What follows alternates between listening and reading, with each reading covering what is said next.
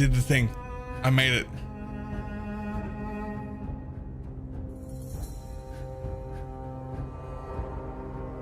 Barely. Whew.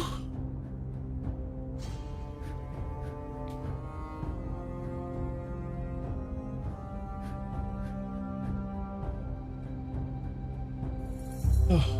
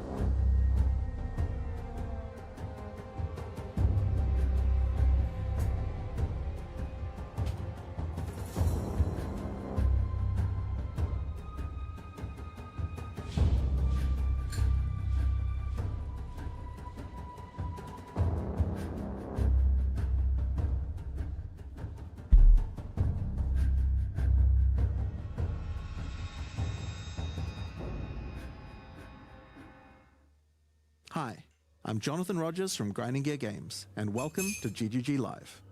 Today we're going to show you an exclusive reveal of Path of Exile, Keepers of the Flame, which is coming out 1 week from now on October the 31st. Twitch drops are enabled on today's live stream, so you'll be able to claim your Hive-born crawler pet by following the instructions below. Without further ado, let's roll the trailer for Path of Exile, Keepers of the Flame. We, the Keepers of the Flame, serve the will of the Dreamer. His instructions whispered from beyond the wall of sleep. But now, the Hiveborn are here, on Rayclast, and they seek to poison our world.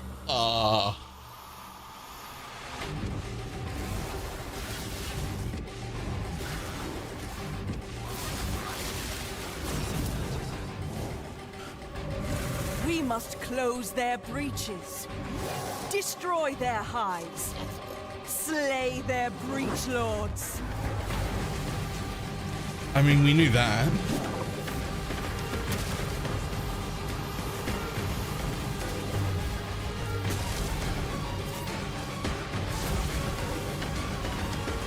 Okay, that looks cool. And by his gifts, the Dreamer provides. Holy shit. They brought this war to our world, but we shall end it. Whatever it takes.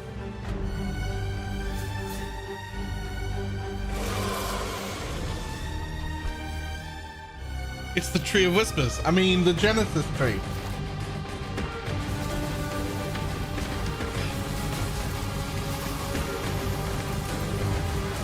New skills and supports. Bloodline classes? What? Sorry, what?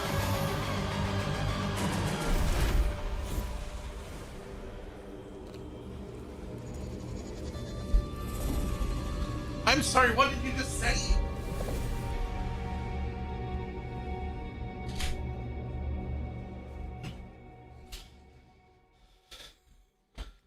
Now, as you can see, this expansion is a true sequel to the Breach League, first introduced to the game in 2016. We felt like it was time to progress the story of Breach, bringing with it a slew of new updates to the base game. In today's stream, we'll take you on a deep dive into Path of Exile, Keepers of the Flame, beginning with the League mechanic, covering all the fearsome challenges it presents, and the new twisted ways you'll be able to empower your character.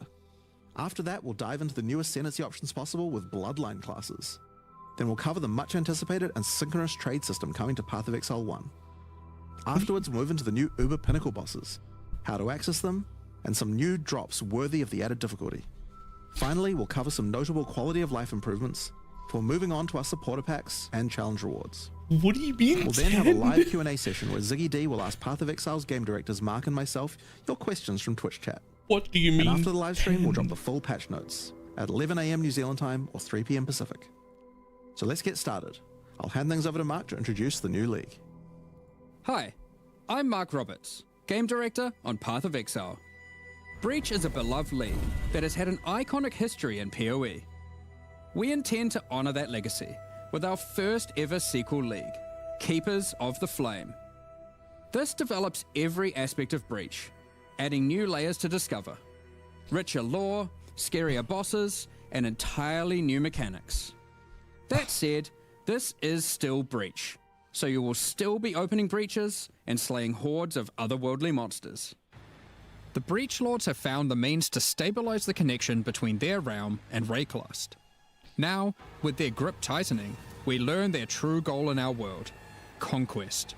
The threat they pose has now escalated to home soil. On the coast in Act 1, you'll encounter Aelith, the founder of the Keepers of the Flame. Okay. This is a monastic order sworn to defend Rayclast from the Breach Lords. The exit to the Mudflats has been barricaded by Hiveborn, Breach monsters that are working to claim every inch of Rayclast. Aelith can grant you a small spark of the power of the Flame, He can put allowing you his to fist up blast your away ass. their barricade and move onwards. Once you enter the Mudflats, you'll find it infested with Breach monsters. They appear to be constructing a kind of hive, creating strange shapes and structures that absolutely don't belong. Time to purge them with fire. Aelith needs you to protect her as she empowers the flame to do so. Hold off the assault long enough, and she'll be able to demolish the hive with cleansing flame. Okay.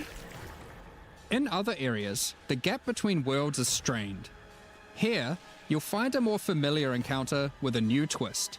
A massive breach hand sunders the space between dimensions, and touching it will open an unstable breach, causing monsters to flood in. If you can slaughter them quickly enough, you can stabilize the breach. This brazen action can draw the attention of Vroon, Marshal of Zesht, who will do everything it can to stop you. A new Defeating one. this boss will permanently seal the breach, severing another connection between the Breach Lord's world and Rayclast. These stabilized breaches are similar to what a breach once was, but with upgraded monsters, a success condition to shoot for, UI tracking to keep the player informed of their progress through the encounter, Yes, and please. satisfying feedback when you do manage to complete the encounter. We've taken all the lessons we've learned since the release of Breach 9 years ago and improved upon it in every way we can. However, much of the joy of Breach came from its simplicity. While we want to modernize the mechanic, we don't want to undermine the core experience. You're still mostly just slaughtering hordes of enemies in a circle. Finally, in endgame areas you might run into breach constructions that have been left unopposed for too long and have grown into their full twisted glory. Breach hives. Towering flesh-crafted cities in the sky. These are the visions of the Breach Lords made real in Rayclast, teeming with breach monsters. You must raid and destroy these cities with the help of Aelith and her flame. In some of these hives, you may even encounter some of the Breach Lords themselves, who will not be happy you're intruding on their planned conquest. Now, let's talk loot. Did you say it Of was course, Ash? being an exile is hard work, and you're unlikely to help entirely out of the goodness of your heart. Fortunately, Aelith has power and rewards aplenty, born of the Breach Realm itself, to offer you for your assistance. Oh, okay. Help her, and she'll bring you to the Monastery of the Keepers, the hallowed halls of her order. Alright. Here, you'll find the Genesis Tree, the growing heart of the Keeper's power. I'm gonna call On it the Tree of interacting with Whispers. it, you'll find that this tree has a tree. That's right. It couldn't be Path of Exile unless the tree also had a tree. More importantly, That's fair. the Genesis tree is an engine of unholy creation, and a profitable one. As you complete breach encounters and work more with Aelith, you'll be able to grow the Genesis tree larger and larger, sprouting additional limbs. Each of these limbs, you'll notice, has their own inventories. These can be used for an unusual method of crafting new items. With this system, you'll be able to grow currency, uniques, equipment, and a new kind of otherworldly item, grafts. Grafts are breach hands grown directly from the Genesis tree, born of the same flesh and sinew as the invading monsters. These fuse directly to your body in a completely safe process. Don't worry about it. With grafts, you can harness the power of the breach. Some provide passive benefits like this or this, but they can also grant a wide selection of powerful skills. These graft skills can provide a flexible way to fill gaps in your build, offering everything from damage to potent defensive buffs and crowd control. For example, the Battering All graft will cause massive arms to erupt from the earth, stunning all those they hit. For some additional pack clearing power, you could consider the Squalling Tool graft. When commanded, this graft will cast Dance in the White, creating a deadly ice tornado which aggressively seeks enemies and fires off bursts of ricocheting projectiles when you critically strike with skills. For some further utility and a useful buff, try out the Storming Ash graft. This can be commanded to call down a ring of bolts from the sky that will leave behind the new Radiant Ground. Radiant Ground grants a potent damage buff to allies standing within it and makes their hit damage lucky. Okay. If you're simply after raw damage, look no further than the Erupting Zoth graft, which causes massive eruptions of fire where you command, which then re-erupt when you warcry. There are a total of 16 different graft types you can grow, each with their own skill. You can even unlock a second graft slot as you progress through Aelith's questline, so feel free to mix and match Flesh Zone horrors to your heart's content. Now, grafts aren't just here to make you stronger, they are also your means of feeding the Genesis tree, which needs constant supplies of graft blood to grow anything useful. You can do this by defeating breach monsters, which will leave behind blood that your graft will automatically collect. When you feed this blood to the tree, your allocated passives will be put to work.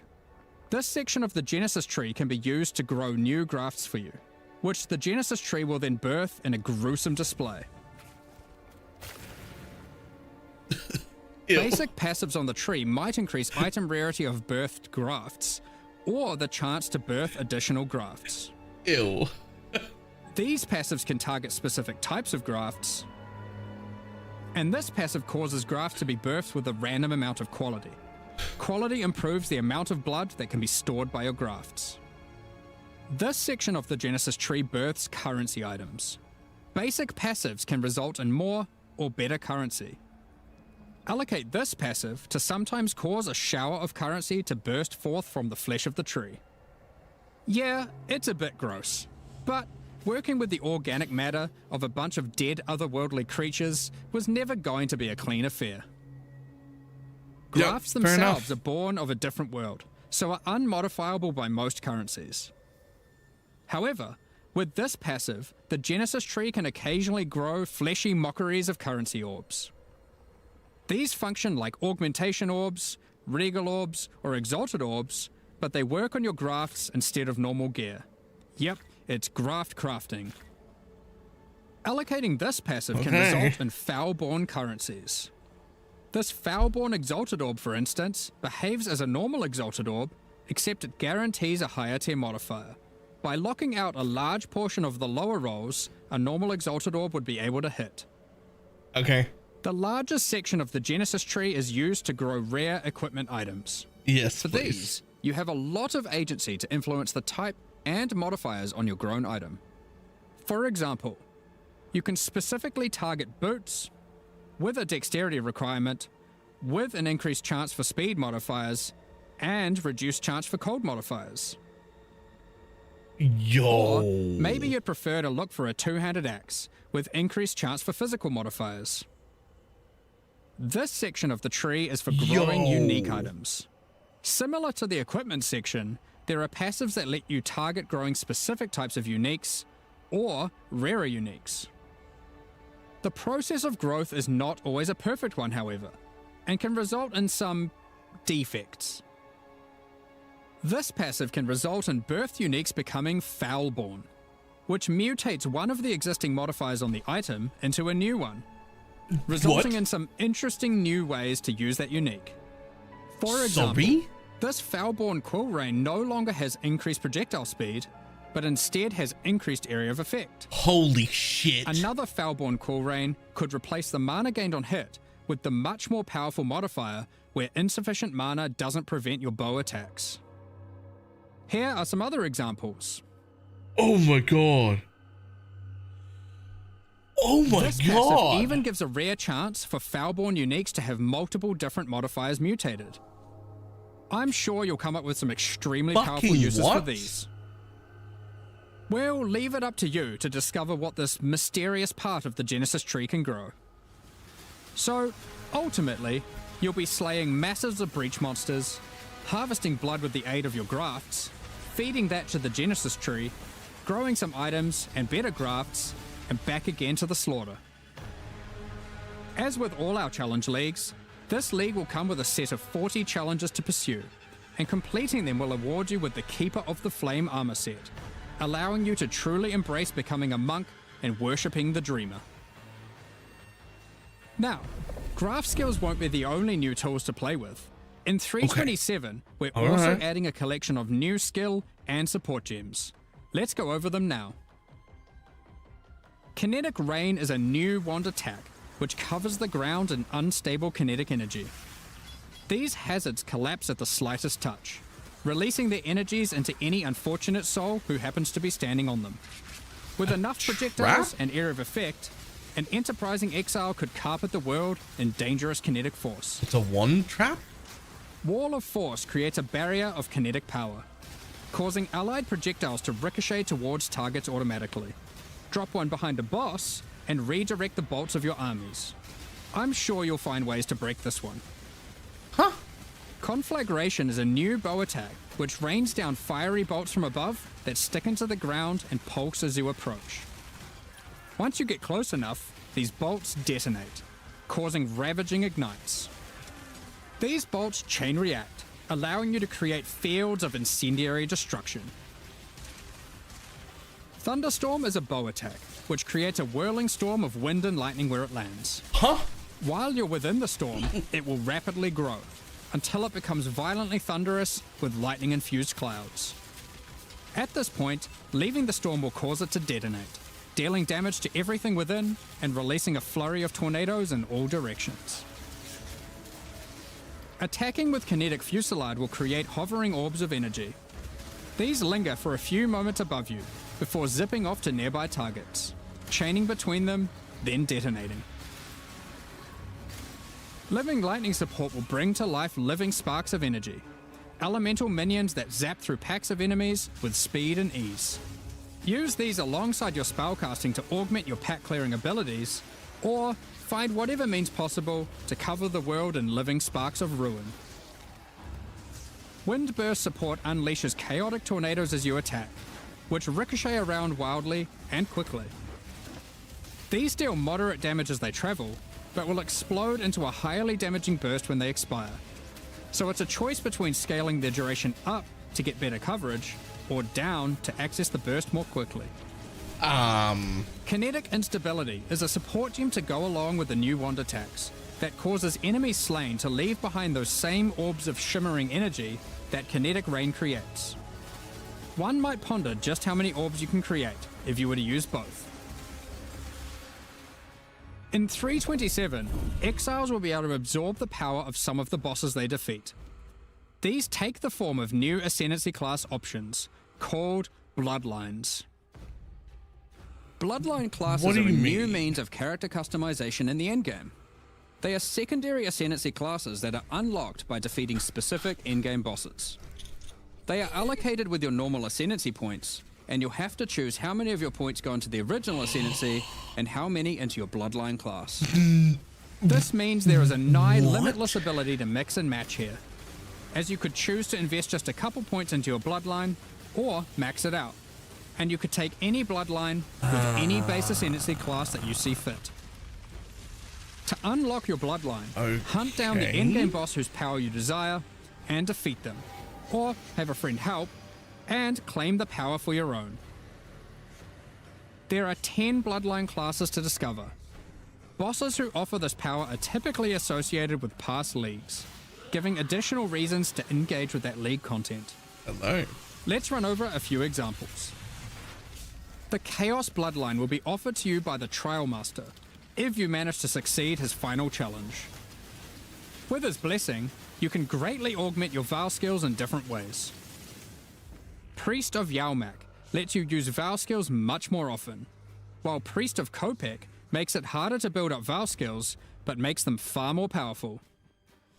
Or take Corruption's Embrace, which grants more Vow Keystone powers the more corrupted items you have equipped. The Ashabi bloodline can be gained by, you guessed it, defeating Ashabi. Her abilities are drawn from the 3 types of life force that manifest within as Marian spirits. The Wild Bear rewards you with adrenaline for generating rage. The Vivid Cat gives your elusive buffs a chance to refresh, as well as making you more stealthy while elusive. The Primal Owl allows your unleashed spells to reoccur many additional times, and get stronger for each time they reoccur. The Nameless bloodline comes from the King in the Mists. Be forewarned, his menacing power comes at a great cost. With the Unseen Hand, you can equip a 3rd ring, but you'll have to decide if that comes at the expense of having no amulet, no belt, or no flasks. Unlight Silhouette adds a hefty life cost to all your spells, but they deal additional chaos damage based on the amount of life spent. Oh my god. Of course, there is more to come. What powers might you glean from delving deep underneath Rayclass to fight all the Crystal King? What secrets can you learn from Lycia, Herald of the Scourge, waiting at the end of the Forbidden Sanctum? As you can imagine, there are countless possible combinations with the system. You could be a Slayer that embraces corruption and vile power, or perhaps you'll play an occultist that doubles down on their dark power by integrating the Nameless bloodline. We are excited to see what crazy and interesting builds players come up with. In the most recent Path of Exile 2 expansion, the Third Edict, we introduced a much anticipated feature, fully asynchronous trade. It was a fantastic success. Yes, it was. So now we're excited to announce that we'll also be adding this feature into Path of Exile 1. When you reach Act 6, you'll be able to find Faustus in Lion Eye's Watch. Previously, he just operated the currency exchange. Now, he will also act as a steward for your merchants tabs. These are where you can place items for sale, for direct and instant purchase by other players even when you're not online. To list an item, simply place it in the tab and select a currency and an amount. I'll let you know. Once listed, other players will be able to find the item by searching for it via the trade website or the new in-game market search.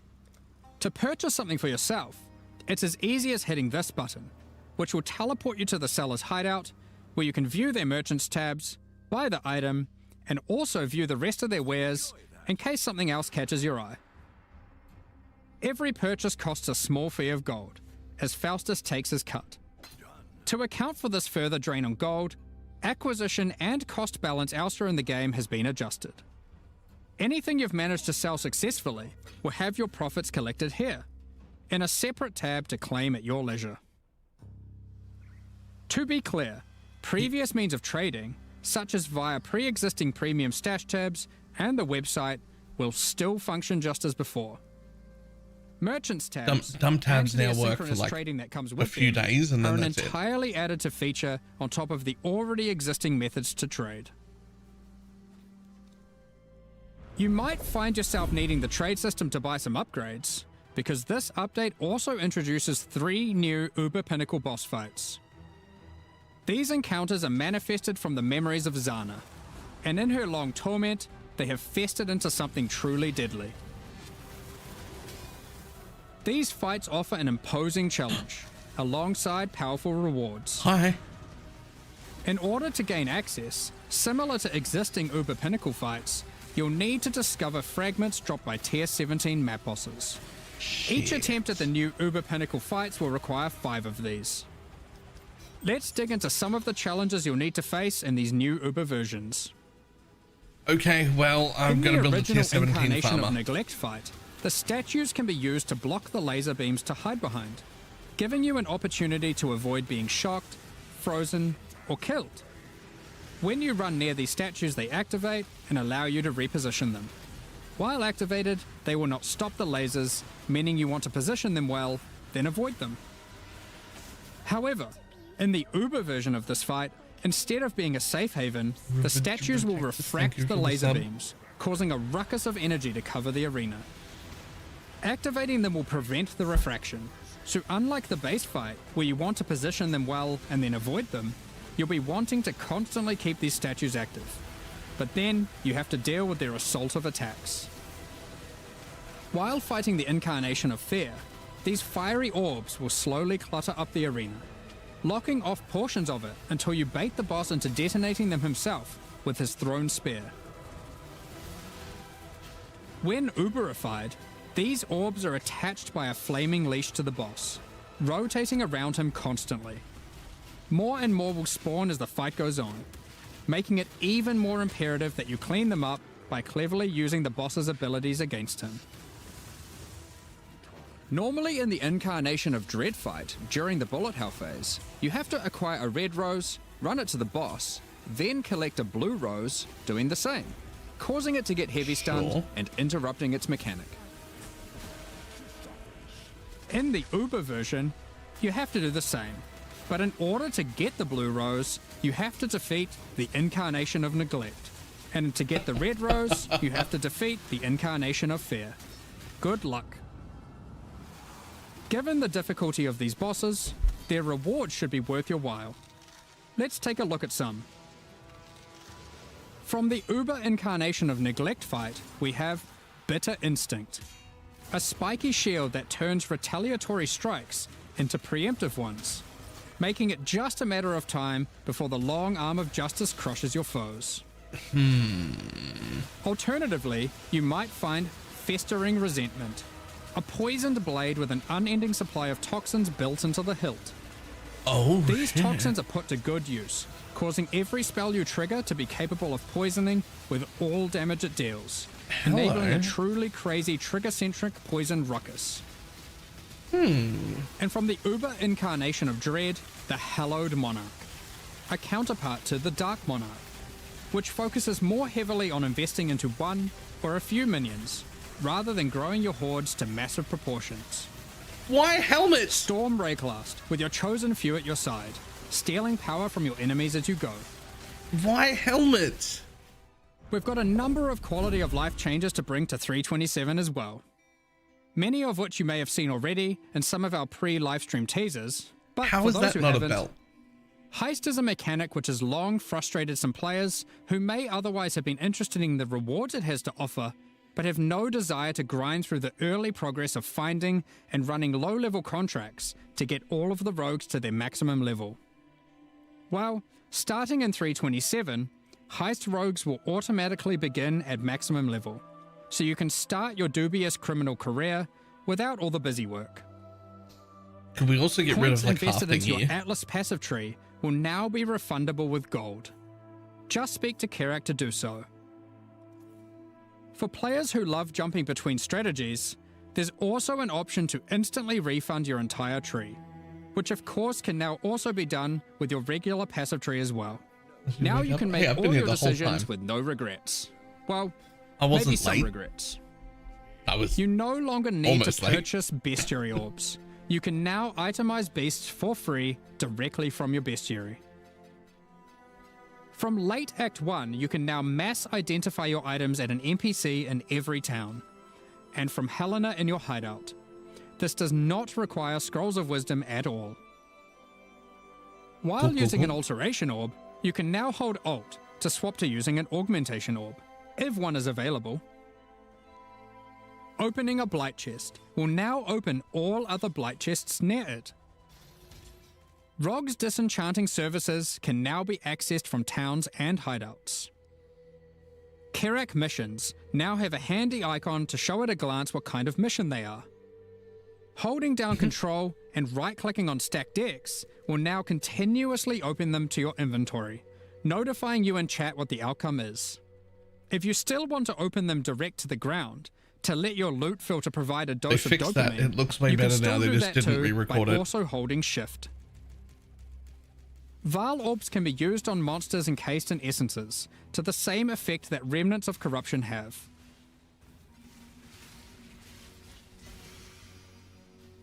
When multiple skill gems are ready to level at the same time, you'll now be able to click this button to level them all up at once. Love that. Love that. Next up, we're going to be talking about our new League supporter packs. Today, we're launching 2 new series of supporter packs, the Champion of Theopolis and the Verdant Magus packs. Each tier contains the pack's full face value in points, alongside several exclusive microtransactions. As always, the microtransactions in these packs are purely cosmetic and do not affect your character's power or progression in any way. The Champion of Theopolis series of supporter packs contains 6 exclusive microtransactions. Manifest a Champion's Ferocity, as the Lion's Might unique finisher effect rips your enemies to shreds.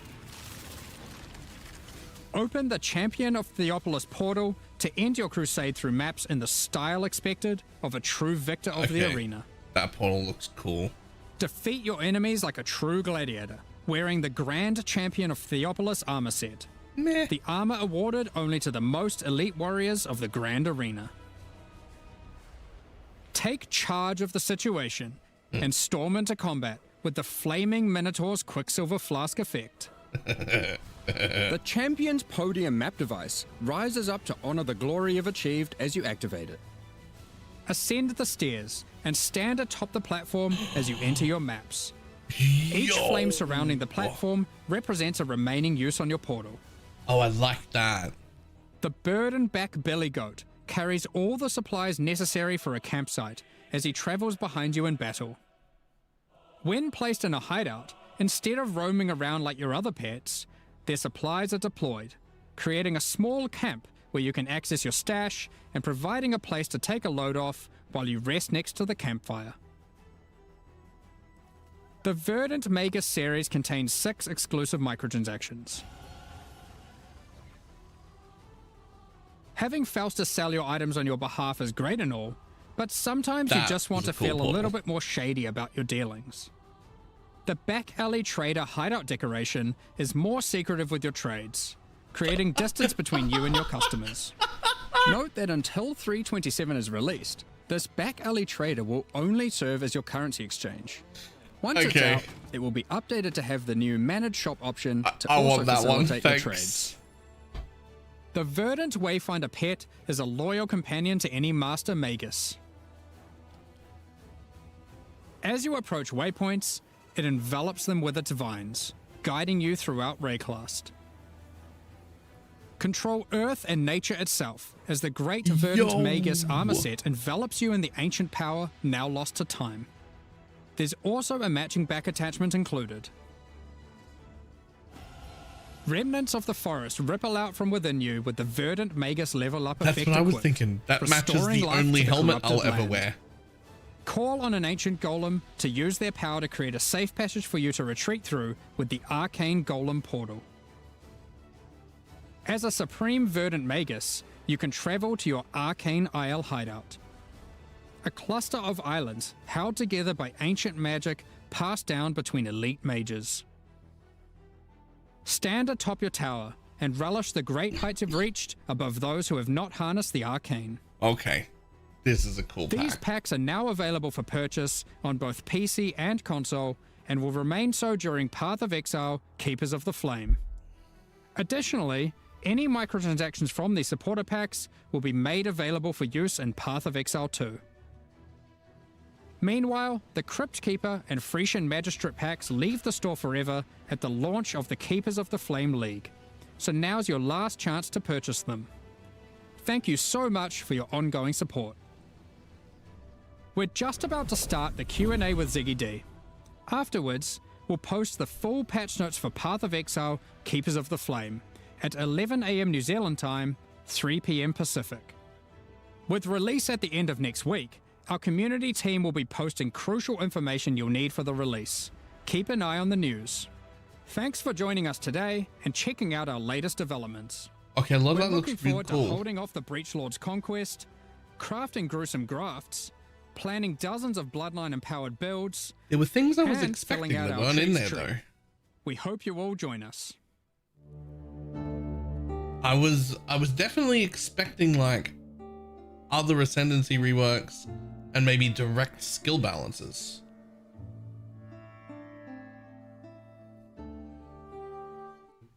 Okay. G'day Exiles and welcome to the post-reveal discussion and Q&A with Jonathan and Mark, lead guys who make games, I believe was what we discussed as the titles. Yeah, That's the official title. Excellent. Guy who makes I like games. it, it's good. We're talking about how to inflate their titles in the lead up to this. 327 Keepers of the Flame, the reveal we just had there was, I think, quite a banger, but The been audio even more balance is impressed good. with what I've been playing here in the office with some of that, so we'll get into that in a moment. But I'm curious, this is kind of like a special kind of reveal day for PoE 1 fans, as I think it marks a return to schedule for us. The audio balance announced is it's going good. to do What the fuck? 4-month cycle for the games. I didn't know they twos, could do that. And it seems to be working.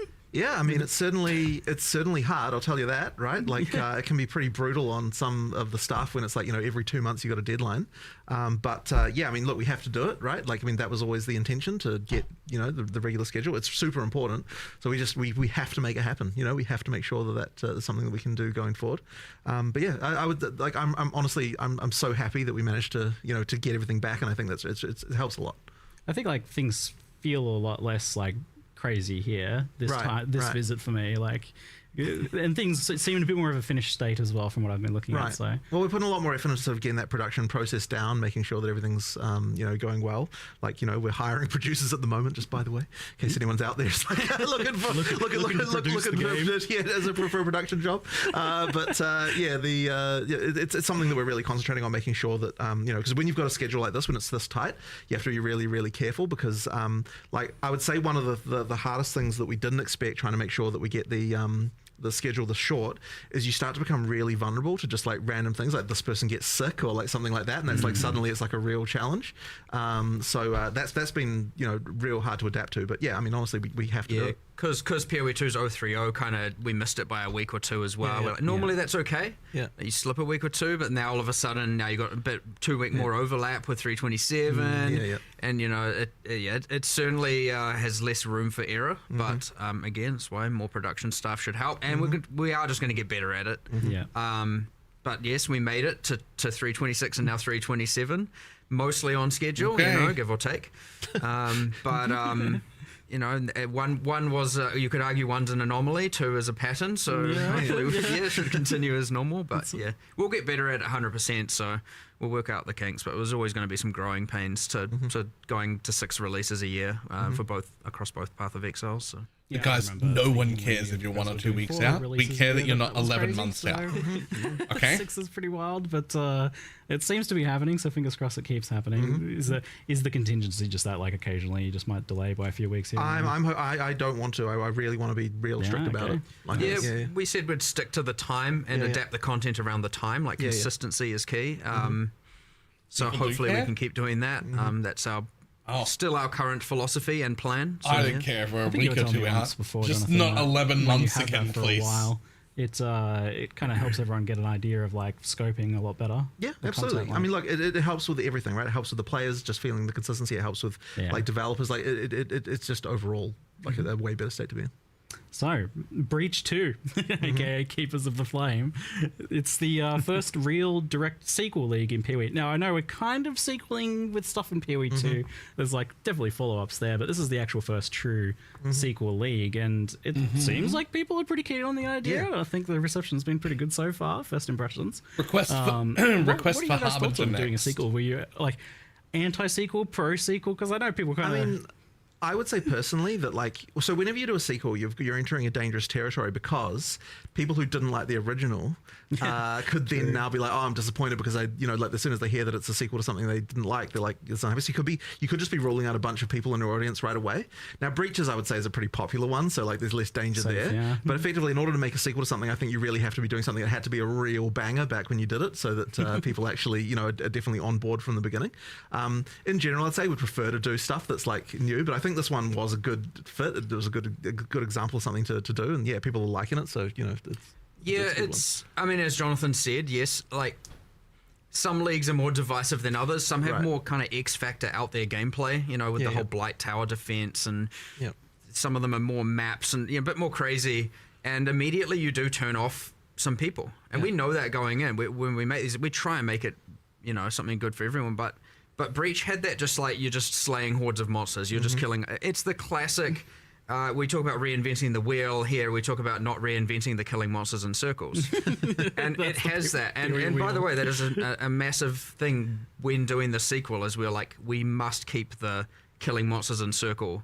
Because the last thing they want to do is, and this is another risk of a sequel, is take something that people love and then just ruin it. We really focused on the weaknesses of what Breach had, because it was nine years ago, almost to date. I think it was. I think it was December 9 years ago. So we're almost there. Yeah, just if you want to feel a bit old for a moment there. My back, ow. I actually still remember working on it. It does not feel like it was that long ago. I made those 5, the 5 Breach Lords back when, and put together all the monsters and all that interesting stuff back then. And I was like, what was I doing? Like we took the player characters, put some micros on them, and dunked them in red paint. That was the style at the time. It was like, so it's not only been fun to come back and do a sequel. Which, by the way, we've codenamed Breakwall, which is obviously a given. You know what? We've I'm on board. Coming with like 9 years of lessons learned, including with all the lessons learned from PoE 2 as well, and then coming back and being like, what do we know now that we didn't know back then? And it's like, okay, let's not sabotage the gameplay, the killing of monsters, the killing monsters in a circle, and let's focus on the weaknesses. And so then we looked at, okay, well, nowadays, if we were to do a league, it generally comes with, some character power arc. You've got some crafting system. There's generally a meta system, and then that's where you get like the grafts, the Genesis tree, and all that stuff come in. And again, focusing on that, less of like, focusing on the combat mechanic this time around, because we kind of knew that was a success. You'll find that. It might be less trivial with some of the other contents that's a little bit more like crazy with respect to combat. But we'll see. I'm definitely eager to dive into like basically all of the things you mentioned there. But out of interest, what's like a league mechanic or a expansion that you either would or wouldn't want to sequel at some point? Like, what would be a bad example? Harbinger. That's maybe Do interesting. Harbinger. Well, I think the one that you said there with the tower defense stuff, it's just like, that would be very divisive, right? Immediately, if we said doing a sequel and PoE onto that, there'd be immediately a bunch of people would be like, I like Blight. I know, but a lot of people don't, right? Both ends of this. I think you'll get the most passionate people wanting it, and then you'll get the most people that hate it on the other side. Right. For sure. That being said, like, it isn't like, oh no, that means Blight's never getting improved. Right. There's differences between overhauling and improving a league, and there's and obviously doing a narrative sequel where you kind of step away from some of it, and so really here it's like, yes, Blight, there's so many leagues, right? Insert all of them will get attention. Sometimes they'll just be quality of life, similar to what we've done with Heist this time round. Because honestly, that probably deserves more. And then other times it'll just be an upgrade. I certainly wouldn't want people to say, oh yeah, we're just going to do sequels from now on. That we're definitely not. Like, I don't think it's going to be the most common thing. I think it's just a thing we decided to do here, and maybe we'll do it again sometime. But most of the time, I think people want new stuff and different new things. I like the revisits. I wonder.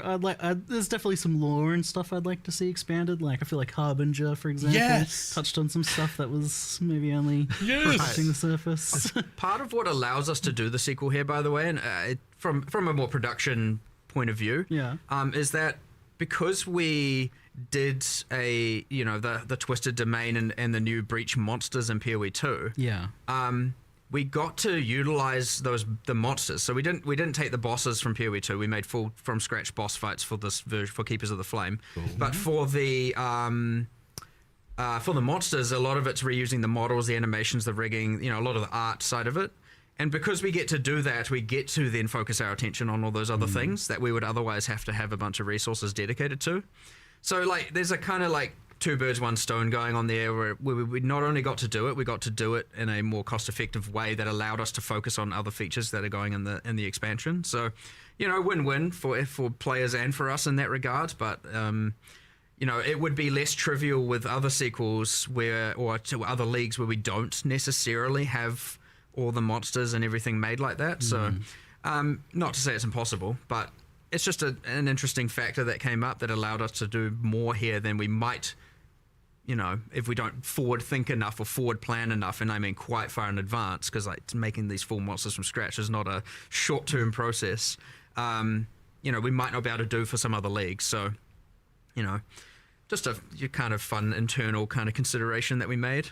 Well, like an interesting thing here as well with the fact that Breach is in PoE 2, and I don't normally get into lore, so lore warning, but I'll try and keep it as oversimplified as possible because I definitely have delved into the deep end of the lore of this stuff. But so to simplify it, PoE 1, Chayula, baddie, we fight them.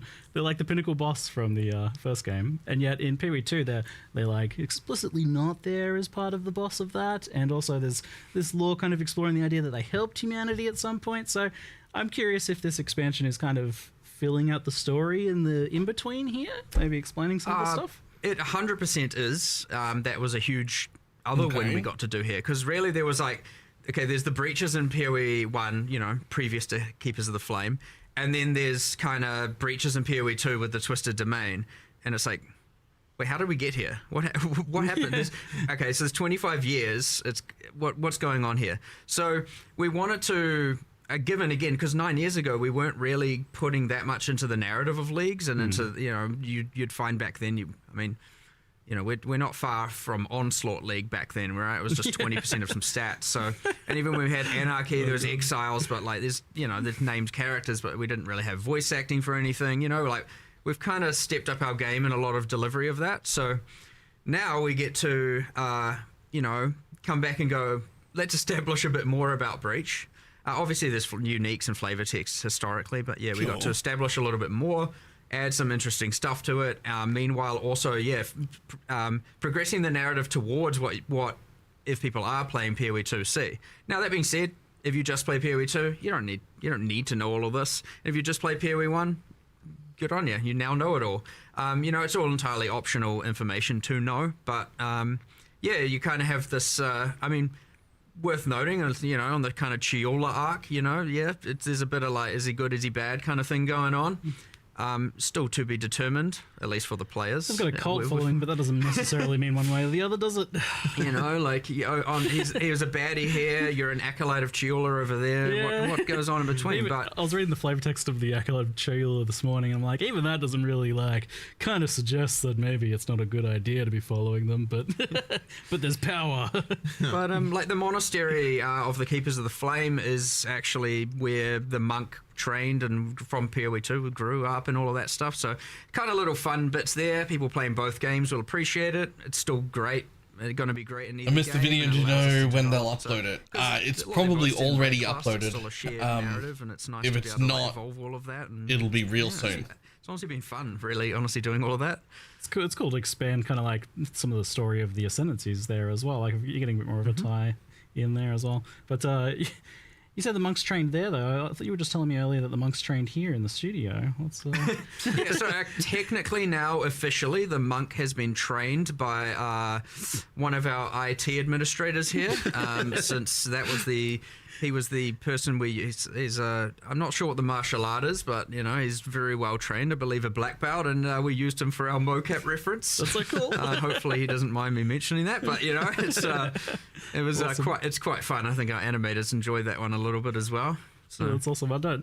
You guys hadn't really done too much of that in the past, or? You mean mocap? Yeah, like I mean, the mocap animators always film visual references, so like they've got a room basically where they go up and they're just like doing all the animation, acting out. They're often not actually mocapping technically with like all of the suit and everything, but they're often filming that and then doing animation to it. So it's pretty common. I'd say one of the most useful pieces of technology that we've been able to benefit from is it's a literally single phone shot mocap, and very quick from recording to in-game animation. It works really well for animating obviously humans, but also for when it's involving just a single human.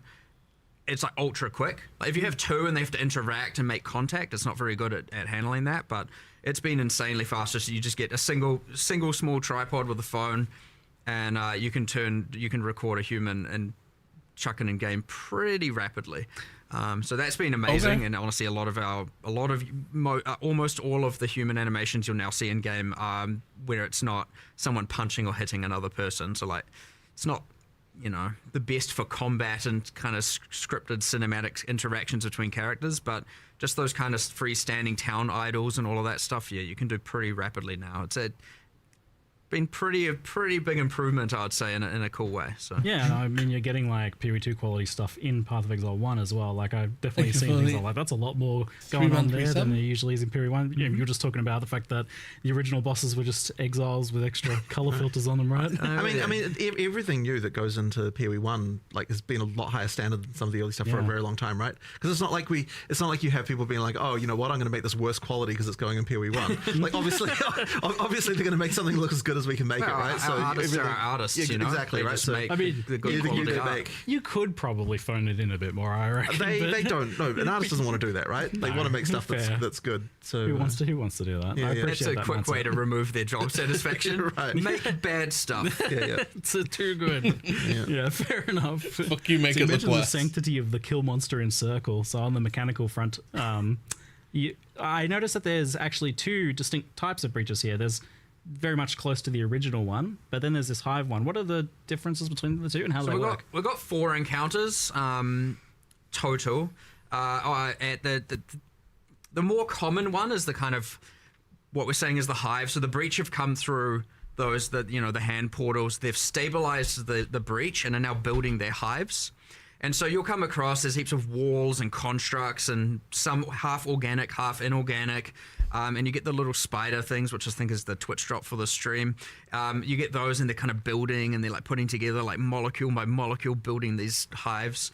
And that's the one where you come in and you get given the power of the Keepers of the Flame, and that can just incinerate away all of the material, and you're kind of just like running around pretending to be a Righteous Fire build for a moment. I'll just note as well, like you don't have to click any doors or like jump into any walls. They just evaporate before you. You just run around. You run around so burning good. stuff. It's kind of satisfying. You see ash going everywhere.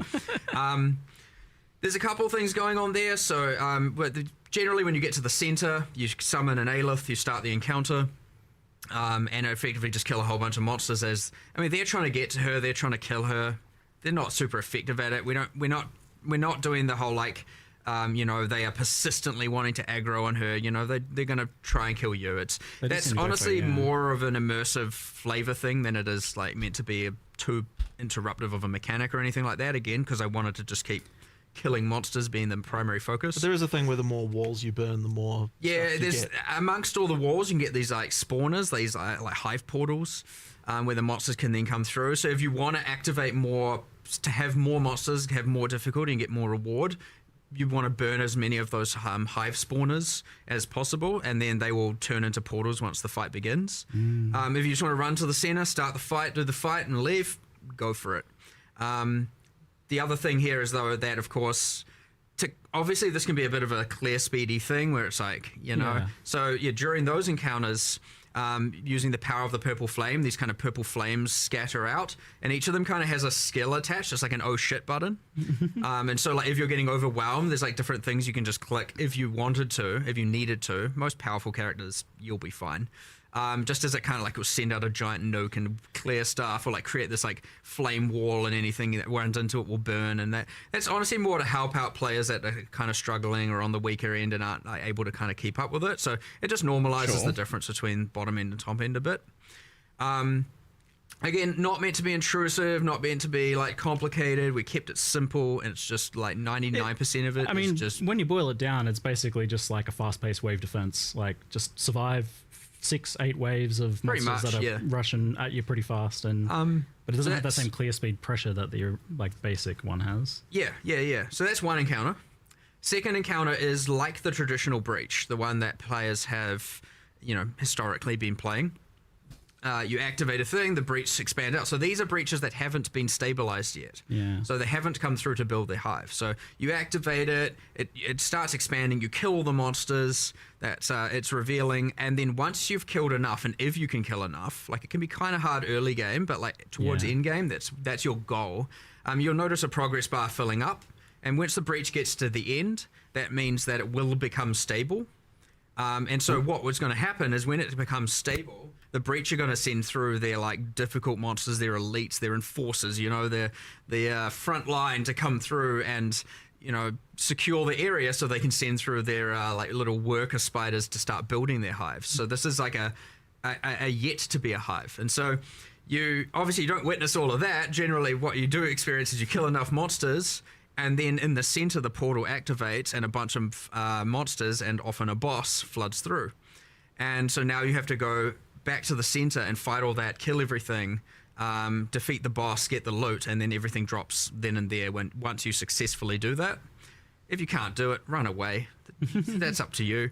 You can still play it the old way if you want, and like not get so much rewards, just kill as many as you want and move on. But generally speaking, you'll want to go back to the middle. You want to kill the either waves of hordes of monsters coming through the portal or the boss that spawns. That like locks open then once you reach that stabilization point. Yeah, it locks open the time. Yeah, so that's another good thing. Yeah, so the existing if you breach, can't take it, you die. Obviously, it's pretty outdated and even imbalanced, and often people were killing the breach lords, the wild ones, in like a matter of seconds. But I wanted to make sure that boss fight didn't have a time condition. So once it stabilizes, that's it. You just once you kill them, it closes. You have infinite time to kill that boss and fight those monsters. You're not just like, oh my god, I got to do it. So like it is a more substantial, and generally because you've cleared everything in that circle now, it's like almost like you created your own arena. You've got like a nice clear area where you can fight that boss and focus on killing that boss.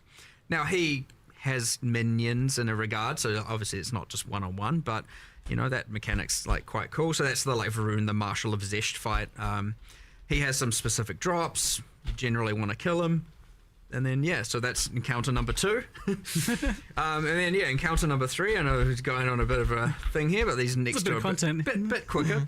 Encounter number 3 is the kind of sky fortresses you saw. It's very similar to the first fight. It's kind of like, oh, we didn't stop this hive. Some of these hives have been getting built for weeks or whatever, and now they're like, full giant mega structures. So you climb the beanstalk, as I called it, the breach beanstalk. Nice. You get up to the sky fortress, and honestly it's kind of just like a map of breach monsters. There's no clearing timer. through. No timer at this point. You can just clear the area and leave, taking your rewards with you. But in the center is like the hive encounter, the very first one, like a wave based encounter. It's just a lot more epic, and you have to the same exact thing, except Aelith's like, it's going to take a lot more explosive power to destroy the rest of this hive and seal this portal, so you might want to get out of here. So generally speaking, once you've killed all the waves, you then have to get out of the area before Aelith burns the entire thing to the ground. Cool. Normally you can survive that, not in this case. You might want to get out of there. Once you do, you get all the loot.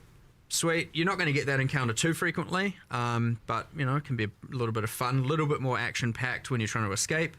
And then the fourth encounter is pretty similar to that, except it's just an area with your pinnacle boss, your in-game boss fight at the end of it. And you basically didn't show those in the trailer, because I did note that people were like wondering why you showed kind of so much of the Uber bosses for the regular content, but you didn't really show any of these guys. We generally avoid showing bosses for sure, especially new ones. You get a silhouette of it, a single emerge shot, and for sure, like for the Ubers, we're like, well, they've got like 10 15 skills each. Let's show one mechanic we've changed of each, you know? Maybe not the best option. Like, I know people like their full mystery, so like maybe lesson learned in the future might show nothing. That was cool. But yeah, we only did show one of all of their skills that have changed, you know, just so people get a general grasp of how they're changing. Yeah. But yeah, I probably, given the feedback, I'm probably just not going to show those again. So Fair enough. you know, we'll let it be a mystery. Right. Were people upset about that? What the fuck? So this skill tree, you actually did it. You made a skill tree. Well Skill done. tree. A skill tree. But this tree is quite fascinating because it's not just a like a meta progression system for the league or something. Like, there is that, it is progressing, but it is a crafting system. It's a tree that is a crafting system, and from messing around with that, like, it feels kind of brilliant. Like, this is a really good idea. It's a skill tree. How did that come about? There's kind of a mixture from Chris Octavian and I can't remember who. Me and him and kind of Andrew, we all kind of we just came up with ideas. But I think the original tree that spawns items or grows items and then hatches items came from Octavian, and the grafts, mind you, as well. He's got a nice creative brain on that one. Known. Comes up with some cool ideas. I like, you know, that kind of out there style of design, which is good. And so eventually we took that kind of idea. I was the one who brought Breach to the table and was like, oh, we can unify these, and that came from a interesting thing where in the Twisted Domain in PoE 2 you get these you have these trees made of hands that the environment artists made, and I really love them, and I'm like, normally because you're on a timer in that area and you're going hard, you're fighting monsters, you don't really get to appreciate a lot of the art assets in there. Zoom. And I was like, wow, damn, I want to use those trees, but have them, because I think they're petrified in that version. So I was like, what does that look like when it's a bit more alive, a bit more organic, a bit more gross? We kind of came up with this tree, and, you know, tree that hatches items, and it has this fruit, and then we were like, nah, like, I don't want just a tree that has fruit. It needs to be gross and dark and horror, you know? It's like, this is a gothic world. And so, yeah, we obviously went a little bit more crazy with the theming on it all.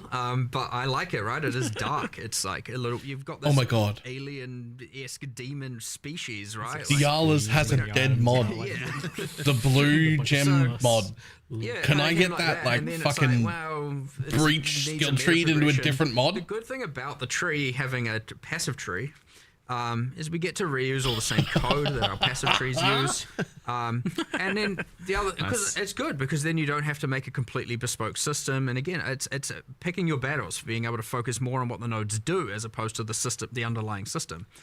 I think what's pretty interesting about it, though, we also need to corrupt it. It actually, for crafting, it's quite interesting how it sort of encapsulates the idea that you've got like various dependent choices. You don't normally think about crafting in that way, but that's really what crafting is. And so it kind of like means that it's actually a surprisingly natural interface for crafting. It works really well. And so, that's kind of a pretty interesting one.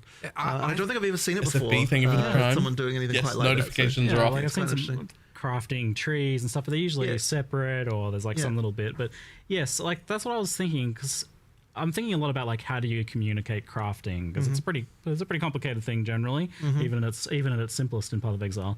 But this does seem to have like a very natural, more understandable way of communicating it, because you're allocating the nodes for the craft. You get to see the structure of your craft in a visual manner, which I'm like, it is cool. So, how did we go this? So we've got multiple character trees. We've got world area trees. Is this the first crafting tree? Well, kind of. There was the one with the items. I don't even remember the name. There was the Crucible one. That was items having trees. That wasn't a tree to craft. Yeah, you could kind of argue Scourge is like the whole microwave mechanic, kind of. It wasn't really a tree. It was like a grid. It was a bit different, you know. So I don't know. It might be our first true crafting tree. It's like, I just can't help but wonder. Like, we'll see, I guess, after a league. But I just can't help but wonder if you've like accidentally stumbled upon one of the potential solutions to like how do you communicate crafting to players, because it's so hard to do. It's like, I don't know, maybe this has applications elsewhere. We'll see how it goes, and there's a lot to expand on here, of course. Like when you have these kinds of tree systems, and you know, immediately people are going to be like, oh, keystones and you know, where's my crafting tree notables and masteries and jewel slots. My cluster jewels for my crafting tree. Yeah, build your own crafting tree. Yes. Yeah, we'll see where it goes, but obviously that depends, you know.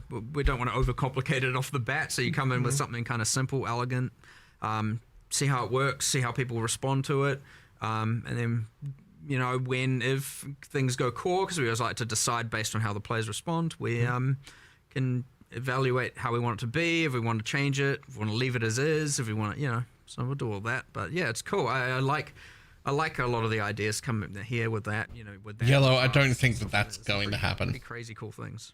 So talking about like the idea of preserving some of the stuff from the old Breach or what's not being kept. So you had the old Breach Lord domains, they're effectively being replaced or removed here? So those are all, we've kept Breach 1, I don't know what you'd call it, fully intact on standard. Really? Whereas on this league, it's the full Breakwall Keepers of the Flame mechanics. So full replacement. None of that is there in the current, while playing in Keepers of the Flame. Like, all of the Breach nodes on the Atlas tree are gone, you know, and all that. So you've got the current league. Obviously, our intention is that it goes core, but we'll take the better elements of it. One interesting thing here is obviously we still have all the old stuff. So if we miss the mark on some things, it's still there. We can bring it back. We can integrate it. We can, you know, obviously it would suck, you know, to have to then accept that we have to keep using all the old art and old mechanics and old fight to some degree. But like, if they're more fun, they're more fun. We're not necessarily here in the business of taking away things that people loved. So there's no way. Obviously, RPG. I'm pretty confident in what we've got is going to be amazing. And as you said, first impressions pretty positive. So. But, you know, worst comes to worst, if we have to take the best of both worlds and merge them, then that's still what we're going to do. Why? Because it would be the most busted thing ever. So, yes, you don't have breach domains in Keepers of the Flame. You've got all those new mechanics I described earlier. But that isn't to say there isn't a future where we have a prequel to the prequel, and we have, you know, or an update, you know, not necessarily another sequel. But you bring back some of those things that were good about it. So immediately I can see people coming to mind, oh, but what about the uniques or the rewards? We have kept all of that. All of that can be spawned from the tree. You know, no, they'll just be only pretty specific much all of mods it. that get replaced. You can find. I won't reveal exactly how to do that. You can like the decks and the 2 res rolls. But yeah, you can generally get all of the historic rewards from Breach from the new mechanic as well. We've tried to keep all of that. Does this mean Breach rings finally get a revamp after sitting there with the silly thing? That yeah, well, they got their improvement in PoE too, so we had already accepted that having a double effect while in Breach, especially given, you know, that's only useful some small percentage of the time generally, not good enough. So yes, the Breach rings have been reworked. I believe the implicits are all max res of the corresponding element types. I can't remember what fifth one is, whatever, we'll deal with that. But I believe it also restricts or constrains the mods you can roll in it, so it's like Zoff rings, fire mods, etc., etc. Cool, sounds rather interesting. The unique crafting as well looked pretty wild. Like, I was pretty excited to see that. I expected it to be like it would remove a modifier and then just replace it with like a random rare modifier or something, but it seems like they're actually handmade modifiers, like there's bespoke modifiers, and even multiple, like those 2 Quill Rain ones.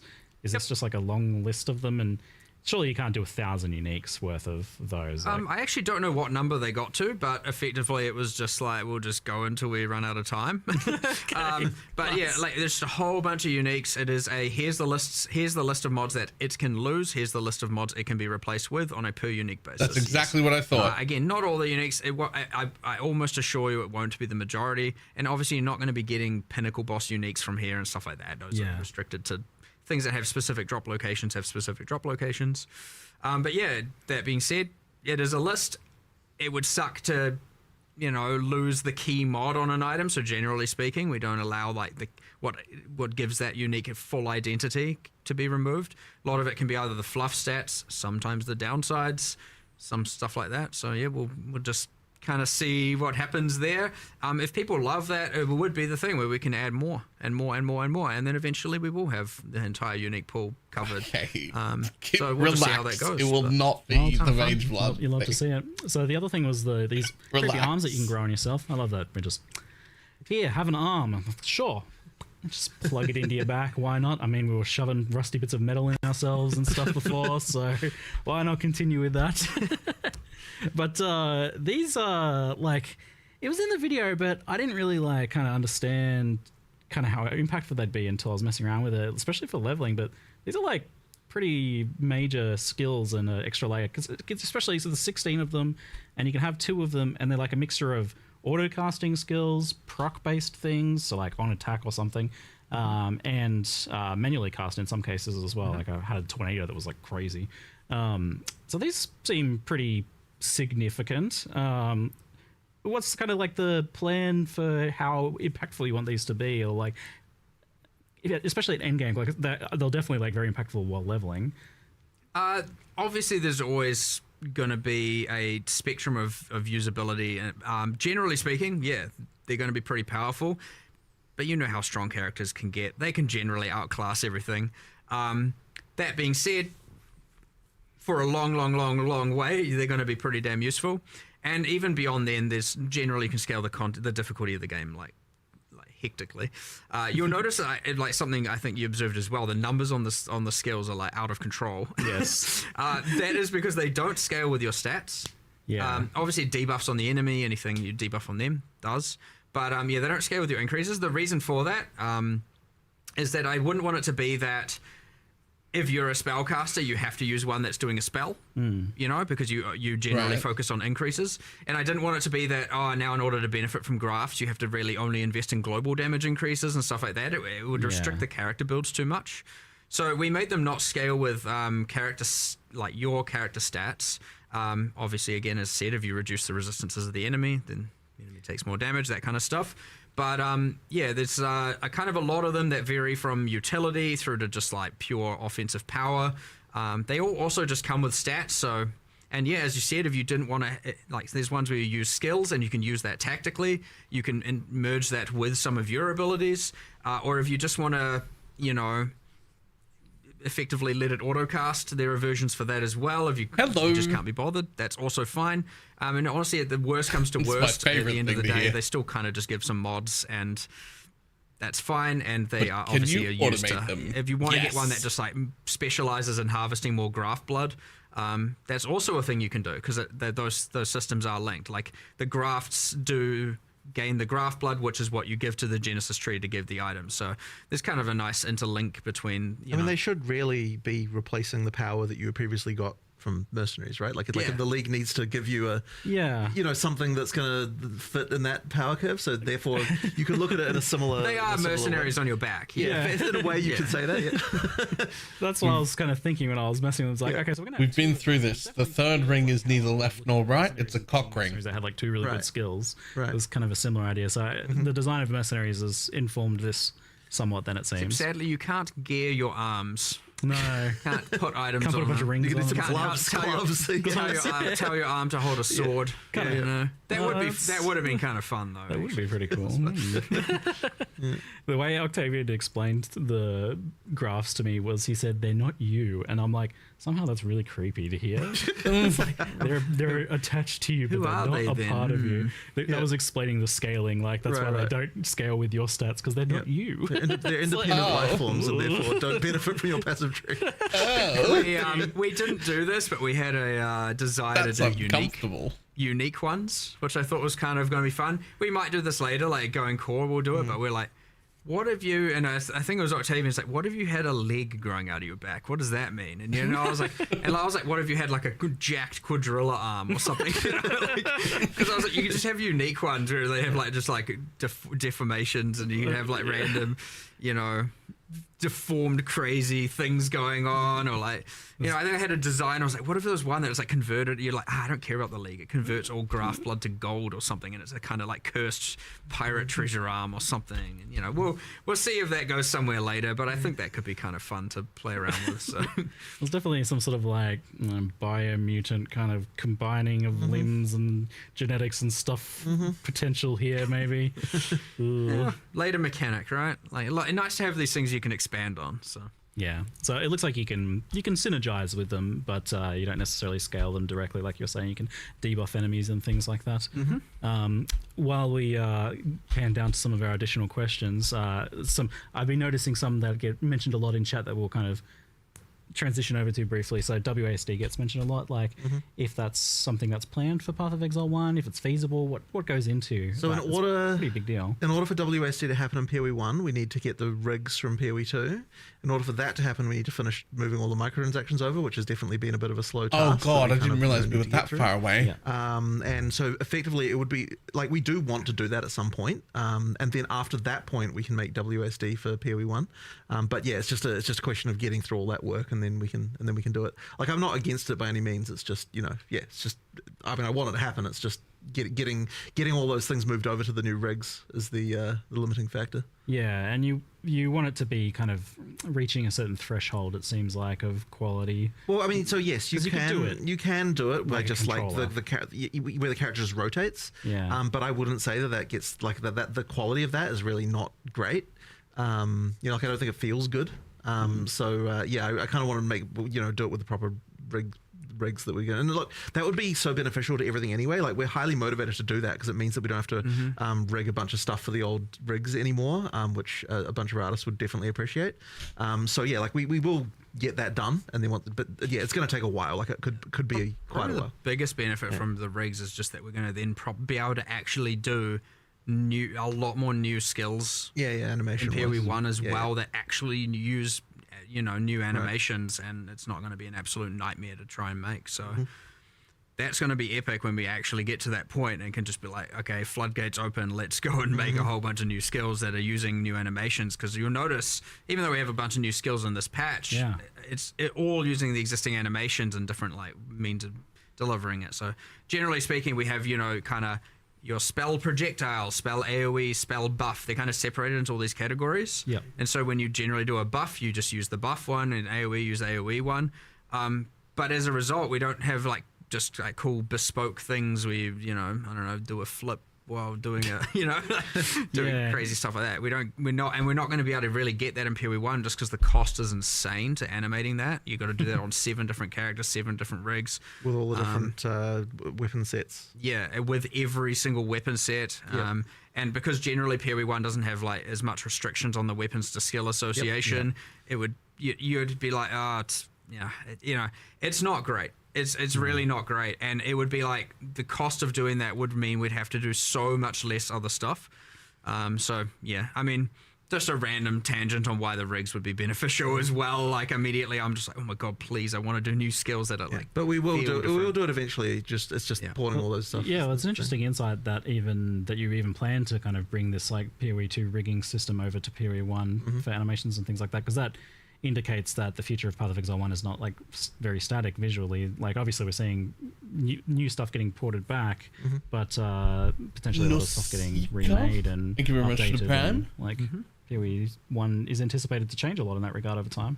Well, I mean, yeah, it just for no other reason that it makes our lives easier, we need to do it. But yes, it will have the side effect of making the game look better too, which I guess is good.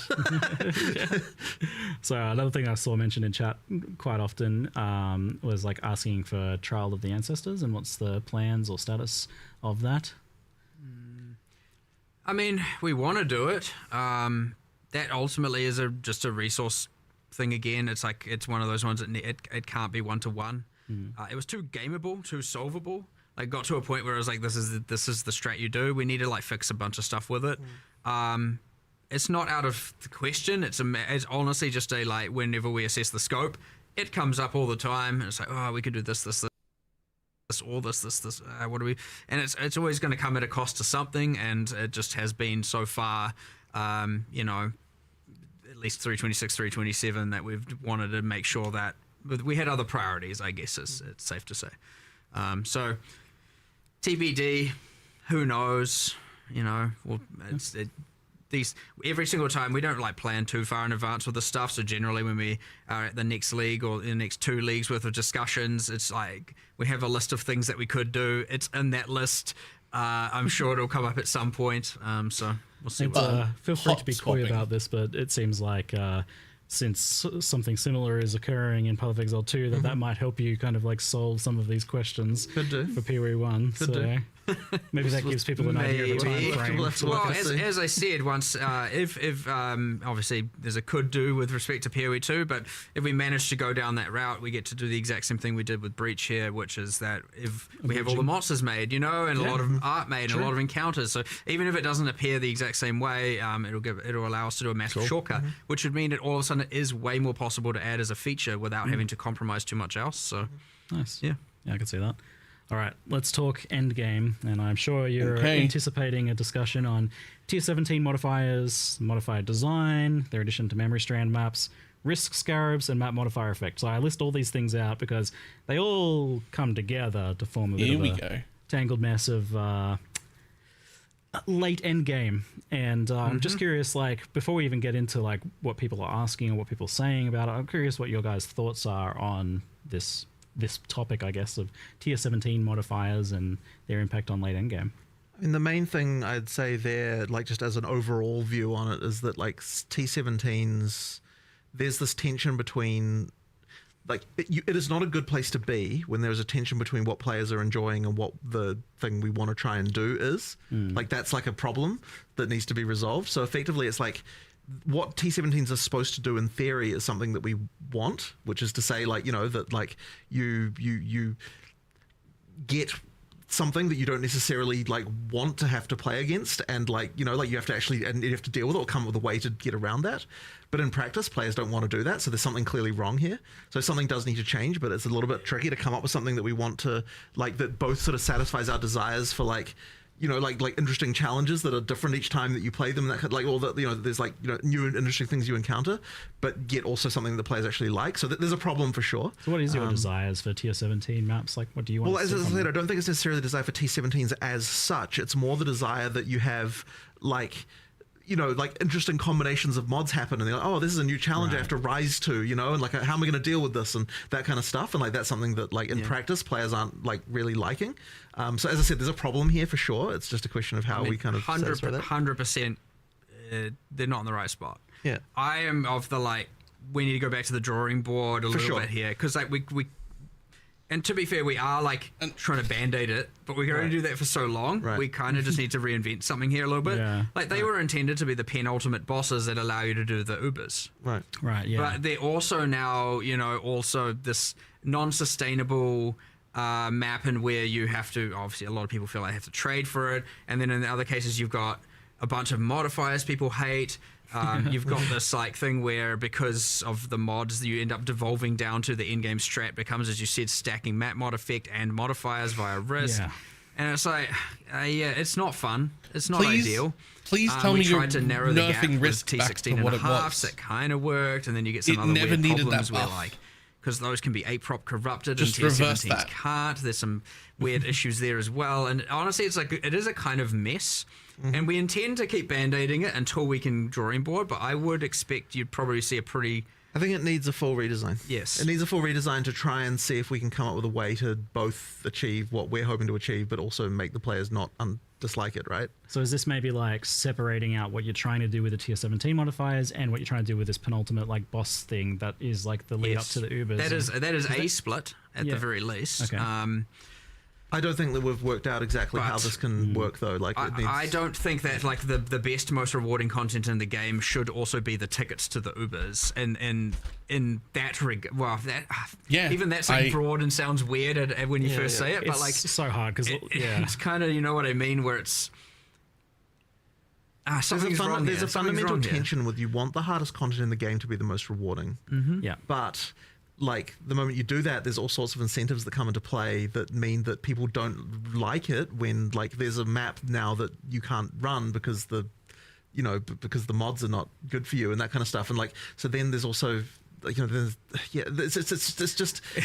problem. It's a little bit of a mess of problems. It's a problem. Any individual part of this I look at, I'm like, well, this is actually okay in some circumstances. Right. Like, it's okay for there to be some modifiers, maybe that. Like, I'm sure, I think you guys feel the same. Where it's like, it's okay for there to be some modifiers that are like better for other builds. But in the moment that it's like, it feels like a huge economic penalty to that. So the you're immediately kind of like you're immediately kind of. But you get the thing right now where you stack the risk scarabs, and then it's like, okay, only Trickster and Juggernaut can play it as a way of it's perceived, and You know, it's Hey, again. my necromancer can We do it are all. changing a lot of these variables, by the way. We're not just leaving it for 327. Saying. Like we are changing risk scarab. We are changing some stuff around map mod effect. We are changing. We're changing risk You know, scarab. there are bits and pieces changing. I'm not going to stop band-aiding just because we have a grand plan for the future. Back to or one. we have an absence of a grand plan, a desire to have a grand Back to plan. one like it was. But we will. I would be very surprised. I know I shouldn't be promising content in the follow expansions because variables always change. But I'll be very surprised if we don't do a more drastic shift in 328. To solve this problem because it's now long enough that it's not worth it. So obviously, hopefully, the changes we are making improve things in a pretty meaningful way. Is shake up the meta a little bit. But yeah, there's still going to be some woes, and but hopefully people can be excited for, the whatever the thing is to come. But it shouldn't be too hard for us to come up with something. Honestly, similar to how we did 031 for PoE 2. If we can come up with something that is just like a universal success and like is blatantly a win and isn't going to, lower the value of people's economy mid-league and stuff like that, I wouldn't be. Against if we can come up with something, because we're obviously going to design it soon. If we can come up with something or a piece of that something to deploy to, mid-league, mid-Keepers of the Flame, I will push for that. I will just have to see if that's something we can actually do. Because often these things will mean like, oh, now all of X will become devalued. And I don't want to like ruin people's mid-league economy and wealth and just destroy it because we decided we want to make a change. And so... there's considerations to make. Yeah, from speaking to Octavian about the tier 17 modifiers as well, I can tell they're kind of weighing on him, like he really wants to do stuff with them. I think we're all on the same page. I honestly don't even know if anyone really is disagreeing with, like maybe in little ways, but I think everyone's kind of... Okay, I gotta ask, like, is there someone who loves the 3 seconds out of every 10 seconds you can't deal damage modifier? Like... I like it. Okay, tell me why. But I play support characters. I don't deal damage. Okay. All right, you're gonna jump on this grenade. How does that modifier come into being? No, I mean to be fair, I like things that are just a bit more. I'm a bit more masochistic in that regard. So, what I was gonna say. I'm not attempting to put my masochistic views on the player base. I understand that, generally speaking, people aren't. It's for just that kind an of annoying thing. But, mod. I also liked trying those things, seeing how it is, and there are things where these can exist. Like if this was behind a couple more layers of some sort of more niche collection mechanic with players, or some crafting system over here where players can kind of choose to do it but don't feel forced to do it. Those things can exist, and I want to make sure we keep that kind of stuff. But in the broad mod pool, some of these mods are they're not really working. It was evidently that one, and the like action speed reduction from using your skills, and I think there was the petrification statues that get mentioned a lot as well. It's the drowning orbs plus that plus it's just like, okay, thanks for making me slow. I mean the thing about slowness is you do feel it, hence why. Whereas like often you can just be like, I'm just gonna ignore that. That's a nothing mod. Physically painful sometimes. So okay, but it's a bit overboard right now. Yeah. But the thing about slowness is being immune to slow doesn't stop it. Here, like I'm so torn on this because I want these sorts of, I get the idea of these modifiers being like things that you can feel like that they have a bit of an impact, and they're not just like. Well, I don't want everything to just be another multiplier making the monster get closer to one-shotting you. You know what I mean? Mechanics to happen. Yeah, you want something, but there are some that are okay, and there are some that are not, and we just haven't found the perfect spot. There's an analogy about this, which is like, how do you feel about immunities in D2? It's another sort of similar situation, right? Where it's like it forces you to change something about what you're doing, and a lot of people just really hate that. Yeah, and it's kind of like a similar sort of situation, I think. Yeah, I'm the same. Like I like the idea, but I don't like the execution of that at all. Yeah. Right. Or the I think we're actually sort of running into a similar situation with this. This is it is kind of your. I mean, for me, I like the idea of these mods that force me to play around different things, but I want the solution for these things to be something I do in my hideout. Like it's so it sounds like I have to gain these immunities. I have to fix these issues, and then I can just run it. But there is something like wrong here though to solve. Yeah, that's all. I don't know if I can say more than that, really. Yeah. With the map mod effect and the Atlas tree in particular, I'd rather there was like 15 different ways to scale difficulty and reward, as opposed to just like, here's the stat I stack. And it's just like straight multiplicative. Right. It's, I don't know, I want, because obviously a lot of the stuff on the tree is affecting the leagues and the content. I want more than just map mod effect to be the way that you can multiply. And so it's like, oh, do I want to focus on this or do I want to focus on that? And there's like different builds within the like making things more harder and more rewarding. But yeah, right now it's just like, well, obviously I just stack all of that. Like quantifiably, it's obviously better, you know. And like there's I don't know, it's a little bit lame, honestly. It's kind of just a boring thing right now. And you know, I don't know. This again, drawing board. 100% back to it, revisit it. I'd be surprised if we're not doing something for 328 as much as I told myself I wasn't going to promise following expansion content, but you know. There's some patch notes coming out later today. Is that? Or yeah, I don't know what the time is, but you know, our 11 a.m. NZ or whatever it is kind of thing. Like, so without a full overhaul to rebalance, we're still looking at only playing builds that can run all tier 17 mods. So I probably want to league start a trickster. Additional changes, like people are like saying this and they like get extra ideas and stuff, and some of this stuff may be in there, but it can be have a look at some of those in there. But it sounds like we're kind of on the same page with you guys, at least regarding a lot of this. Yeah, I don't think you'll. I mean, obviously, it obviously needs attention. So yeah. All right, it's cool. So on endgame though, in like a longer term, from a longer term perspective, we have a pretty good Atlas endgame system right now. Like I think it's pretty well liked, apart from this issue that we just talked about. Like overall, the core of it seems great. Like I can sing many praises about it. But previously, like historically, you've done a lot of complete endgame overhauls, and to the point that it was definitely a trend. Like it seemed to be like the way that you guys would go about it. Like every so often, there'd be a major endgame overhaul. Is that still the case? Like, have you achieved something that you kind of want to keep and maybe change instead? I don't think that we would want to not overhaul the endgame again. Like the reason that it's not like we're like, oh, this is what we're set on, we're now just going to keep this forever. Certainly not. It's more just that it comes down to like it is hard to come up with the ability to do a scope for that, and it's been especially hard, you know, since we've had like PoE 2 in in early access. So it's kind of like we just need to get back to a point again where like that level of scope can happen. And I don't think will be necessarily that far away from the point where that should be fine again. It's just that like, like it really is just a question of like, you know, can we get the ability and time to do it? Yeah, like I don't think, as I said, I don't think it will necessarily be that far away before we do something like that again. And I like you do need to change the stuff every once in a while. Like it does become stagnant eventually. Interesting. So you know, like yeah, I think we should do another big overhaul. But obviously the term overhaul can mean a lot of different things, right? We should be careful with overhaul. Like it's not like it's going to change into like a it'll still be fundamentally the PoE 1 Atlas and the. You know, like none of the overhauls we did changed it too fundamentally, I would say, in some respects. I mean, yeah, there's big changes, but yeah.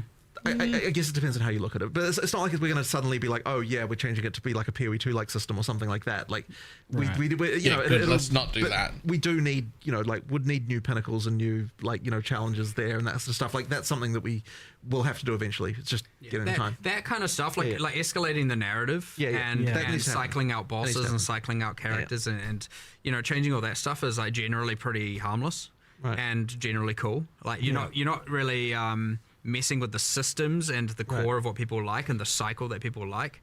So like obviously that's always just a nice win when you get to be like, all right, what are the next set of what much like Breach has now evolved and gone forward in time, so will the end game story at some point, and we will do that for sure. And it's just like there's always mechanics that come with it.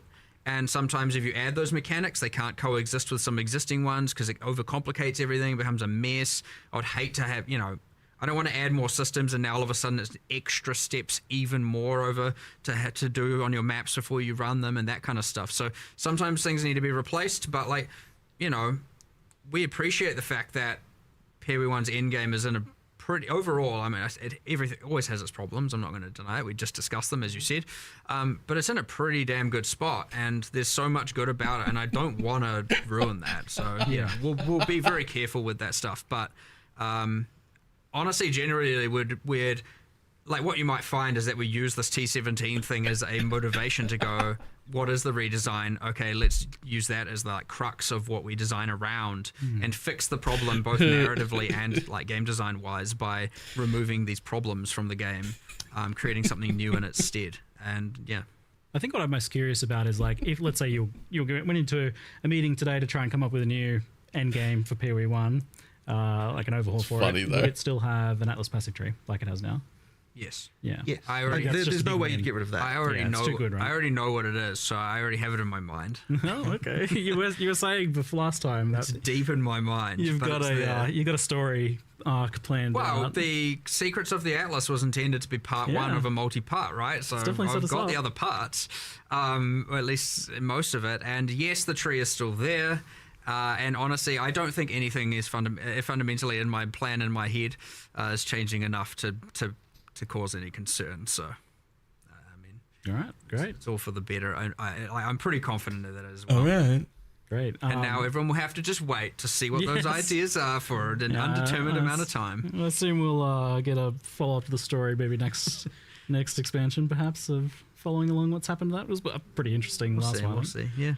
So let's talk a little bit about balance. There wasn't too much revealed about balance in the reveal trailer stuff itself, but I know it was mentioned that there would be a bit of balance stuff going on here, and I've had a chat to a few people and scoped out some things. Like, for example, there is the unplayed assassin that gets asked about a lot, and it seems like something's happening for assassin. Yeah, that actually came kind of recently. We were just like, can we really... I think what I had said, and my intention was to do this for both games, is like, we should at least look at... Like, at least with respect to ascendancies, look at the least played class, especially if it's been consistently least played. Yeah. And make sure that that's on the radar and getting some level of improvement. And even if it means we have a go at it, and if the scope's too high, we do it a bit later. And if the scope's within spec, we do it immediately. In this case, yeah, we looked at the assassin. It was like 40% lower, at least on the primary leagues, you know, it was like much lower usage than even the next class. And then, you know, so it wasn't doing very well. And it's been the case for a little while. So we were like, look, let's just do something. Like, it was better than doing nothing.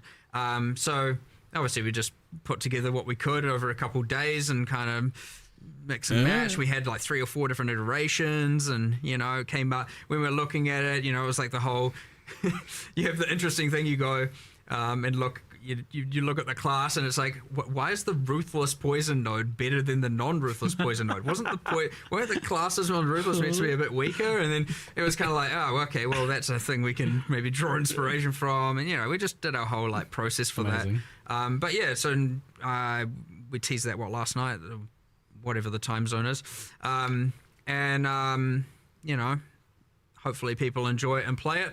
But yeah, I kind of want to get into the rhythm of every expansion. At least we look at, not necessarily change, because it depends on the scope a bit, but we at least give it a go of making sure we look at the worst class no matter what, even if ascendancy classes aren't part of our, like, you know, the package of things that we're wanting to improve. Because sometimes we do a focus on the ascendancy classes, other times skills, other times this, other times that, and but I was like, okay, it's like, this is pretty bad. Let's do something about it this time and see if we can be consistent with that. No promises, but, you know, we'll try.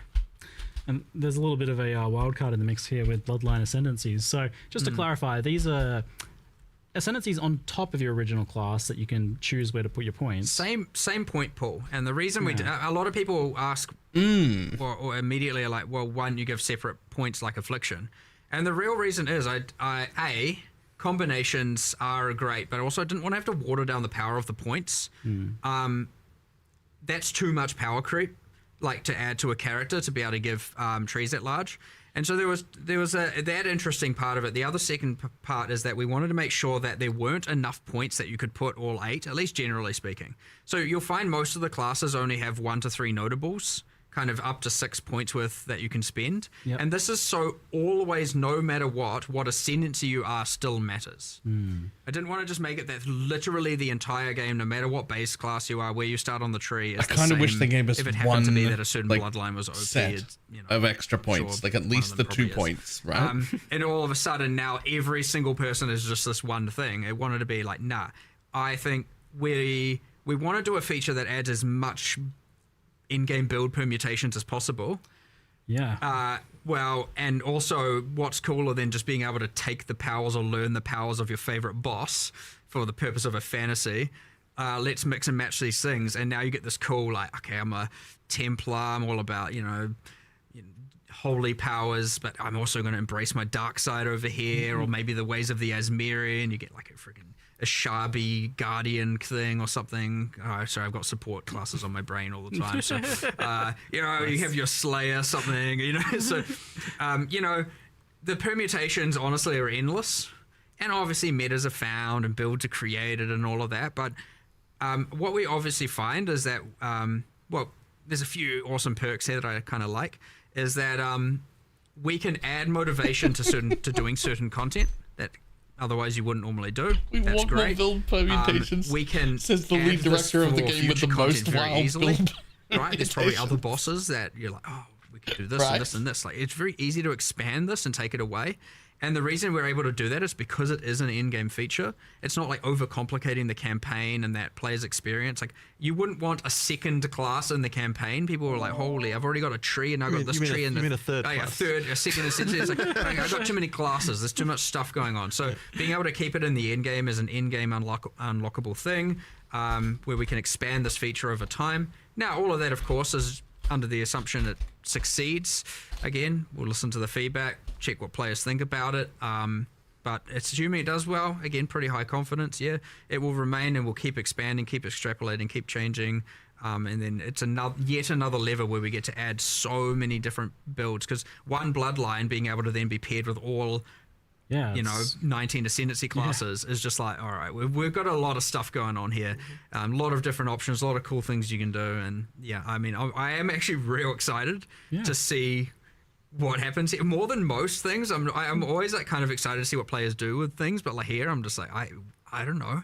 Let's see what happens. Like, it's gonna be real cool, and I suspect you'll get, like, for quite a while, people narrowing down on exactly what the perfect combinations are for different things. And, yeah. Well, there's definitely seems like one of those things where you just design something cool and we'll see what players do with it, because there's On hit too Holy many Relic permutations as there, a right? Like, I cultist, don't know what the you math only on that need is, this but it's node and this node, pretty crazy the amount Some of like That's new two. nodes. Number. and then Yes. you've forbidden that one. Infinite. No, not. Oh, Several And then dozen you've new still got 2 nodes points that could accessible to go all of somewhere the else. Existing ascendancies. That's a lot of numbers. yeah. I am. I'm like thoroughly excited.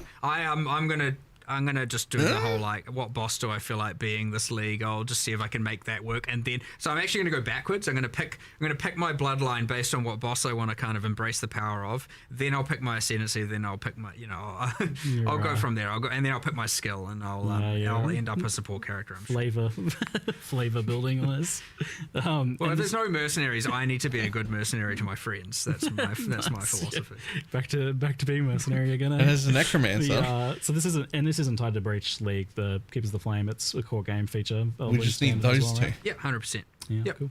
And saw someone asking about And that's Forbidden it. Flesh and Flame. I assume that wouldn't work with this. Not with Separate. these, Yeah. but that isn't to say there won't be some future uniques that maybe yeah. do. I mean, we'll see what happens. There's an option there, isn't there?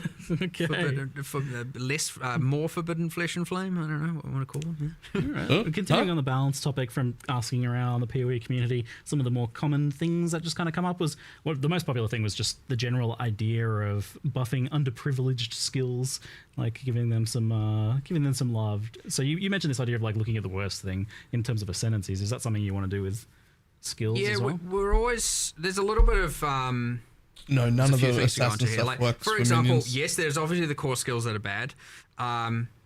Sometimes those are then enabled by something else going on, some other feature getting added, uniques, whatever. But most of the time, yeah, they're just, as you said, underprivileged. We've done a decent chunk of numerical changes here, mostly numerical. Some are, I don't want to say unsalvageable, but like, Damn. you know, they don't have the same level of different multiplicative scaling that other skills could get. There's not too many though. And they require more. What I'm getting at there is they require more of a rework in order to actually become, you know, truly viable. That being said, yes, there are plenty that always need numerical improvements. I don't know. And then you got things like the Trathan gems, right? Cool concept. You know, 90% of them weren't really seeing any use. Yeah. A few were, and now those are going core, I believe, into heist is what it is. But is meanwhile also full balance pass, so hopefully some more come to the foreground there, and you know, so on. So like, yeah, but like honestly, this is like a kind of endless task. It's like almost like you could just never stop. So like we like to just do batches at a time and send it, and we try and do as many as we can. But like each require discussions. They can be quite time consuming. Some are more obvious, where it's like okay, obvious increase, and others are like, do we want to do this or do we want to rework it? And then you get lost in a rework discussion. It's important to like cut the time. And it's like, actually, look, for now, buff it. We'll come back to it later. But yeah, like we get through as many as we can. We've done a bunch. You know, I could always say, ideally we'd do more, but like, I don't think, again, there's no real end point to that. So yes, sure. I wanted this patch to be very class centric in terms of balance. And like we did, I would say we did a decent chunk, but it's, you know, we didn't get to cover every base 100%. So obviously, like you got the bloodline classes, you've got grafts, which are character centric, and then we got the whole set of new skills and support gems, and some changes around that. There are a bunch of other changes, but yeah, like it's that thing where I don't know if I'm ever satisfied. I always just you want to do everything, you want to literally do it all, and you never can. So like, hopefully, there's enough.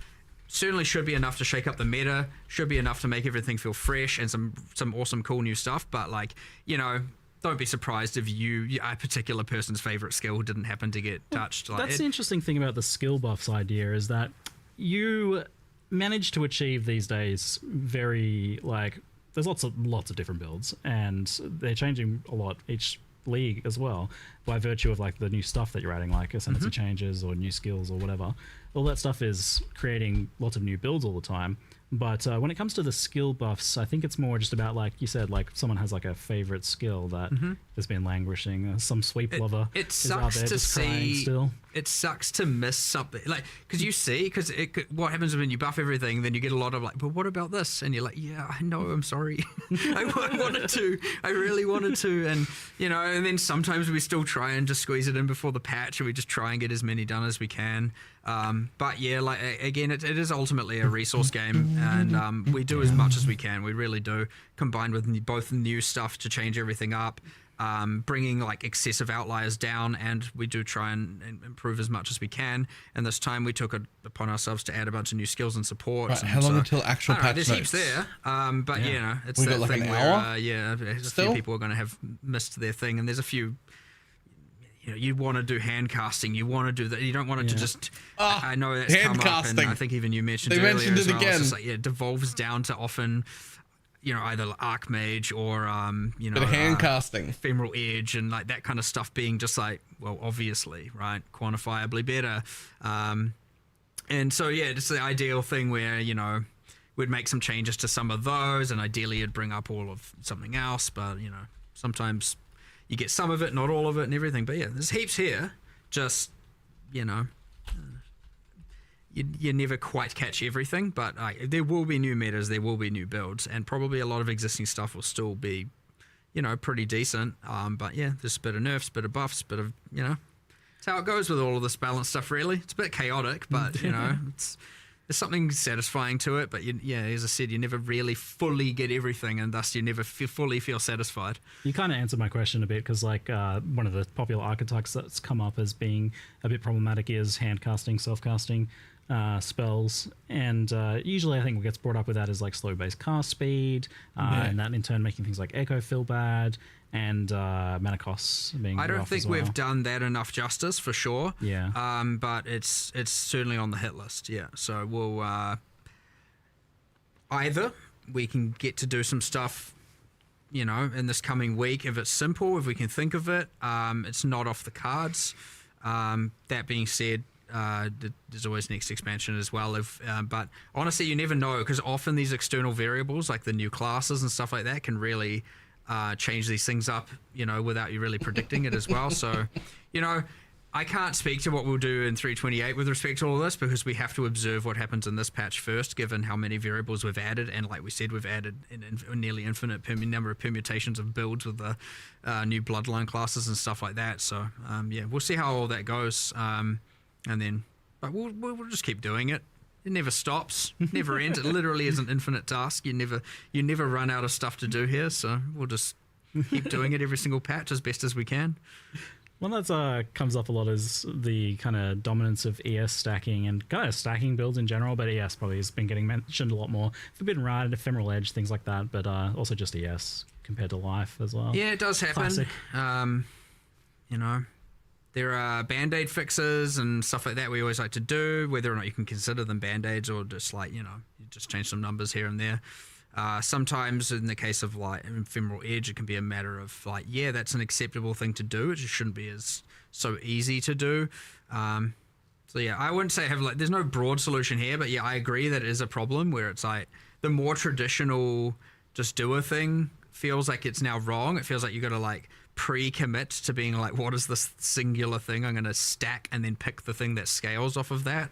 So be it like attributes historically, not just thinking current meta. It's always it's always like, you just like heavily stack this one thing and here's a unique that scales off that thing. And it's like, well, that's on one part is interesting. It's like fun. That is the build. I'm in two minds on it. But then when every build is just like, okay, well, that's stacking this, that's stacking that, that's stacking, and you start going through the builds and you're like, okay, we definitely like very slowly got here over time. I feel like in the stacking where it just became kind of like, just a little bit at a time. It became PoE1 became all about stacking builds. It really primarily comes down to mostly to the unique items that got added, right? It's often generally a unique item's special thing is like, what am I going to scale off? Be it off evasion or off armor or off energy shield or off life or off ES or mana and or off int or off strength. It does end up in that, and then some unique gets added, like maybe it's one per year, and it's like, oh, here's another 6% increased intelligence. There we go. That build's now just got a little bit more of an edge, and you do kind of just power creep into that point for sure. So it's like I don't even know like how much of a problem it is, but it's like definitely identifiable that it's like a big aspect of the build meta for PoE1. It is. I think it's other things out maybe. I think it's too dominant, but on the other hand, it's fun though. Like, people it's like fun. It's cool. It's interesting. So you don't really want to. You could argue it's what makes things kind of as part of PoE to a degree. Yeah, it's an actual action RPG. Yeah, so you got to be careful with it. You don't just want to take away all the fun and just make everything flat and boring. On the other hand, but you also don't want it to feel like a player's made a mistake by playing a more traditional, build, and it often can feel that way. So there's a fine line here. Hard to be at that fine line, but some things are a bit too OTT at this point, and other things are too far on the bottom end.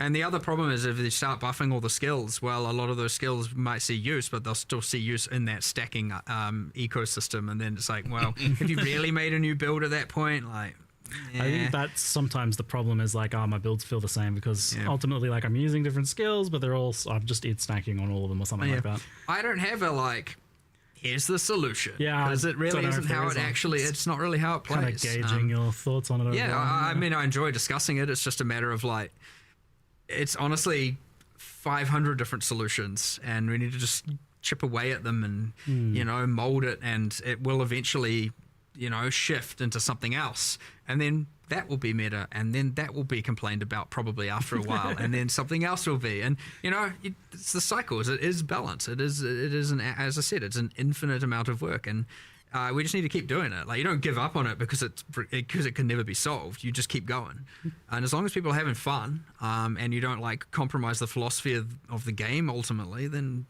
you're winning, right? Balance is a journey. Yeah, it's not about the destination. Balance is a journey. It actually is. For real. I mean, sure, it's the stops along the way. Every expansion. That's it. Yes. Every reroll. Well, a nice stop on this expansion I noticed is wands. So you did actually mention it last 326 Q&A. You said wands specifically. I went back and watched, and I was like, oh, interesting. I should ask about that. And then you showed off a bunch of wand skills, and it seems like there's some nice wand buffs going on in there to help wanders out. Yeah. I mean, there's a couple things. There's like a bit of a hidden gem is that there's attack mod only wand based types in the series now. So they're literally, and they're kind of themed more around kinetic wands. Wands. And Excuse me? Because that's always been a bit of an annoyance. Like, there is a place for the hybrids, but that's been a bit of an annoyance. So now we get the like pure attack ones to help it easier to roll for those builds. Come again? You got way more of a skill set I'm too old to pick that from quick. now. I need a little cooldown time. And then I just did. I mean, generally speaking, the skills, they can be pretty hectic. You know, they can scale pretty well. Kinetic round is very hectic. But yeah, I don't know. It's kind of a cool theme. Just like that general kind of like, you know, physical kinetic energy kind of thing going on. We had a little bit of it with kinetic bolt, kinetic blast. So we just extrapolated on that theme, and now you got your wanders, and it's the thing. And then we also added a little bit of like kind of wind magic, some tornado stuff. It's like a force wall that you can the kind of force wall. You've got like a little bit of inspired by Huntress from PoE 2 a little bit with some of the, you know. I walked upstairs the other day and saw some QA playing, and I'm like, oh, someone's embracing the tornadoes, and he's like, that's not even half the tornadoes you can make. And I was like, all right, sweet, all right. And I was like, yeah, that's PoE 1, and I walked out of the room. I was like, all right. I blasted, like, I went through 4 yesterday on a wander. Destiny I was like, Cloud this is also so good. I was having the time of my life. I think it was 6137. Lord, the new skills and the announcements wands. are still off. And it's like, it's not just the kinetic ones as well. Like, it actually pairs pretty well with the other ones that have like the flat added elemental damage, and it all kind of came together a bit. It was like, it's cool. I definitely in the past I just kind of like wrote ones off. I was like, yeah, they're never gonna get to wands. It's like forgotten about.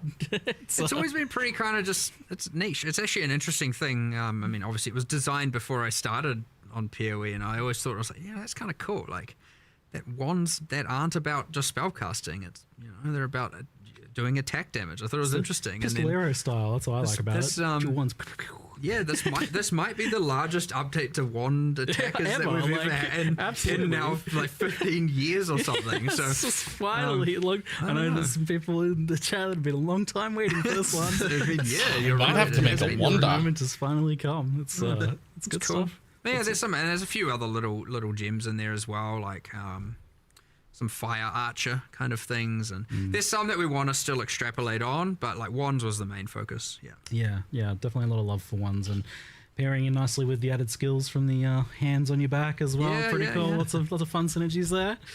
So we kind of touched on it a little bit earlier, but shifting gears a little bit, I'm curious about the long-term development of PoE 1. Like, how much is PoE Classic, PoE 1 kind of like sacrosanct to you? Like, how much do you like not want to change it? Or because, you know, you've been taking things from PoE 2 and feeding them back into PoE 1, and I'm curious, like, is there points you get to where you're like, well, actually, let's not push it too much closer to PoE 2 in that direction, but keep it its own thing, or, you know, maybe like actually let's kind of preserve it as it is to some extent? I wouldn't want PoE 1 to ossify into something where we feel like we can't change stuff. Like, that would be bad. Cool. But sounds cool though. Yeah, but it's kind of like okay, the stuff people that we'll probably take back from PoE 2 is more around the sort of QOL areas of stuff, right? So obviously, you know, people would have been rioting if we hadn't brought async trade from PoE 2 into PoE 1. That's obviously, you know, something required. And so it's been sort of nice that we get to do a little bit of like proving grounds in some cases in PoE 2 for some of those changes to see whether or not they're okay. The thing we wouldn't want to ever do to PoE 1 is make changes that would break what people like about it fundamentally. So there's things like the trickiest parts, things like the way that item drops are and stuff like that. Like, I don't know that, like, even though there are things I don't like about that, I don't think we could necessarily change them either. You know, in terms of, you know, so like there's stuff like that you know, you just have to kind of like let it be, because they could easily break stuff that people really like. It kind of raises the question, like, what is it about PoE 1 that is like, that does need to be kept, that is kind of what makes it feel like itself, that people do love about it? I think that it's hard to even define that, quite frankly, because like It's a mix of things. I mean, look, the thing that PoE 1, I guess, has become known for, as opposed to PoE 2, is just like the combat pace stuff, like where it's just like ultra fast in a lot of ways. But it's not like there was like a goal to make PoE 1 like that either. It just kind of is. Yeah. And so you wouldn't like it's I wouldn't even want to nerf that about PoE 1, right? Like it just is how that is, right? So that's like really the fundamental difference. But the thing is, I think actually that the community sees more differences between the two games than what we do. Like from our perspective, like, you know, it's like there are I don't even know how to really get into this exactly, but it's like, you know, we're just trying to make a good game. And it's like, it's not like we changed design philosophy or anything like this, right? Like it's the same design philosophy from the same designers. You know, like going on in both. It's more just a question of like PoE 1 got a bit out of control in a certain few aspects, and that's kind of become part of its DNA, and so we can't really change that. And so so when it comes down to stuff like that we'd take from PoE 2 to PoE 1, well, it's just like all the things that PoE 1 players would like, and none of the things that PoE 1 players wouldn't really. I mean, look, that's ultimately we want to be doing. But yeah, I wouldn't want it to be. I wouldn't want to be in a situation, as I said before, where it's like, okay, we're like PoE 1 is in some kind of perfect state that needs to be preserved forever. Like I don't think it's like that. We do need to be able to make changes. So yeah, it's just a question of, I think a pivot with PoE 2 out, and this isn't obviously black or white, but PoE 1 is, we always had a like, and this is still true, we still want to bring in new players, but I would say PoE 1 now, it's more important to us to keep the PoE 1 player base, the fans of the game, the long-term players, the people who love PoE 1 happy, as opposed to going, we need more new players, we bring people in. Whereas obviously PoE 2 is still now a growing game. There's a new audience available, you know, that kind of thing. So what about patch notes? Obviously we still want people who love PoE 1 to love PoE 2. That's the ideal world.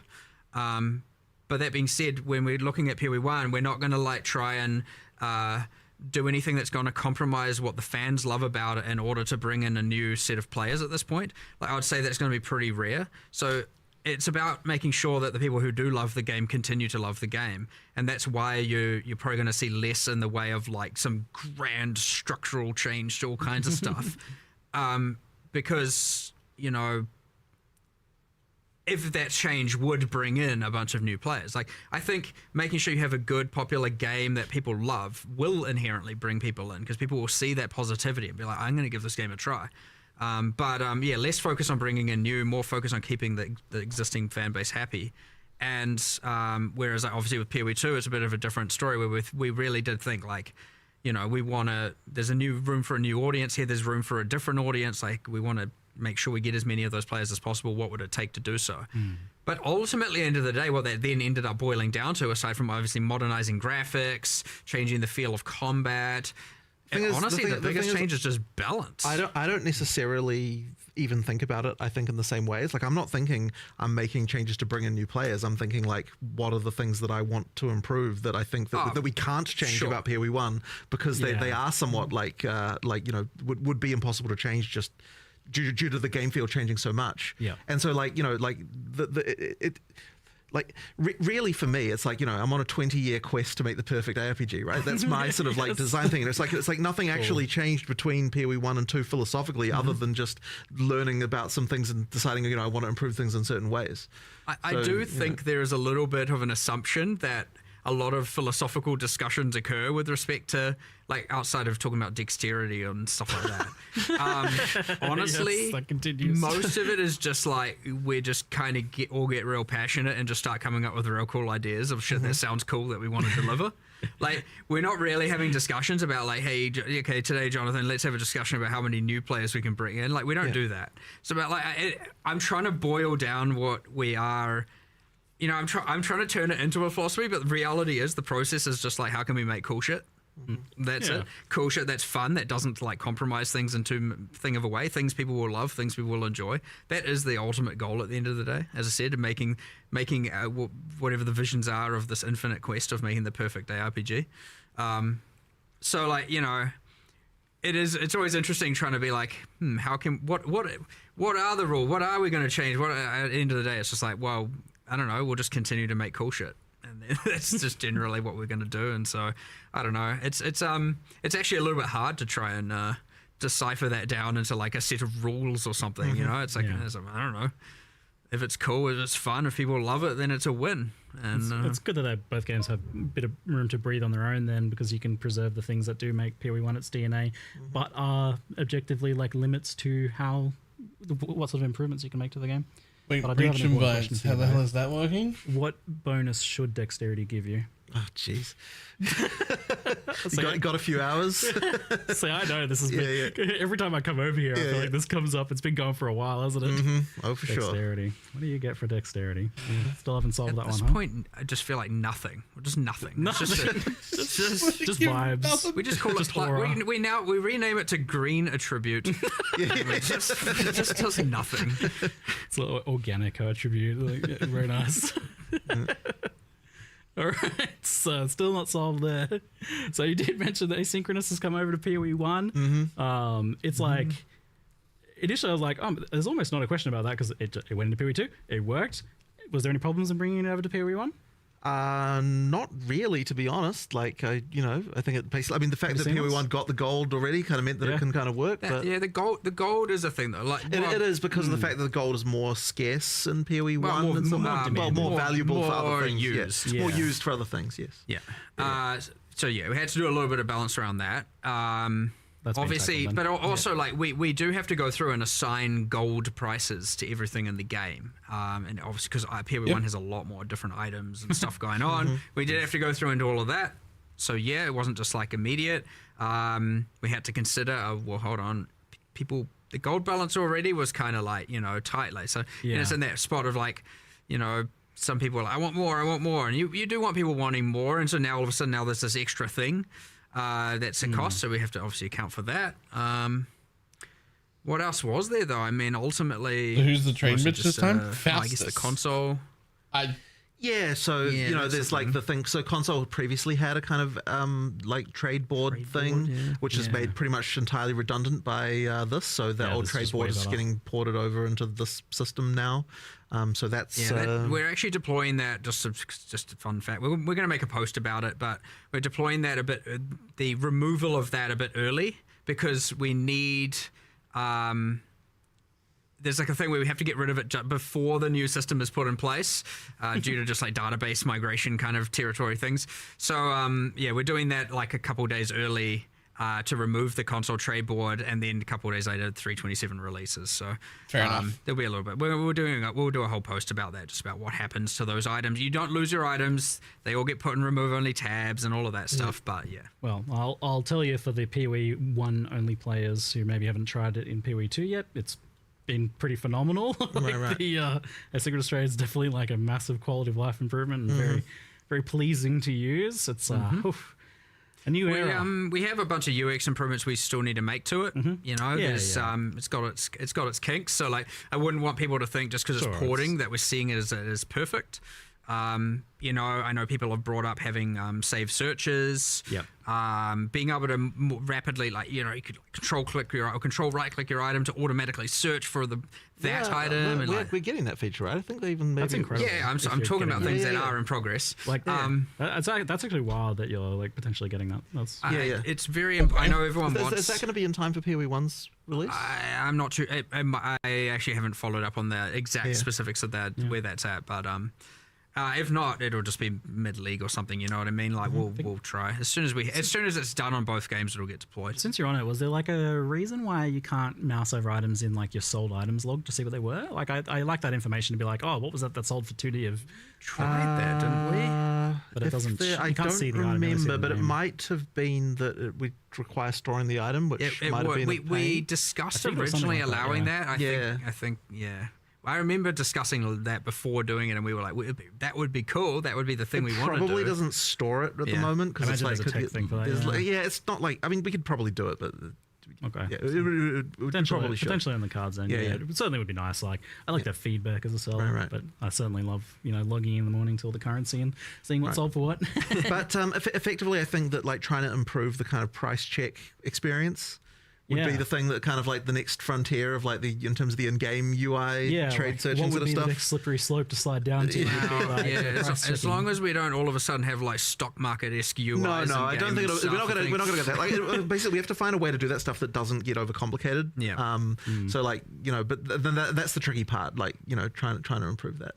Yeah, I know we've talked about that in the past, like how far you would potentially want to push that, and like I think there is like an interesting like opportunity you guys have to be able to help make that like much more Holy Relic will still be fine for players compared to what it is now to price check an item, which is a very complex affair. Nothing happened to it. I mean, we haven't read patch notes it's yet. Interesting that that's on the cards. That's something you're exploring, pushing further. We'll see. But I don't think that's going to come all in one grand moment. As of right now, we're good. So this time it might be just being able to. I can't remember what the modifier keys you have to hold is, but there's some modifier keys you can do to like effectively search for the item that you've got under your cursor, and open up the board and see it. Nice. It's like, I got these decent pair of boots. I'll just search for that. There would have to be some very good buffs to Holy Relic for me to play it again. The thing that you want to get into is because there's all the questions around. Okay, but what if these mods are irrelevant and you don't want to search for them and like being able to do that right? They've said that it exists, like all of those things that almost nothing specific that need a little bit of UX around them that we will. Yeah, that's what I'm excited about because with the right UX, you could really communicate that skill in a nice visual, physical way to players, which is kind of exciting. Anyway, slightly getting off topic there, but trade is like it was obviously a big thing, and like for a very long time, you guys were rightfully afraid of like what would be the economic implications of this? How would it affect gearing and progression? And like, I guess like firstly, what has been kind of the use rate of asynchronous trade? Like, been using so we were checking on this recently. I think that you got them to look up the numbers on that, and it ended up being around 50-50. Just under half were using the new system in PoE 2 so far. I expect that to go up over time. Yep. Is this like compared to the existing stuff? Or? Well, that's just compared to people using normal trades. From one person to the other. Okay, but there was a little bit of filtering, like, okay, if it's like with your friend, do we count that or not? And like that kind of thing. Like there was a few things like that we would need to sort of look at to see, like, questions around that. But yeah, I mean, look, it's people who are using it seem to like it. I mean, the buyer experience is obviously way better. We generally found, like, I don't know if it's still the case now, but like for a while, like the new trade system, the items were a little bit more expensive. So then there were people who were like, settling in. I'll deal with the old one because I want a thing a bit cheaper. But then the reason why they're more expensive is because of the fact it's easier to buy them. So therefore people are willing to pay more. And so most people are like, I'm just going to pay the extra cost because I can't be bothered with doing it. So I agree. I'm one of them. Right. Cost of money. Yep. Yeah. But yeah, and it's important to note as well, and I just want to always verify this. If you are a PoE 2 player and you do have your merchants tabs, you have them in PoE 1 already. You don't need to buy new ones. It's good. They are shared, just to reiterate. So time to convert what do you think more has tabs. been the effect on economy and gearing, and like, is it as I guess as bad as you feel? I honestly want to look a lot more into this, and I sort of suspect that the damage, as it were, that it causes is like quite subtle and harder to appreciate. Yeah. I don't think there's no damage. I think it does matter, and like the things we were concerned about are real. It's just that like it's really hard to kind of quantify that. And I sort of suspect that at the end of the day, the benefits just outweigh that by much higher degree, to the point where like it honestly, like just should have just done it. Was the cost that needed to be paid. But the thing that you were just saying, right, is that like those kind of like mid items are like now worthless kind of thing, and that is exactly the fear that we had, right? Like that's the concern. Yes, Jonathan was asking me before this, like what has been my feeling of like how it's affected my experience, and like I was saying, I'm the player who lives in that 5 to 10 C sale range, like selling those items for 5 to 10 chaos. And that is exactly the fear that like introducing fast trade does kill the values there, and that like I mean that's a problem. Yeah. But the only thing that's going to change that is if we increase gold prices. Now, there's going to be an interesting dynamic with the gold and PoE 1, and like we'll sort of be interested to see there. But we'll have to keep an eye on that one for sure. Yeah. But it's sort of also hard to know exactly what's going to happen with PoE 1 as well, just because there's so many more items. Like there's so much more going on. So like maybe the breadth of the economy will kind of change the dynamics a little bit there. But it's hard to say. It's really hard to say. Well, like I mean, it's an interesting mixture of phenomena. Like you get the ability to obtain like your starter endgame gear for 5 exalts total. Like you can Right. buy a set of gear basically for 1 exalt each. Right. So like that's obviously there's a big impact there. That, for sure. I mean that's that once again that is the fear, right? It's just the like the standard now. The bar for like the quality of our gear is raised to a certain point. Right. And then I guess that has follow-up questions like, you know, as to how powerful crafting is, how powerful like item drops are when you first get to early end game, like how difficult the content is. Obviously, there's like there's a whole like follow-up here. I mean, we're going to have to effectively look at what all of that and Fair. adjust. And the thing is that effectively by making trade easier, it's meant that the difference between SSF and not is effectively increased. And that kind of thing as well. Like, yeah, I mean, there's some stuff there. But I mean, going back to PoE 1, I suppose, like, even though we've got this experience now with PoE 2, we're just going to really just have to see what happens in the PoE 1 economy. And there, you might have to be some adjustments.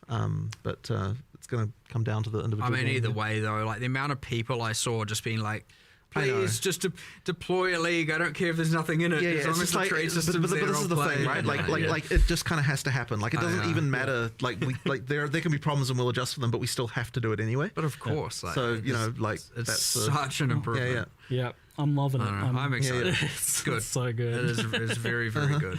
But yeah, it's certainly going to be interesting to explore this. Like maybe like even next Q&A, like how it looks like. I'm just saying, right? And just give me trade. You've already got. Think about, you know, if that's it, you get 2 or 3 weeks out of me. 15 years ago, we're talking about releasing Breach 9 years ago. Now who would have ever thought we'd have gold and asynchronous trade and a currency market and like, holy, we're not actually are we the same people back then to say. We are, but you know, I know. I'm not. It's like it's a good thing. It is. It's healthy evolution. It's good. Yeah.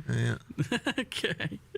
So moving on to some kind of mixed questions. Mercenaries was mentioned to be likely returning after rebalance redesign in some cases. I'm just curious, like, does that mean that like some sort of horrible mercenaries are planned to come back, or is it more just about like having the jewels there with the gambling or something like that? The intentions they come back, there's just a little bit of figuring. I mean, like with all these things, we have to figure out exactly what. It's very hard to develop. We like to see how players think about it, find the bad things, find the good things, and all that.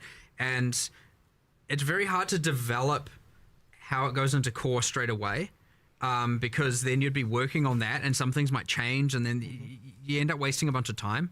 It's way easier to let it end, be able to process everything all in one collective, and then make the changes and bring it back together. But like, what is it like? It's a great new player tool. It's great, like, or you know, less skilled players experience tool. But like, what does it look like when it's not the active league? Like, I don't want a mercenary in every area, and you know, there's all these kinds of like things you got to mess around with and change about how they appear. Is it on the Atlas tree? Are there scarabs for it? Like, what does that even mean? I don't know. I'm really feeling Boa wands all the way through to, you know, were we happy with how they were itemized? Like, you know, I thought it was too free to just put all the uniques on them without really caring about the downside. Like they would, you know, there's like they weren't balanced quite right. There were some that were terrible, some that were not so terrible, and like, you know, so there's just heaps of stuff to change. It's really hard to do that when you're in the middle of the league and where you're gathering all that information. So generally, and this is what you find with a lot of leagues, you get the league, you get a break, and then it comes back 1 or 2 leagues later because it's given us enough time to work out all those kinks and put it in game, you know. Fundamentally, though, like RF did get a huge buff, though. I also see it as like the sort of thing that I don't know if I want it to always like you always have to hire a mercenary. I agree. Well, it would be mandatory, right? And that would be and then this is this the thing node was always pretty like trash. Like the moment you've got that, well, what's the reason why you don't do it? You just took it because there was nothing better. I think is like so that's part of the trying to figure out. Then is you'd have to have a reason. If you had a permanent mercenary and then permanent grafts and exactly. like we now have to start watering down the power systems. Exactly right. There's questions there. But I think there should be a way to bring them back, and you just need to find the right way to do it that doesn't involve everyone has a mercenary all the time now, which is fine in a league, but I don't think fine for just the game overall. Yeah, so I imagine it. When it comes back, it'll be some sort of more like limited or maybe. Honestly, it's hard to say. It's hard to say at this point. Yeah, like I imagine there's like a lot of different ways you could go with that. Whether it's like they're tied to a skill gem or they're tied to a certain ascendancy or something like that. Right. But I mean, it's a cool design. Like it would be cool to have them back in some capacity. Yeah, no, for sure. I'm sure they will come back eventually. It's just, how. Yeah, we already said they were, so they are. Yeah, you promised when you said mercenaries and then the graphs, and I was like, what's that game with the giant rolling ball that just sucks up all the entire city? Like I was like imagining Exiles just kind of becoming that over time. Yeah, no, would have just turned the game into just like everyone's an auto bomber, you know, with all their just like. Oh no, how horrible! Just killing everything for them, you know. Katamari, thanks, Charlie. That's the one. Yes, giant Katamari ball exiles. So we did touch on gold. That was good. Heist is mentioned as getting the Trathan gems added to it to give it a little bit more. It got some nice quality of life improvements. But something that I saw that was an interesting question was. So at one point, Heist had these like extra modifiers you could get on contracts to like make them more interesting, and they don't really have anything like that. And I would go so far as to say right now Heist doesn't really have any decision making. How do you guys feel about the state of Heist overall? It's not good enough. And this is the part of the problem is we were having. It's like, we want to do this kind of like mid to grand rework for it, like make it better and change this and change that. And then that was honestly what was holding up that QOL change, where it's just like, because we also were like, we'll design it out such that the rogues don't have the levels, and it was waiting on that, and I was like, okay, look, at this point, it's been too long. We don't know when we're going to be able to do this. We can't say with certainty, because again, the same resourcing limits, the same argument as Charlie. The answer is the same as everything. We have to pick our battles. There's more battles than can be fought, and so and the same thing. It was like, okay, well, look. If we're not doing this anytime soon, then yeah, we should do this QOL change, and you know we'll make little incremental improvements to them all the time. But yeah, it's one of those ones that needs some love for sure, and it'll come eventually. We cycle through everything eventually. So yeah, I mean, when I don't know. You know, you never know. You never know with these things because we assess the battles every time, and we try and pick the best fought ones. And I know there'll be some people who are like, Heist should be your number one priority battle, but like, you know, I don't think that's the majority vote right now. So, you know, we try and make sure we, you know. Heist is a tricky one because like I think it always suffered a bit of an identity and mechanics issue as to like, what is it supposed to be? Is it a stealth thing? Is it a just run through as fast as you can? What's the decision making? For sure. Wow. But it's also like simultaneously, it is quite well loved by the people who like it, and it had like a lot of flavor and cool characters and stuff in it. Like that, so it seems worth salvaging. It's definitely rich of character involvement, NPCs and lore and stuff like that. So it's nice, and it. I named my daughter after one of the characters. So you better save the mechanic, please. Just saying. Who was that? Was it Talina? I was going to say. I was going to suggest one of the crazy character. That would be an interesting name for my daughter. Well, I don't know why you named her that. That's your choice. I'm a fan, okay. It comes up every now and then, of course. Campaign and leveling. At one point, I think like Path of Exile 2 was kind of like the thing that people were looking for to help save kind of the campaign experience for PoE1. But obviously, it's a separate game now. So. Yeah.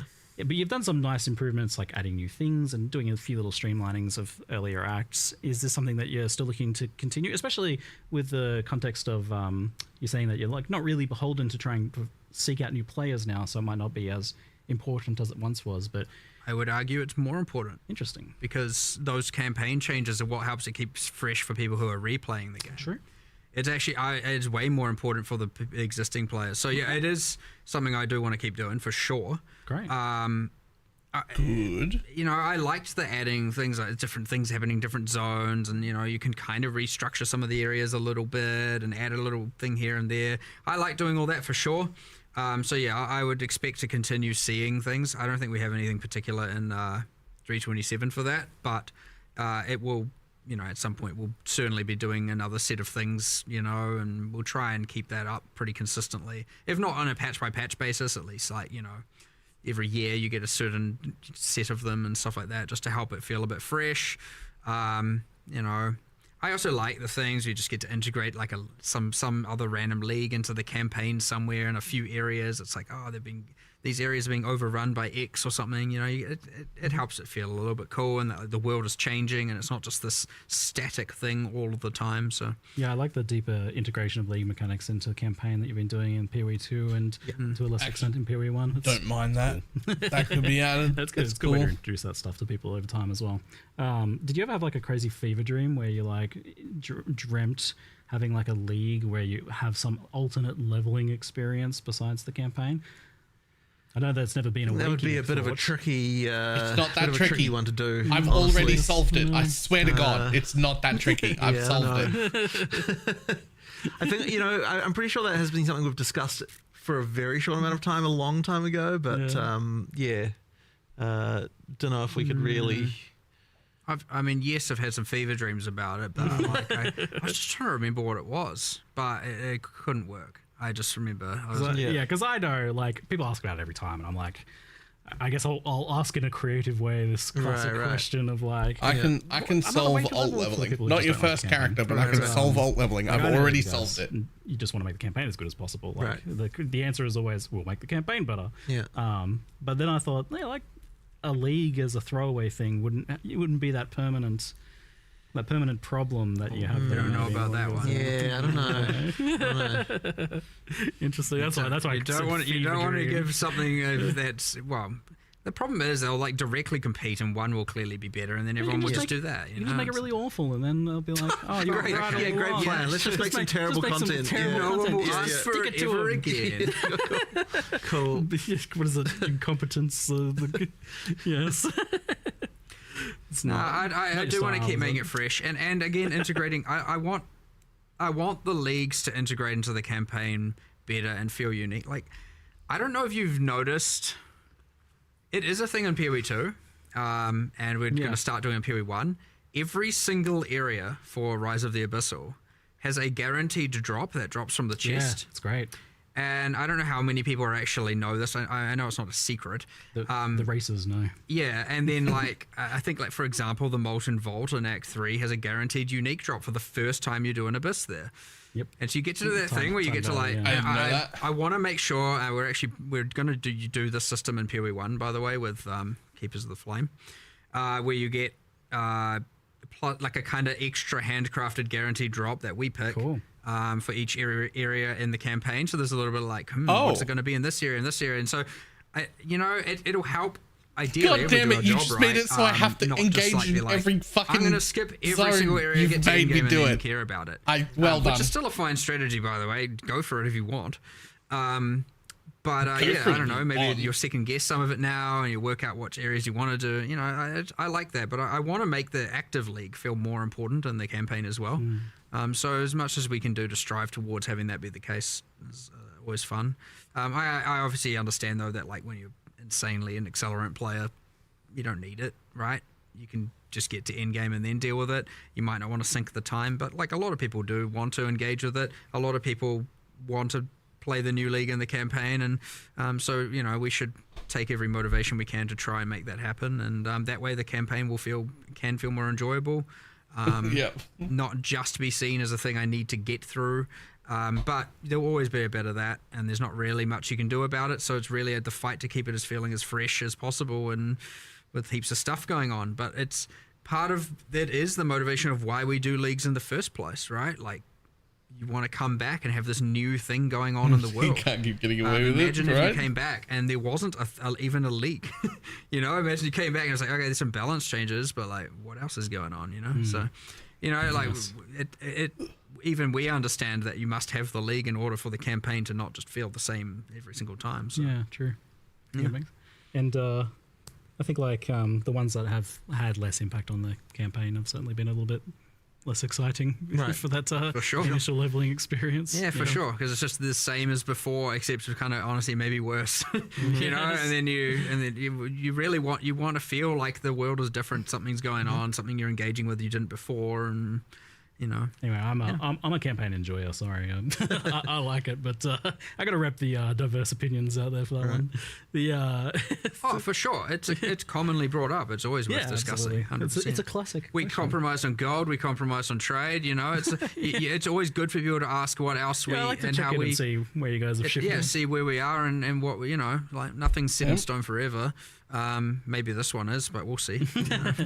Maybe next Q&A. We'll see.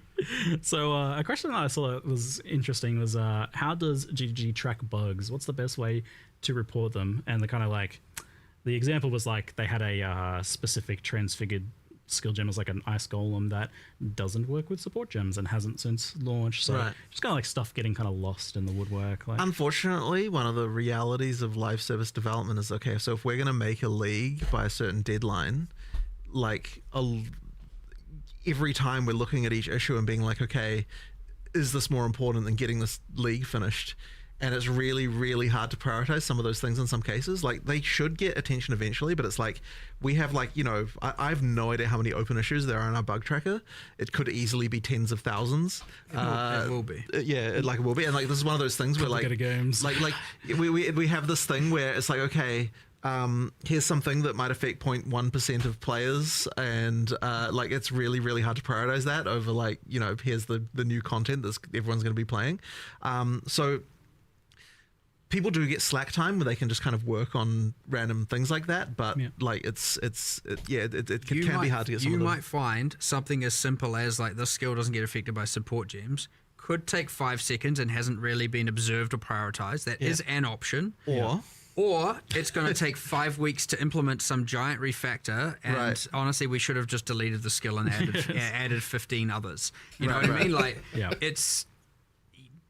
It's honestly kind of hard to know, and it's easy to go look at that single thing after this because you happen to bring it up, and we'll see what the problem really is. But sometimes the simplest things boil down to we have to refactor this and this, and about how damage is dealt, and how something with conversion and dexterity, and not dexterity, and it boils down to this giant refactor of how all this code works, and then it's like, now we can do this thing. Okay, what else did it get us?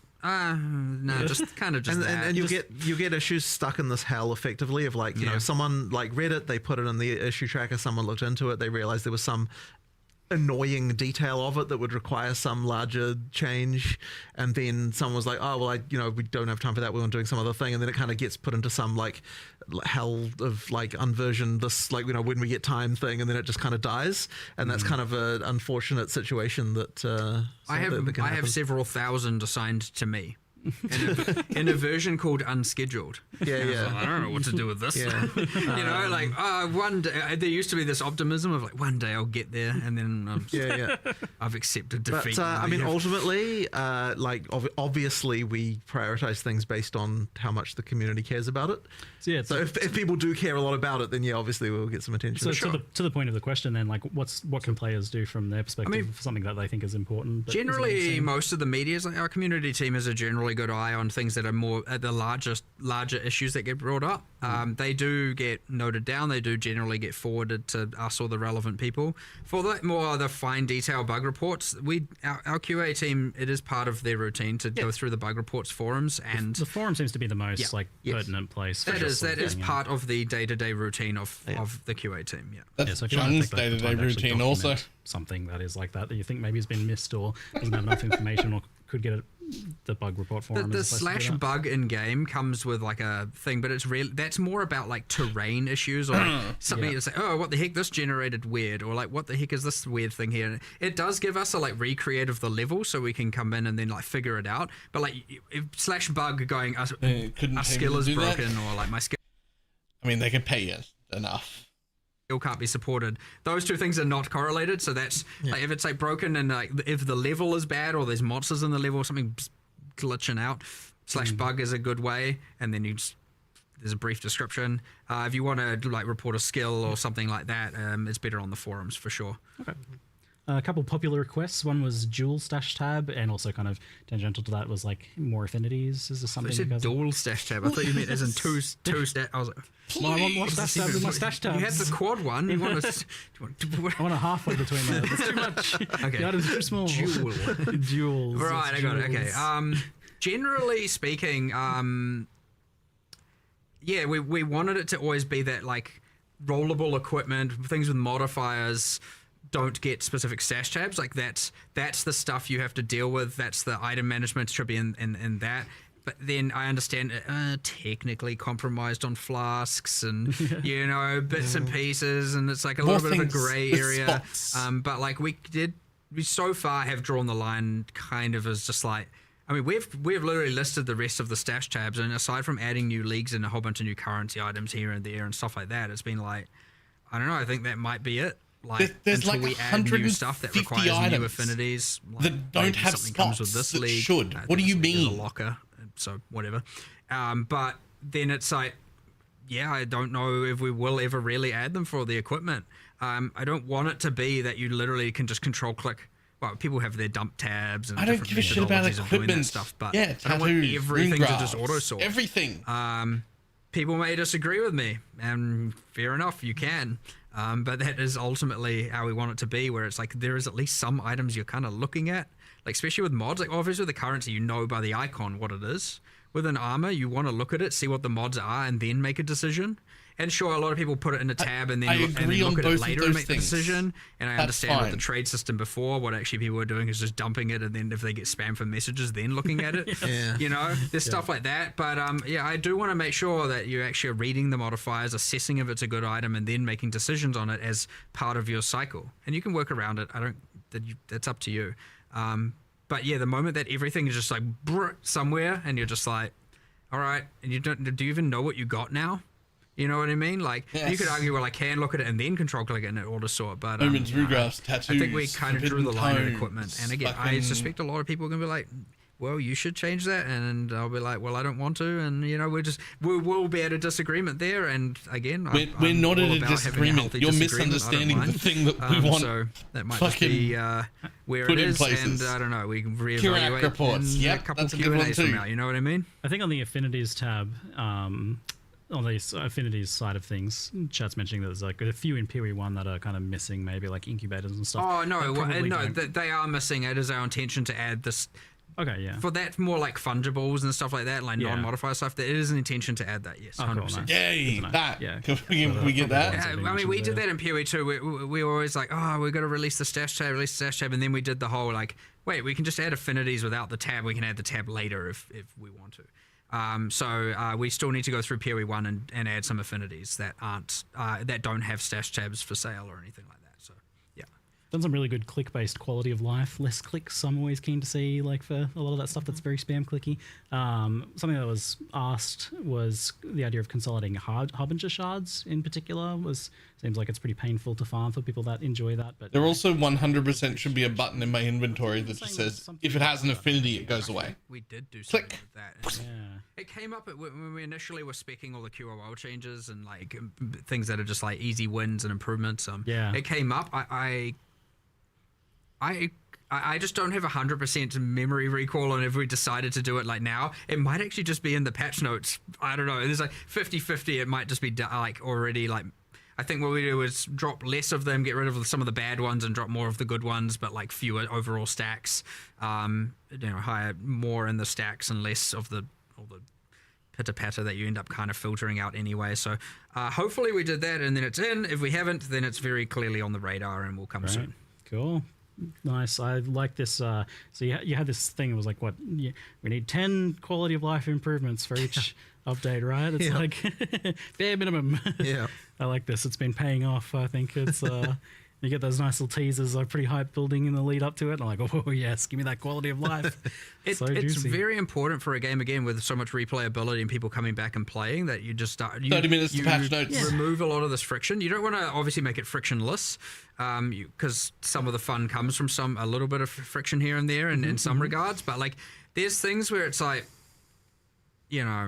this obviously doesn't need to be this way. It's all the little things that erode your enjoyment over time. And honestly, there's a little bit of a time factor to it. It's like the longer it's been in, the more like it's like, okay, at this point, come on now.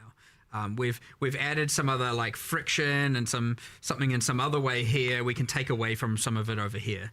You know, you don't want it to become a spreadsheet. You don't need to talk all the way up until the end of the day. You don't want it to just become. You can actually as we just add more and more features, more and more content. It's going to.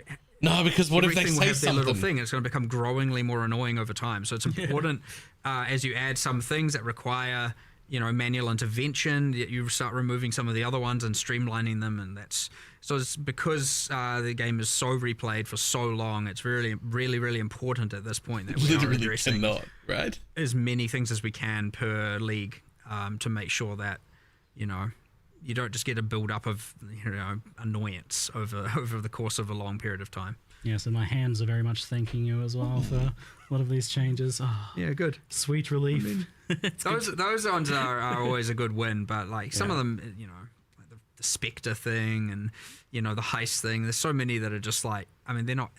Are they QOL? Yeah, kind of. I mean, they do improve quality of life to some regard, but it's honestly kind of balance as well. It's just like, you know, it doesn't need to be this way anymore, so let's just change it. But yeah, I don't know. We try and think of as many as possible. I love my bingo cards.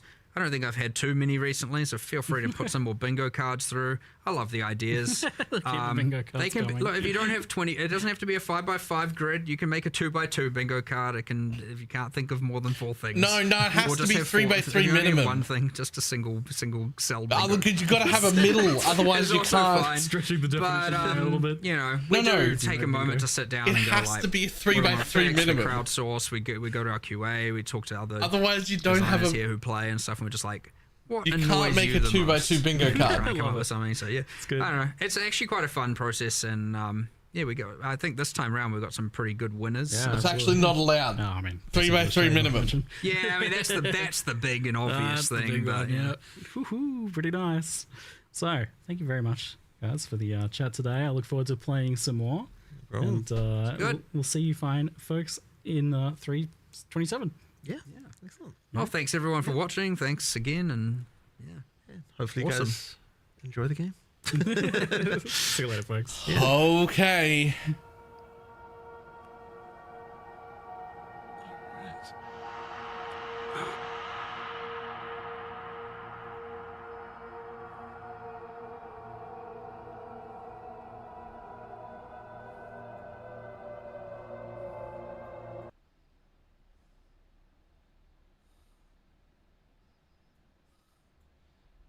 Goodbye. Hello. Alright, so we don't need the trailer.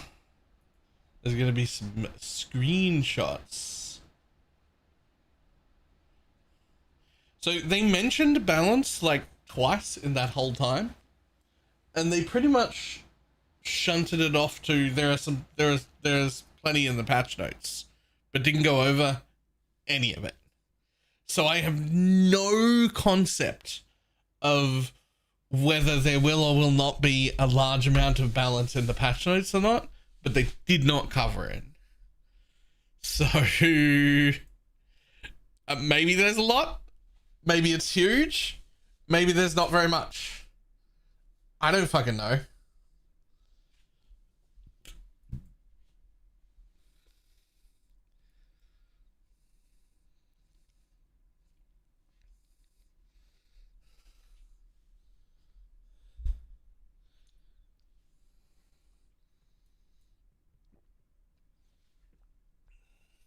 Not even sure I recognize that skill.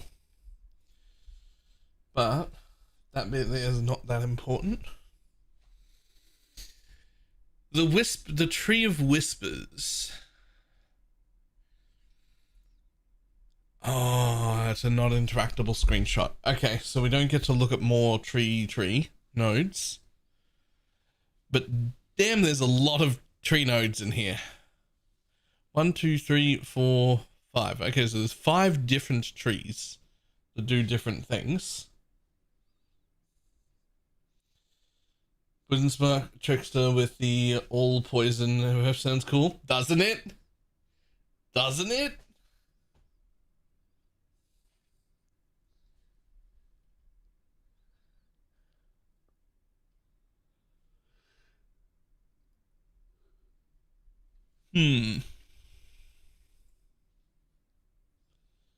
Alright, that screenshot doesn't really show us anything either.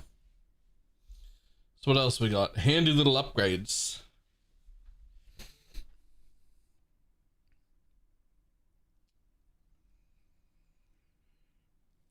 When you use an offering skill, this craft will summon an army of highborn breach monsters to do your bidding. These summon monsters have their physical damage converted to cold and have a chance to apply brittle. When you use, every single minion build in existence puts it on a trigger. Are you gonna make me fucking self-cast an offering?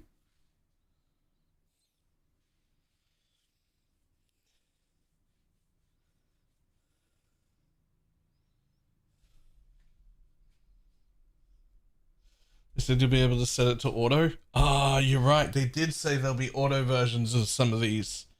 Okay, good. Then we'll probably have an auto version. Cooldown is 18 seconds. That's alright. The base duration is 10. You can easily get extra duration. Right? Like, just this node on its own is, what, 40% duration? Anyway. Minions have attack and cast speed. Increased cold. Skills used by Graft have increased cooldown recovery rate as well. Where do you see Ancient? Oh, to find Ancient Wormgriffs. Glowing Wormgriffs. Oh. So different ones for different trees.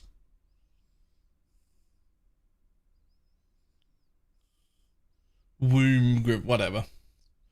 Womb gifts. Growing womb gifts. Okay. Chance. Okay, when you are missing life, this graft will apply a buff that takes some damage from hits from you before being depleted.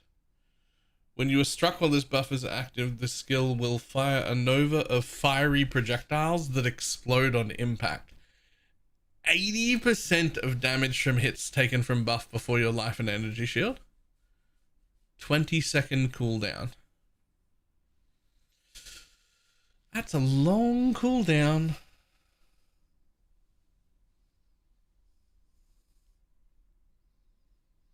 I mean, we don't affect the hands at all. Yes. We can affect the mobs though. So like if you curse a mob, the hands are other entities attached to you. They're not you.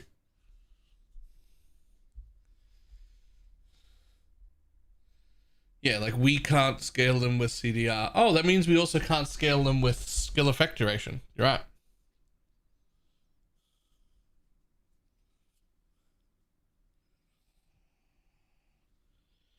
One can be two of some hands, probably. I mean, there were 2 hand slots. We have room on our character to get fisted twice. We know that from just the screenshots.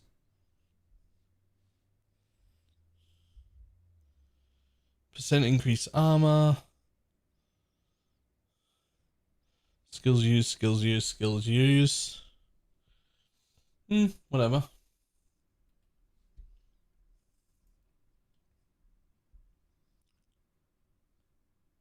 Yeah, I don't think, well, okay, so that's not real.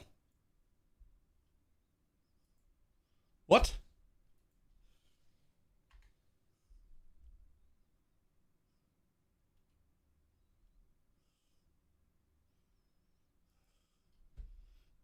Yeah, that's not real though.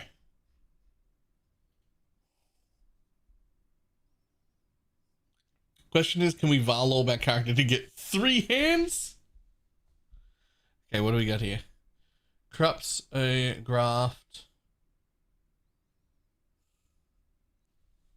Either destroying it entirely or replacing its thing with a powerful mod. Okay. Not replace a skill. Upgrade a magic item to a rare item with high level modifiers being more likely.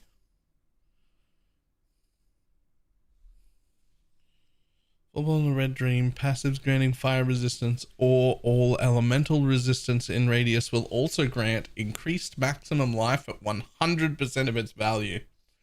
Interesting.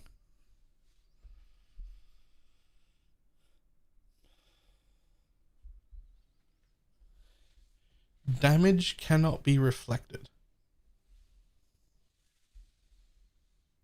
I forget what that normally has.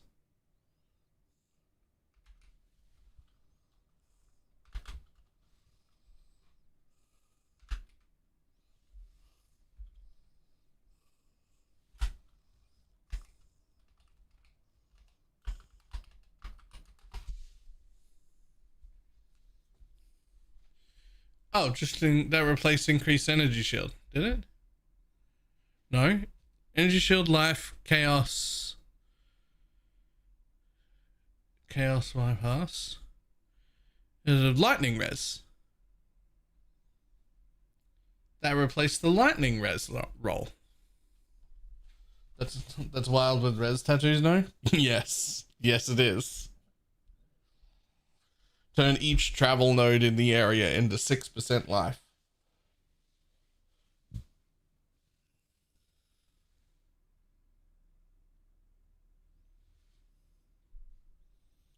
Okay, that's cool.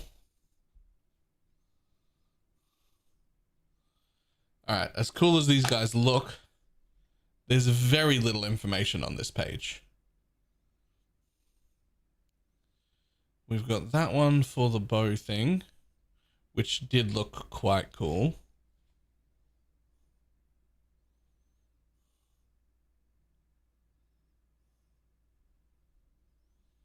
There's this one, which also looked cool.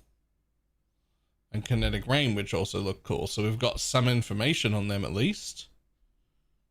Fires 13 projectiles. Jesus.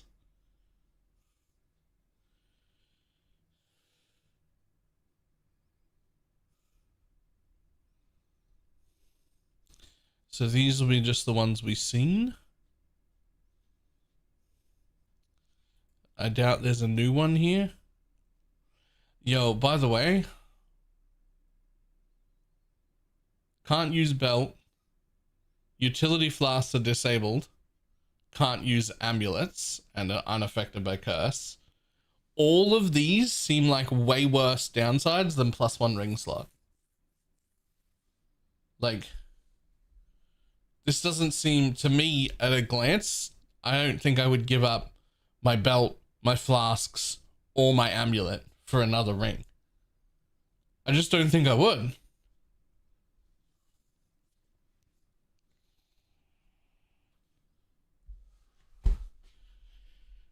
No. Life at...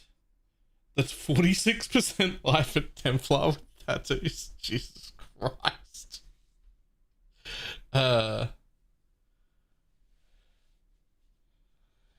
Rage. 20, lose all rage or maximum rage and gain adrenaline for 1 second per 10 rage lost this way. Okay, sure. Unseal spell gains 5% more damage each time the reflect occurs. Skills supported by Unleash have +3 to the maximum number of seals. Oh, Blade Vortex, my friend. How are you? Hold up.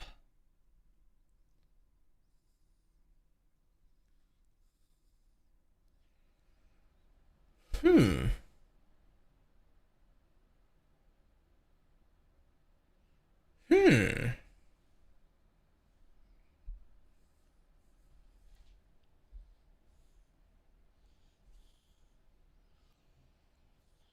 50% chance to be removed from you.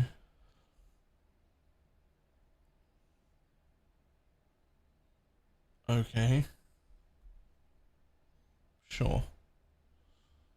Alright, what else we got? Blah blah. Attack and cast speed. Level 80 required again. Stop it.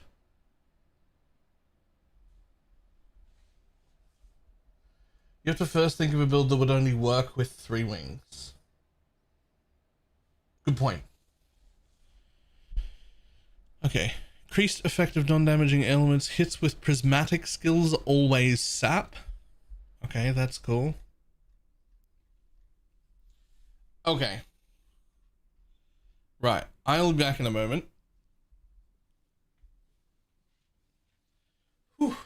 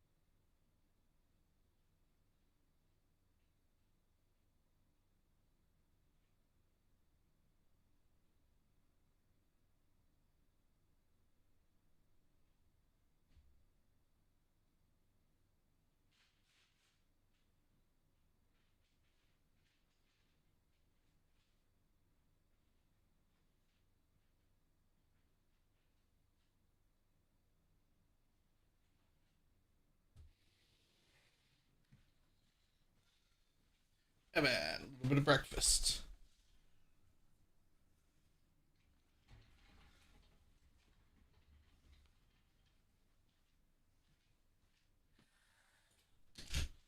Okay, so Diggs was right. The thing we have to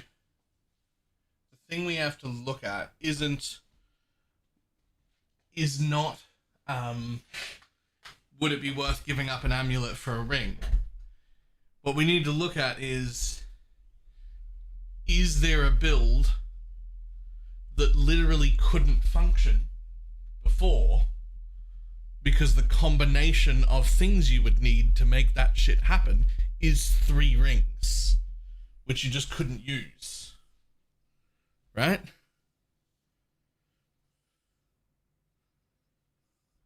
What the fuck? Audio, please? What? What?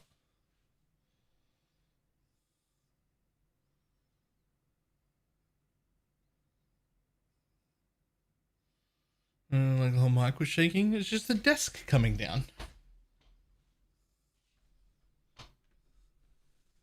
That's just the table moving. It makes that sound every time the table moves and I talk at the same time.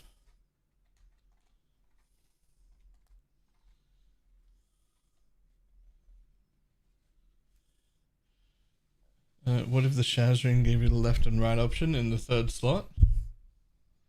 I doubt it. Because we've already got from PoE 2 the 3rd ring. And we know that the 3rd ring slot in PoE 2 does not get reflected by the ring. And it doesn't count as right or left.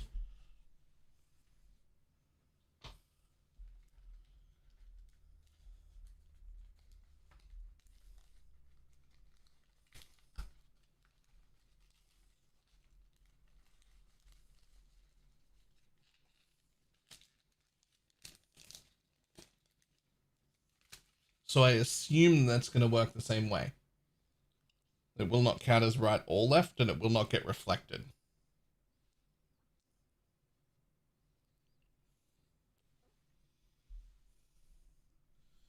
One chance to gain max charges. Curses? Yep.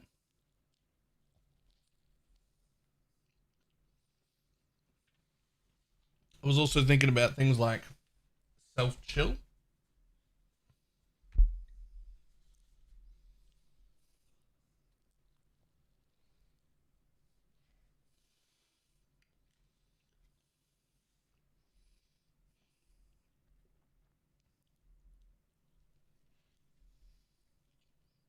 Hmm.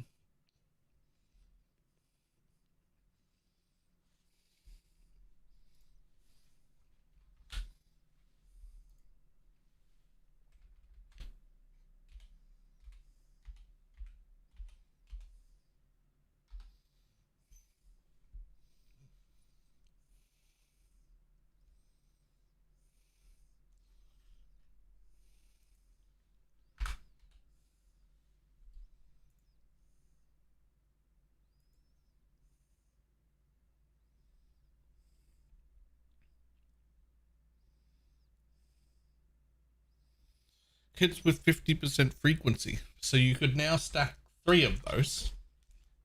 Like as one of the things that you could do.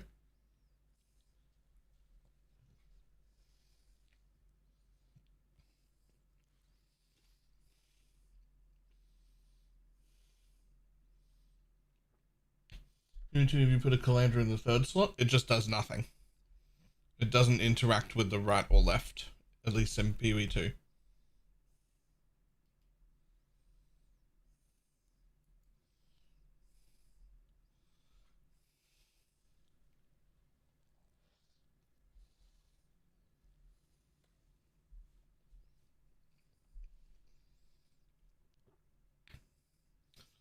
I'm just looking at whatever else other options we have.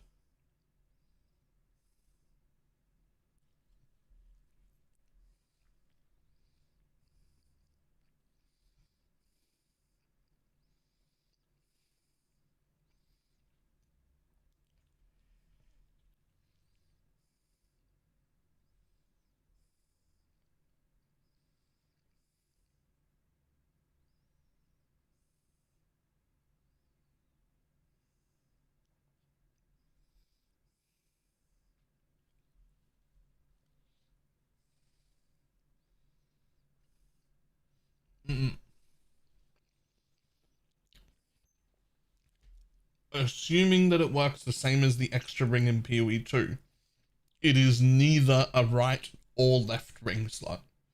It does not interact with in the right slot or in the left slot, and it does not get reflected.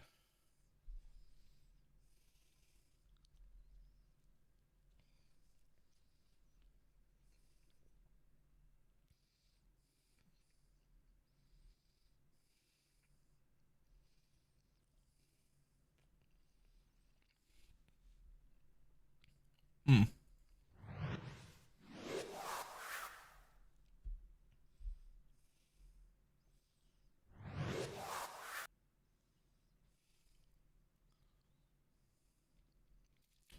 You could wear 3 Herald rings. Yeah, that was the first one I looked at was this.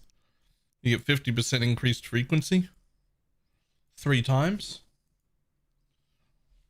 Pretty cool. The perfect ring for the 3rd slot is Thief's Torment. I wonder what the fuck happens with Thief's Torment. I was thinking the circles. Ooh, yep. Yep. That's a more interesting thought.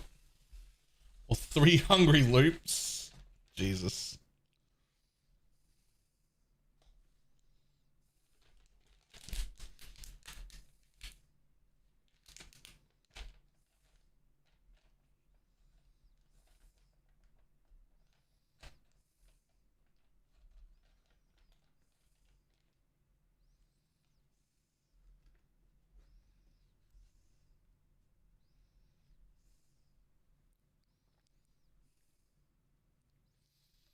Three time casts with good rolls could be very interesting. Like, as cool as it looks to have 3 tamings, you wouldn't give up an amulet for a 3rd taming. Yeah, so reverse chill usually involves 2 rings. Winter weave and where's the other one? There it is. Call of the Void. Is there something else that you would be like, yo, but look at this other thing?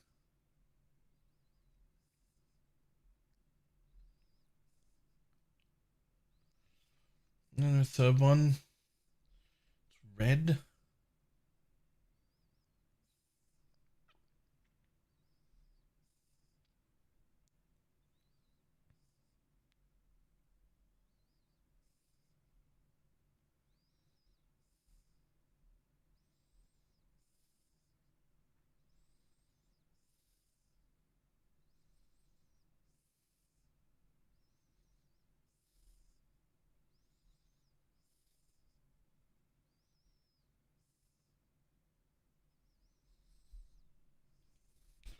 Yoink.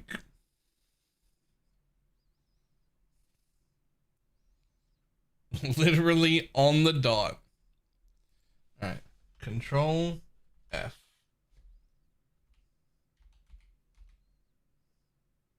Okay, no Holy Relic. No Lancing Steel.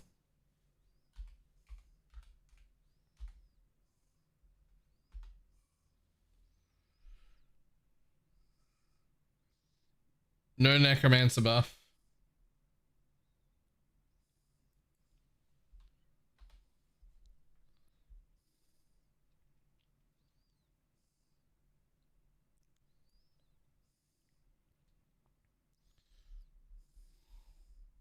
It's decently sized.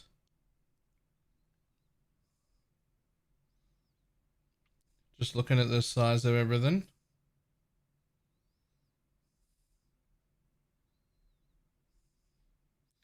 The content player changes. Skill gem changes is this area. That's not as many as I was hoping for. We will look through them. But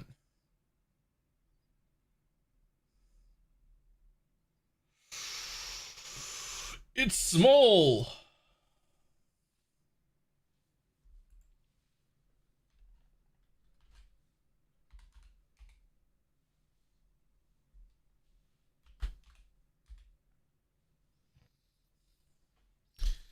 One step ahead notable sinister now has your action speed is at least 90% of base value, previously 108.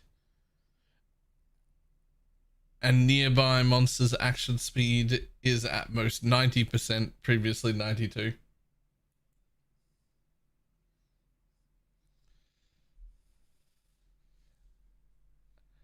Heartstopper now grants every 10 seconds take 50% less, previously 40. Okay. That's better. That's a buff. Soul Drinker Ascendancy no longer has attack and cast speed. Okay. Spellbreaker no longer has suppress. Does prevent 15 while on full energy shield. I don't think that's enough. I think that's probably fine. I'm pretty sure that's actually like 100% fine still.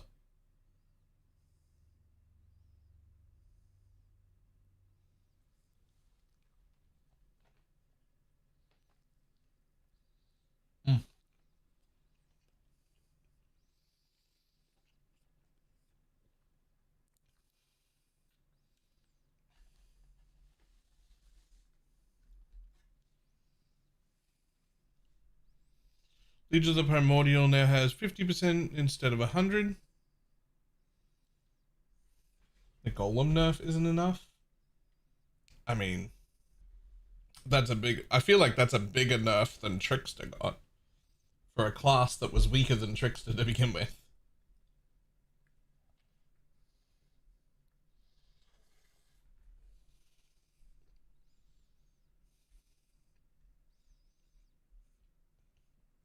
Where do you see Holy Relic?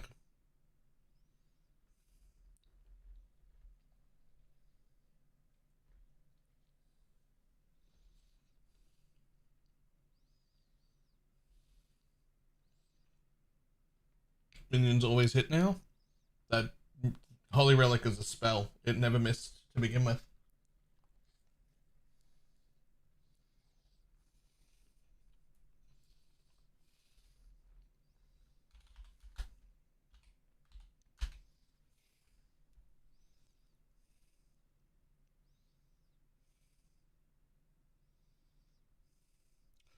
Ooh. Ooh. No, that's not enough. 20% again. Hold on. It's not that big. Remember the belt mod that got put in this league that was useless in all scenarios because 20% isn't enough to bring you to any new breakpoint?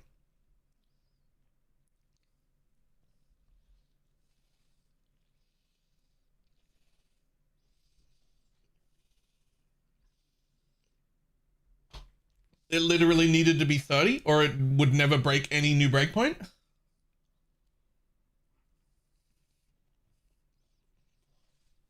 And so no one used it?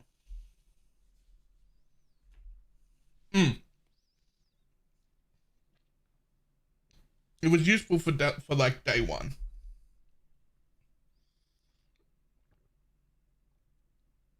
Yeah, useful for like day 1, 2, and 3 maybe.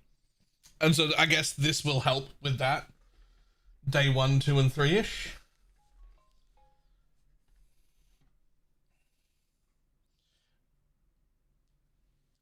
But that's kind of it. Does the belt mod still exist? Because if you could do both of them, then that could make a difference.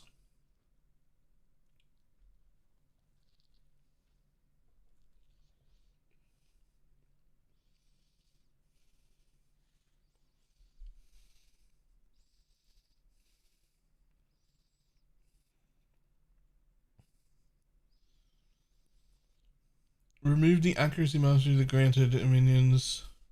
So where do we see minions never hit, never miss? Where do we see that?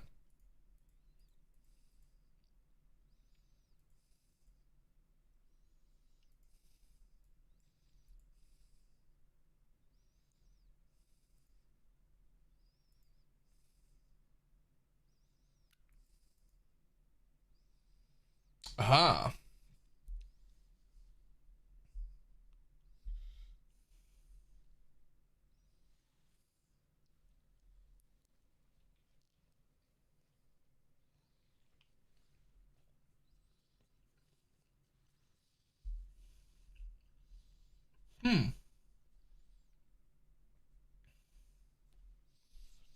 Minions attacks inherently always hit is great. Oh, that is spell suppression across the board nerfed. Yo. Spell suppression now prevents 40% of damage, previously 50% of damage. Yo. Okay.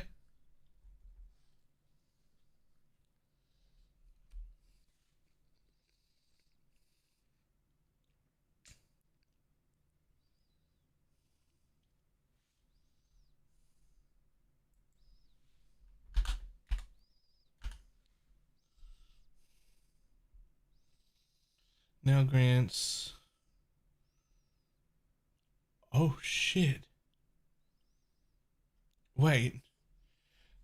The Nebulous Unique Scepter now grants up to 10% increased damage per 1% of fire, lightning, or cold above 75. Previously, 20% cold or lightning per 1 cold or lightning. Hold on. Nebulous is now a righteous fire chieftain weapon?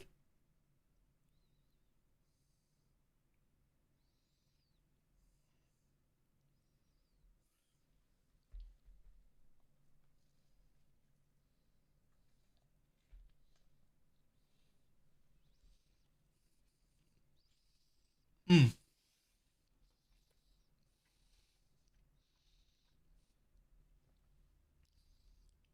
So if you go from...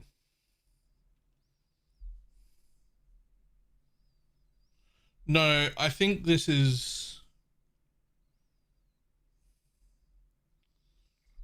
per missing fire lightning and cold resist. Huh.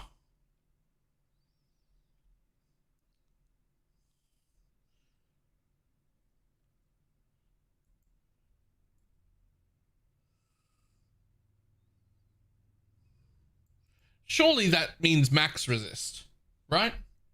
Surely that means max resist.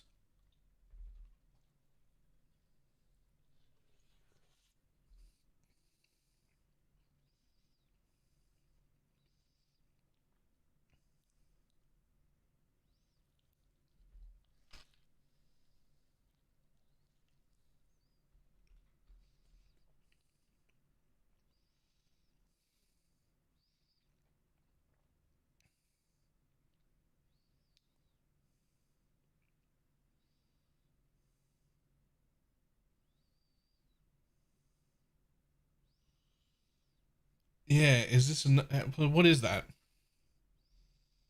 Yeah, it's just not going to be good enough.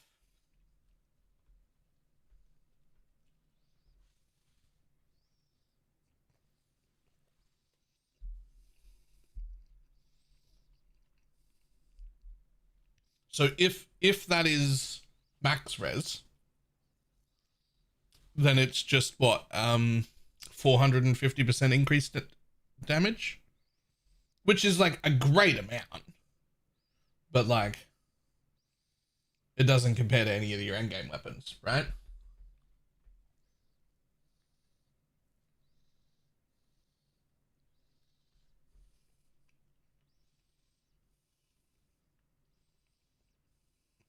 Hmm?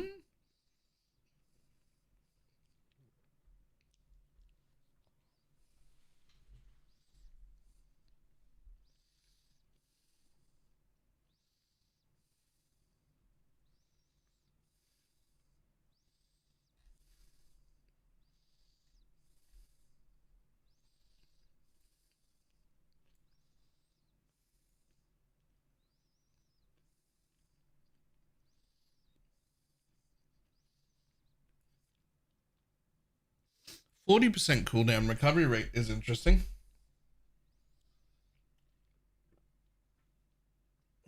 All my food was supposed to show up like 20 minutes earlier than it did. I was supposed to be done eating before these patch notes came out. Like I ordered it in time. It should have been here 20 minutes earlier than it was.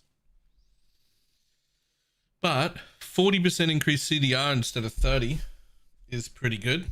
That's an exciting node to be used later.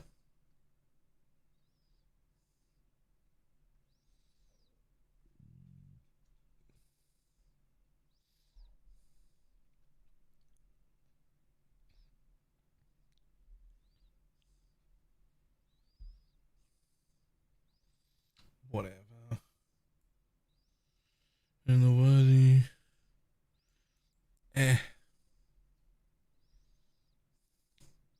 Very few ascendancy changes. Earning against bonuses and non-chilling auxiliaries if you're consuming charges from these flasks if possible. Okay. A little bit more on the pen, a bit more on the crit, a bit more on them. And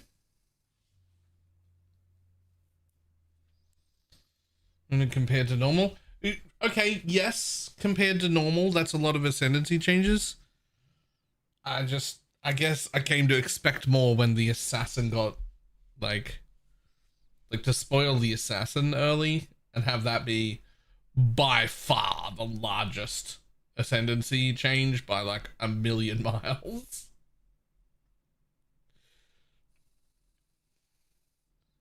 It's just interesting.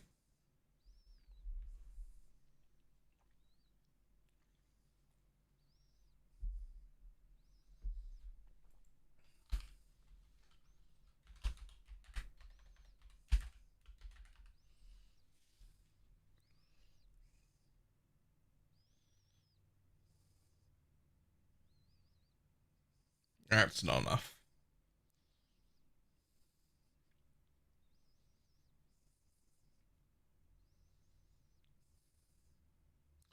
Maybe. I feel like it still needs more duration, probably.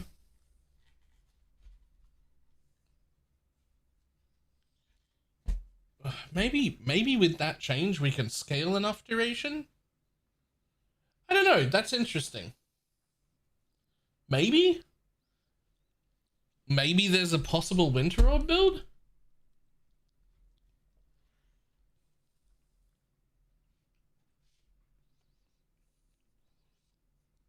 Yeah, Holy Relic is fine.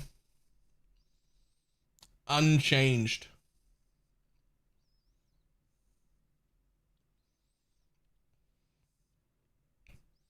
At least as far as I can see.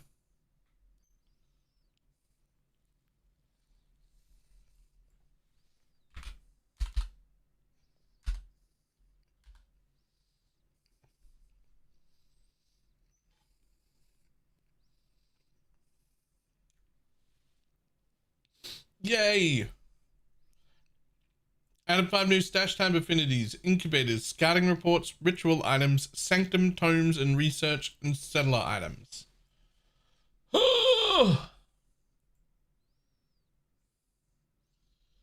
What?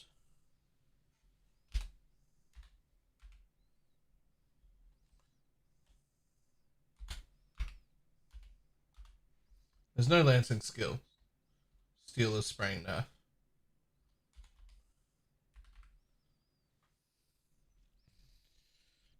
And duration is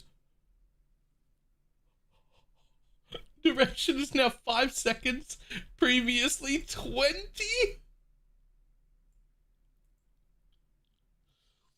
Yo, Obama's fucked.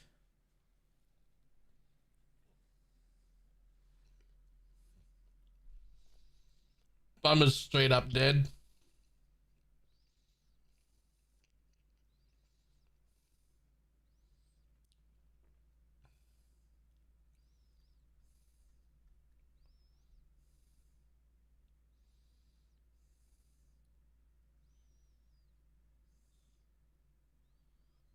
Elemental hit now has a base radius of 1.4 meters, previously 4, and an attack speed of 120% base, previously 100.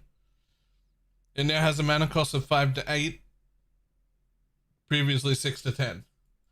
Oh, that's the melee one. That's not elemental hit of the spectrum. That's the fucking melee one.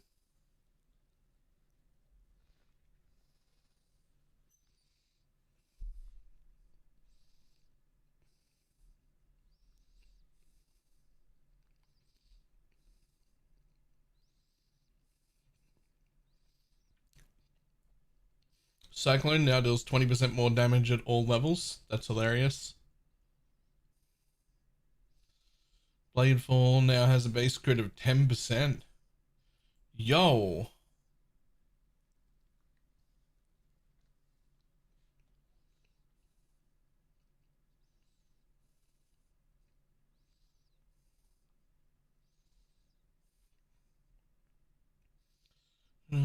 Convocation is now a white gem and has no attribute requirements. Okay.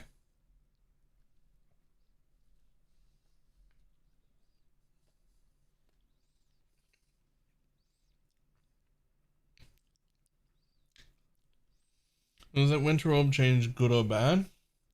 It's a buff overall.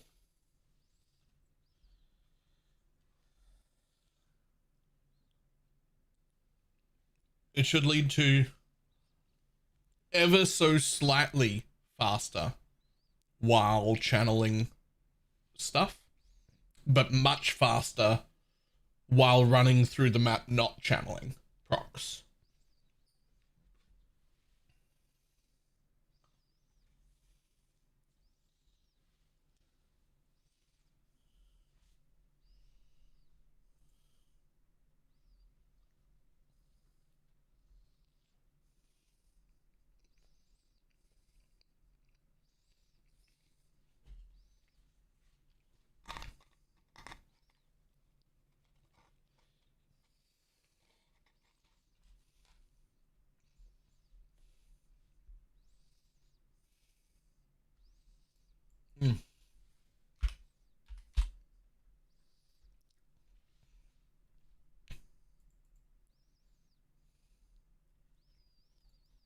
Ooh.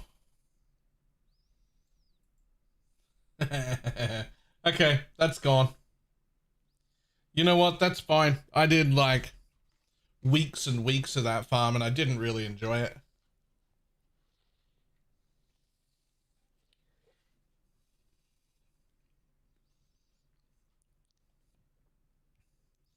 Onslow. Cartography Scarab of Risk now has a limit of 1.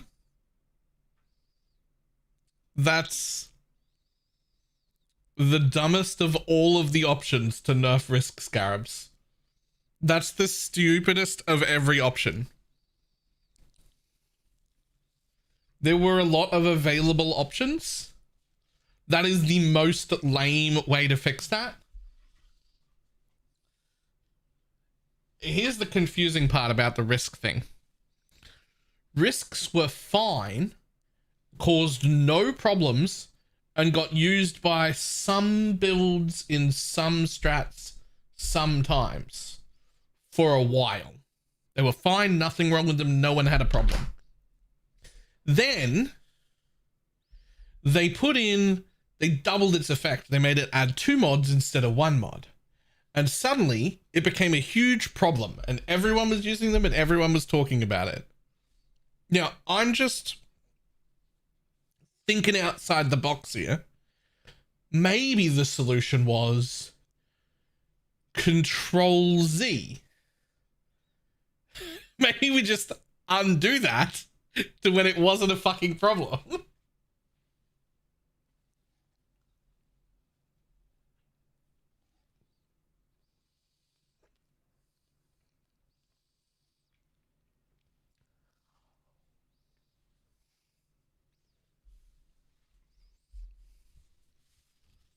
Spell Slinger supported skills now deal 20% less damage. Previously 31. Wait.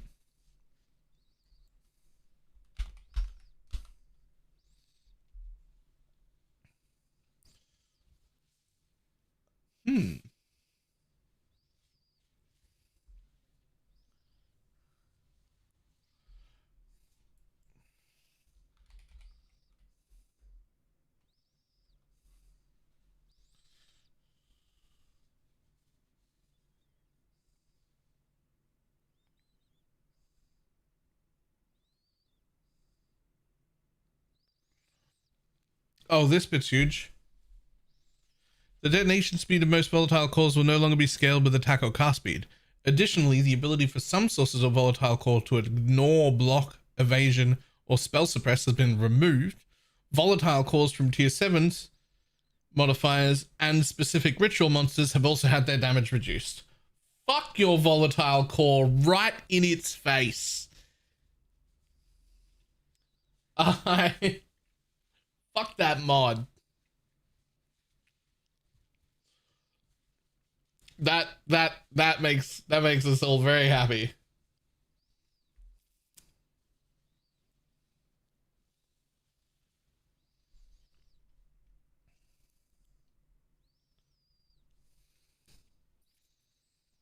They were never special. They were just fucking annoying.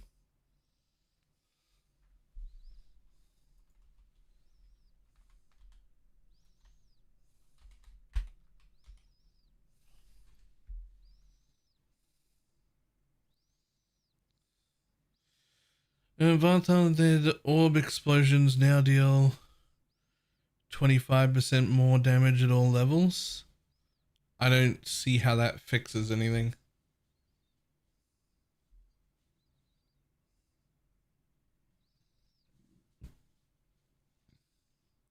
So Volatile's dead issue is a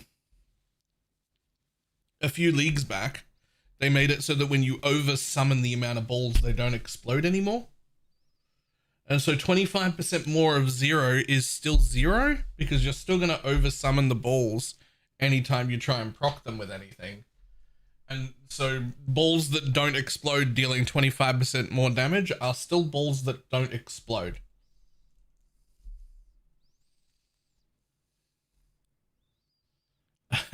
Like,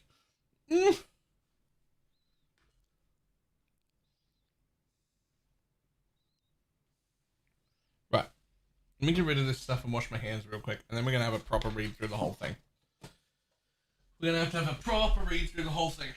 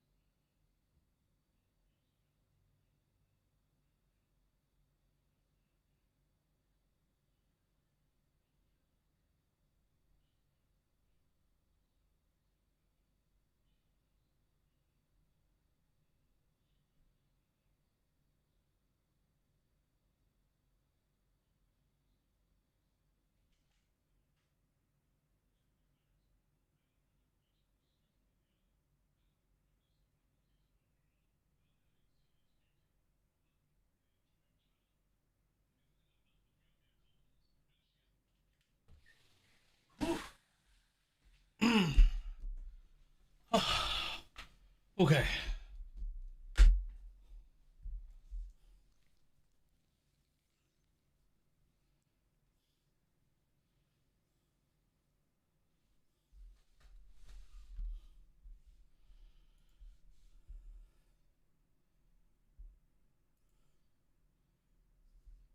Yep.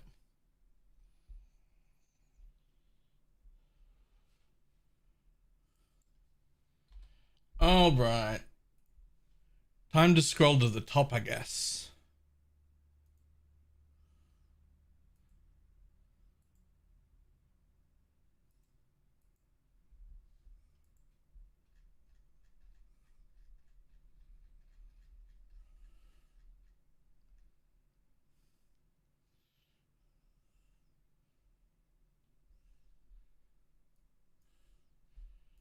Kind of, yeah. The super early game of Holy Relic got a bit better with access to a 20% CDR. But 20% isn't enough to affect anything in the end game. So early game buff, but late game exactly the same.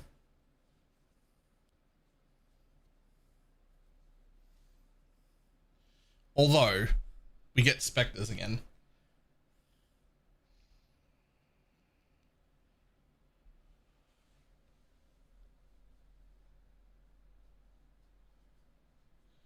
Yeah, being immediately at the 30% breakpoint is nice. Not good enough to make popcorn specters a thing. I don't know if CDR on the specters actually affects their ability to respawn or not.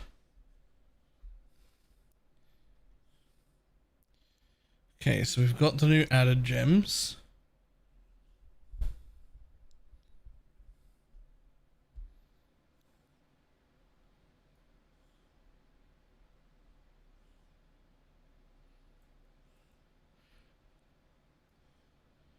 Added a new int skill gem. Somatic Shell. Fire an initial projectile which applies a kinetic barrier to an enemy struck. This barrier will absorb incoming damage from hits up to a cap.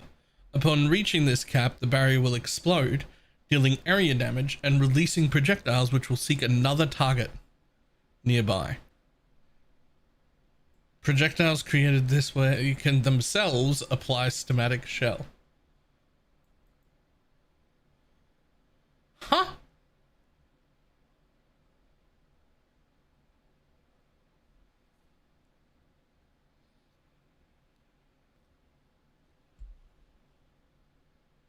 Huh?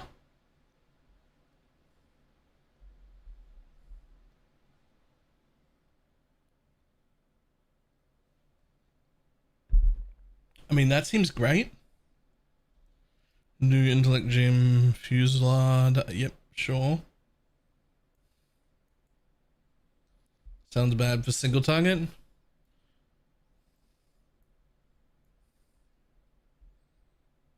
Unless the return projectiles hit they explode and come back and hit themselves.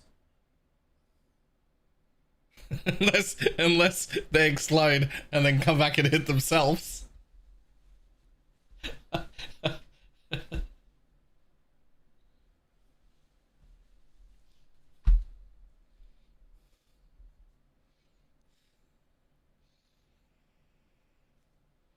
This is not a support. It says add a new intelligence skill gem. It also doesn't say if it's an attack or a spell. I'm assuming it's a wand attack. But it doesn't say.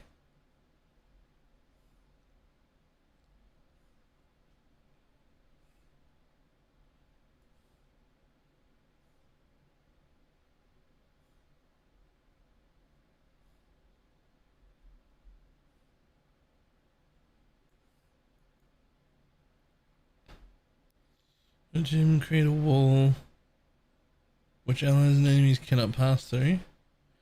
Allied projectiles which can chain will collide with this wall, chaining off it to nearby targets. Projectiles will collide with a wall of force, cannot collide with any further wall of forces.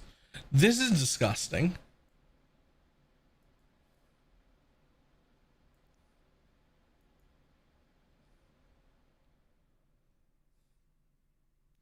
Do you need a wall for your spark?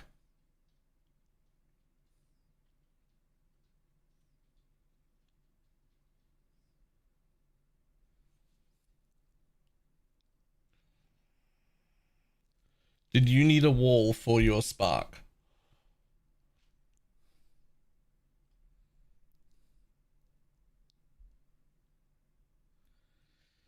Skills cause damaging hits, causing them to trigger. Yep, those things. Sure.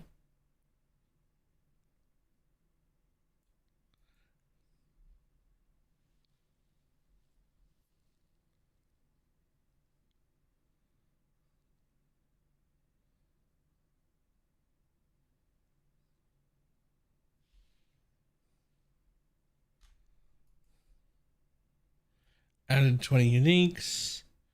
3 new base types of wands.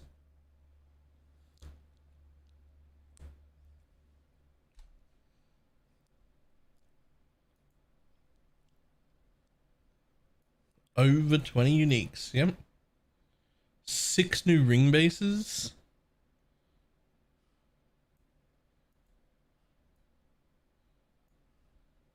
5 new divination cards. The new crafting augment regal exalt.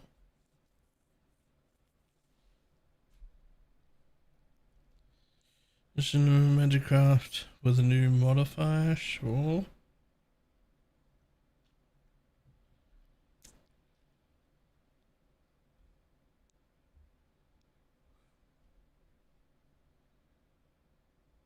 The upgrade to the merchant tab under my account.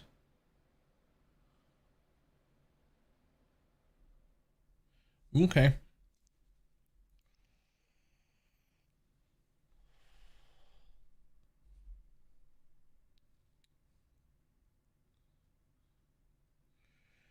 Each town you're able to find the ID guys. This one's huge. When specters die, they now transform into floating orb specters.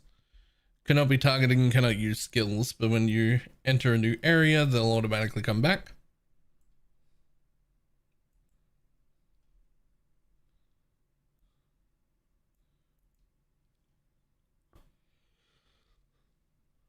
Added a new tab to the fragment stash tab for betrayal fragments, which houses the syndicate medallions and all flame embers, as well as those 5 new affinities.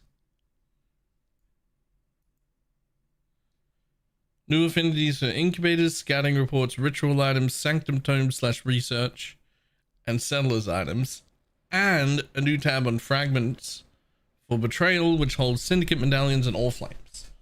Good.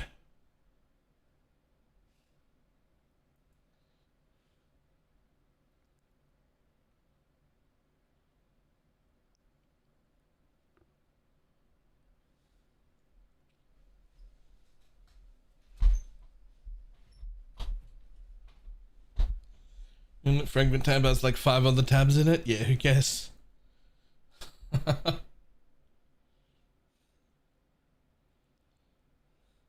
These new fragments can be obtained from tier 17 map bosses. So I really want to play something that can kill tier 17s like early.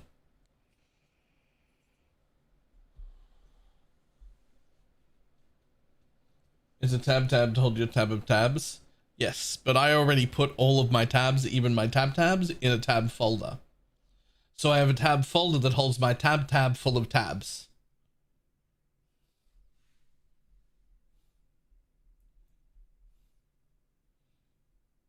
And now we'll also have a skill tree. So I have a folder that holds my tabs full of tabs, and then a skill tree that is on a skill tree. Or a skill tree.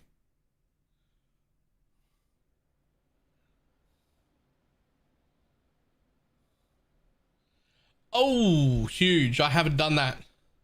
Hold up.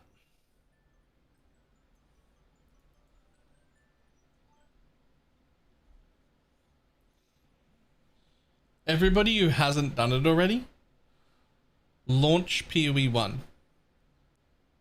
If you haven't fixed your tabs, launch PoE 1. I'm gonna show you something I wish I had have started doing fucking ages ago.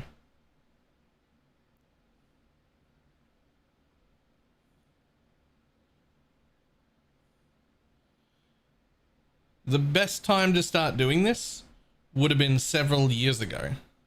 The second best time to start doing this is now.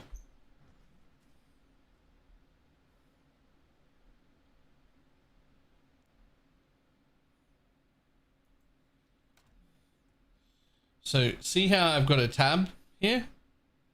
Just gonna rename this tab. What's the name of this fucking league? The one that's currently running.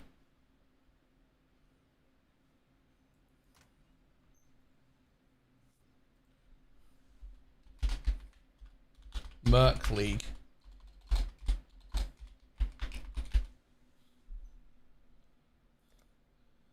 And then check it out. Every single tab goes into the Merc League tab. And then what happens is in standard, I will have a single folder merged into standard that controls just the Mercenary League.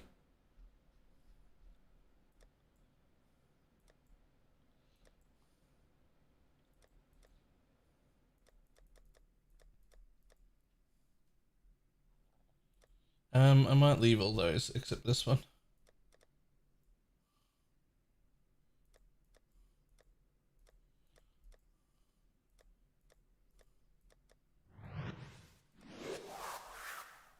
Ta-da!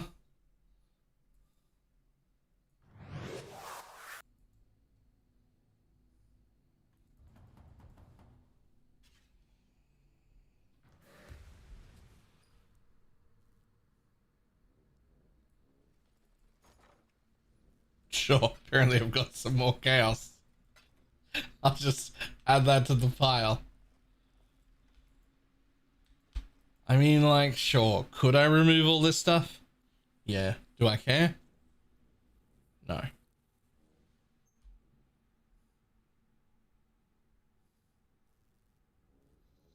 I'll just remove those remove only tabs into the Merc tab, right? Last thing, aim with a prime. But yeah, so this is now how my entire thing looks. I assume you can't put a tab in another tab. No, you can't. So now if I ever go to look on standard, I'll just be like, oh, what were those things from Merc League? And it'll be in my Merc League tab.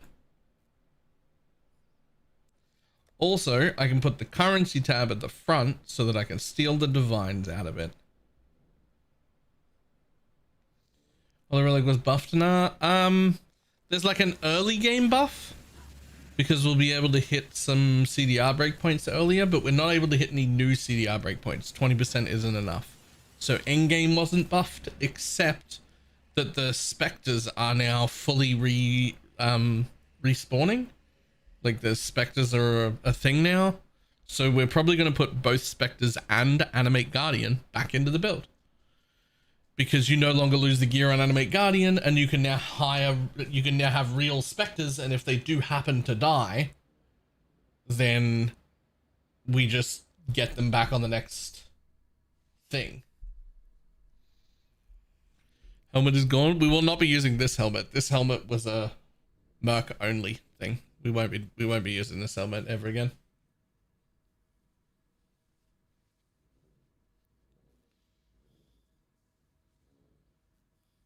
Exists, but it's unusable. Yeah. Like specifically to make this usable, this would need to say the maximum number of holy relics is tripled, not doubled. And even then, it would then be a conversation of, do I want 6 holy relics, or do I want 3 and a bunch of supports?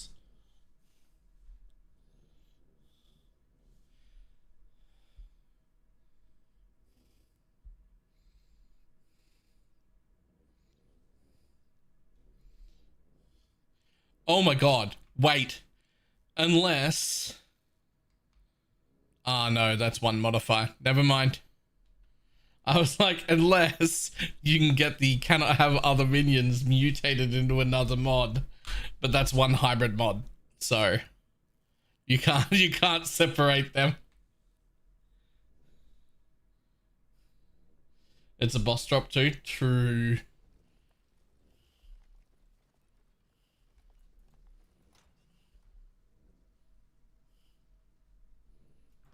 Back to reading the things, but thank you whoever reminded me to put all these in a tab.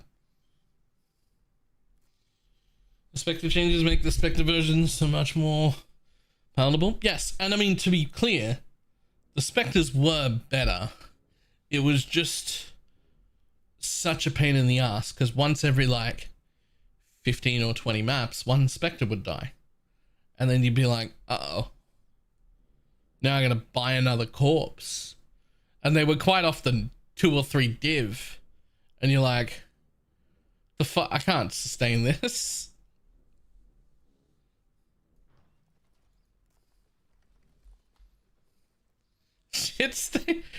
Shaft Stinker Steve is the first character to solo depth 28,450. Yo, Steve, fucking relax, my dude. Take a break.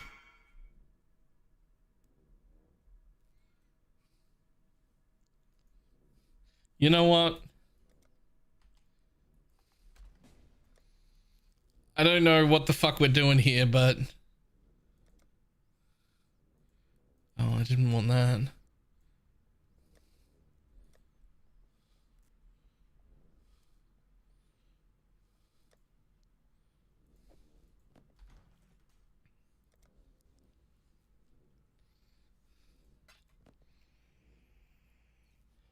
I don't even really care about your money, to be honest.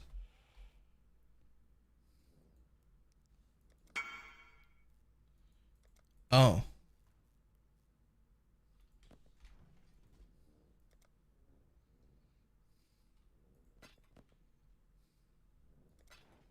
Sure, whatever. Apparently one of both.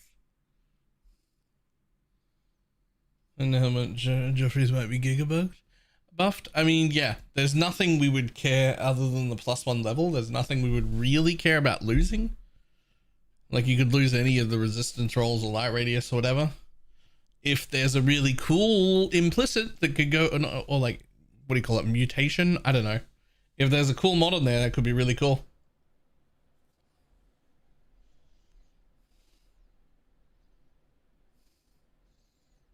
No? What do you mean?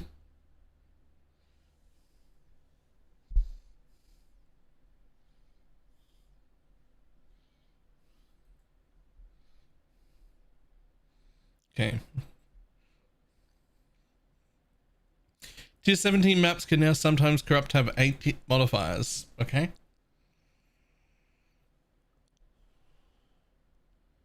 Now gram item rarity, item quantum pack size, a value similar to, except in cases where have been specifically augmented to be higher. Okay.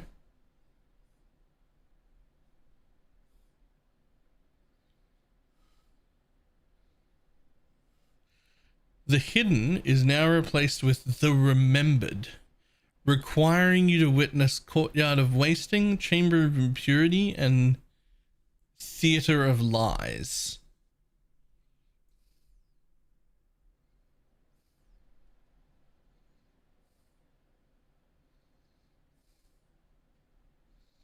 Okay. Sure, I remember those bosses. I do not.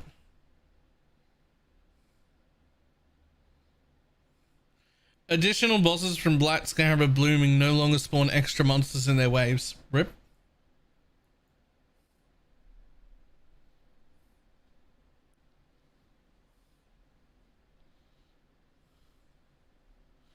Oh.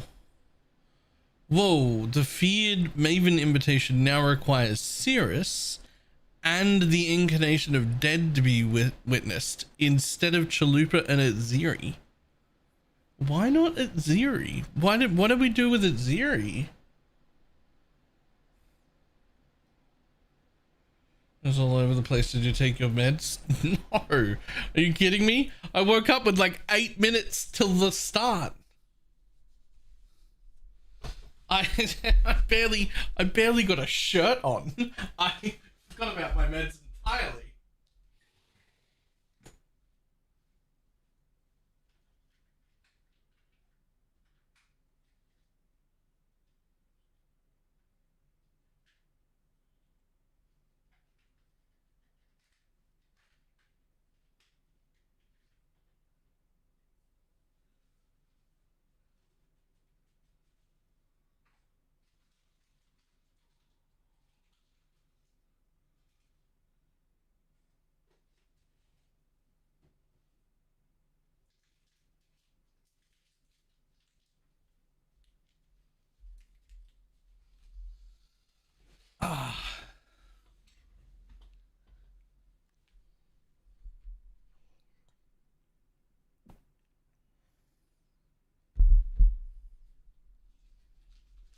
Did you see my question earlier? Probably not. How do you feel about switching Plague Barrier with Cork's Pet and allocating? Oh yeah, all fine. There are a ton of variants of things. There are only 2 things you actually need. You need Unnatural Strength. Actually, that's pretty much the only thing you need. Everything else is like up for...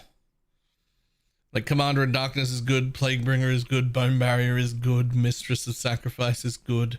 The only thing you need is Unnatural Strength. Everything else is within, like, you can make a ton of changes.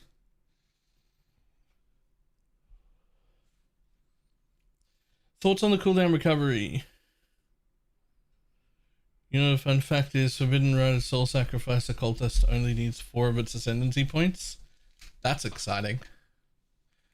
Maybe our league start that. Also, the Mastery for Holy Relic is really good early. You'll be able to either not quality the gem at all and start at 20, or get 10 quality on it and start at the 30% breakpoint, which is great. But because it's only 20%, it does nothing to our end game. It does not enable another breakpoint or free up any piece of gear. So it's an early game buff only.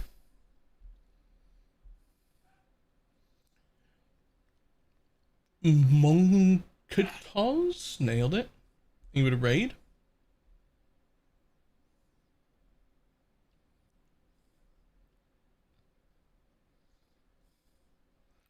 Ooh. The following maps have been added back to the Atlas: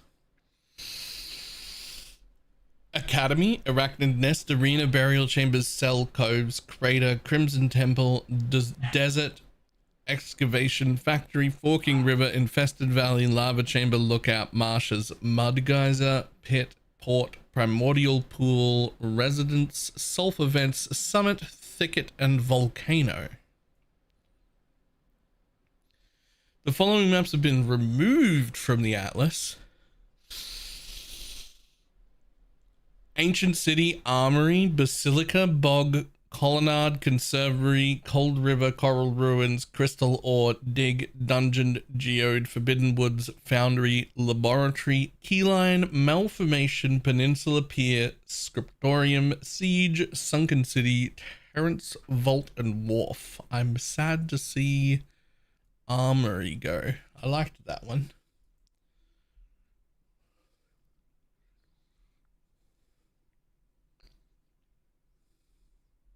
Did I get one wrong?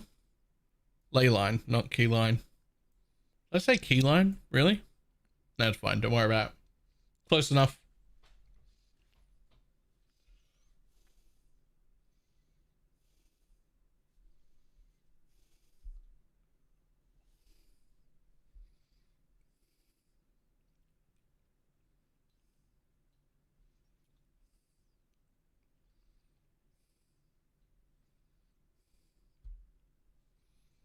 Right, anything else cool? Keepers of Flame League. In Keepers of Flame League, Breach Cluster has been removed from the tree. Beyonds have been moved from the left side to the right side. Sure.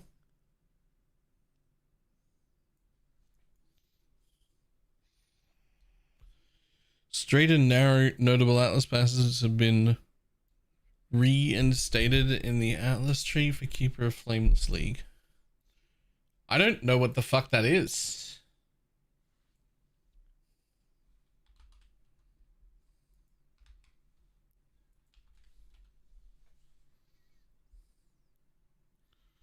Your maps have a chance to contain smuggler's cache?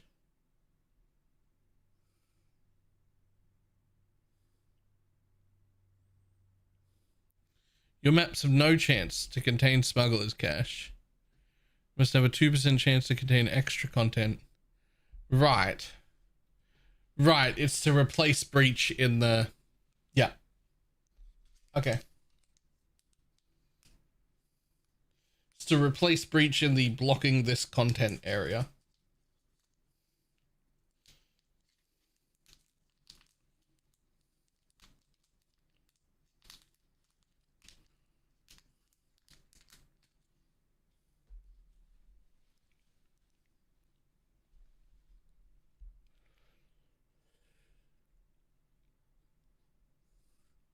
Okay, keep going. Guards on. Sure. Going with 10% chance to also contain an equal amount of azurite now. Okay, sure.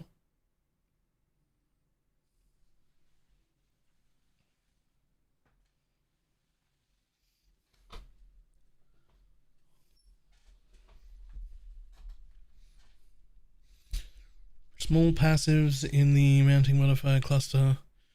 There's 5% chance increased chance for rare monsters in a map. Previously 3% increased effect of explicit modifiers. Uh-oh.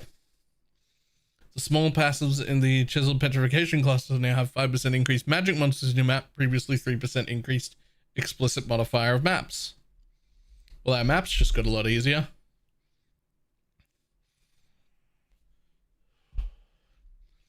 Small passives on the invasive adversary cluster are now 1% increased map pack size.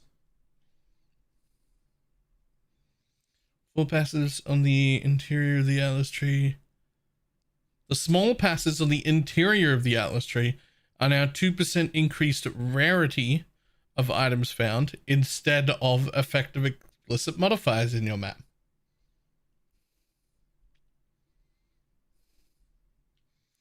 Yo, we're losing a lot of explicit modifiers. Small passives that granted 5% increased rarity of items in your map and 1% increased quantity of items in your map now grant 3% increased rarity and 1% increased quantity. Yes, sure.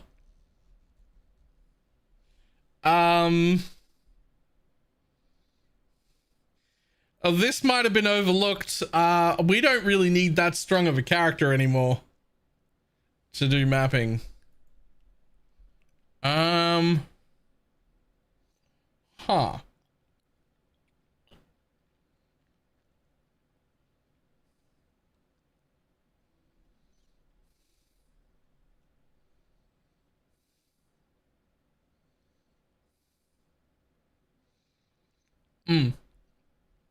It'll be the top hat only now.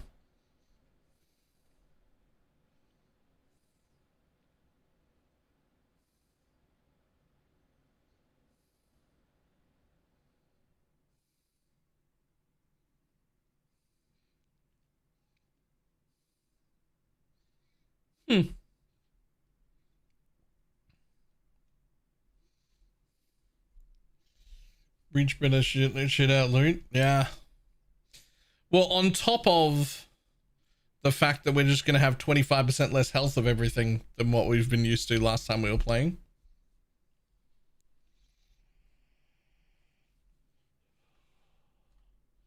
And yeah, we'll have more points to invest into actual mechanics. which is nice, but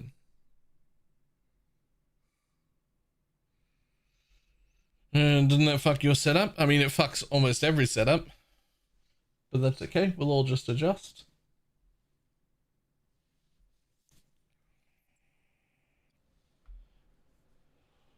Though between the map mod effect being fucked and risk scarabs being limited to 1, which is the dumbest solution to that problem, it does mean that just making giga hard tier 16s and just farming the shit out of tier 17 maps probably isn't a good strat.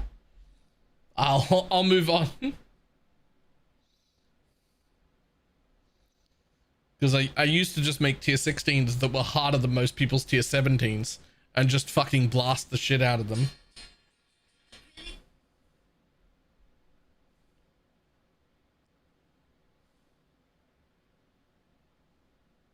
What is normal tab?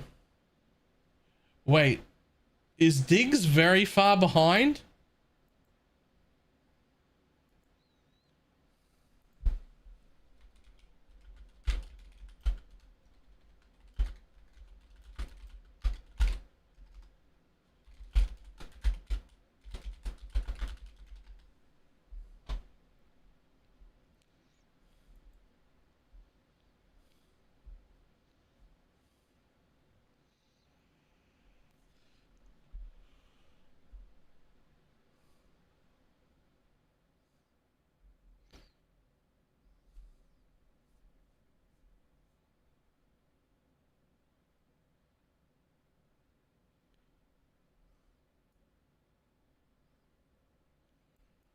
Ooh, Vile Breach will be unobtainable.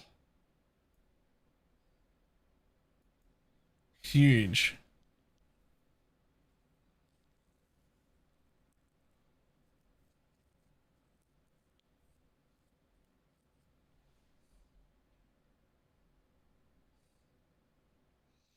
Don't need that Vile Breach comes into hand now. Nice.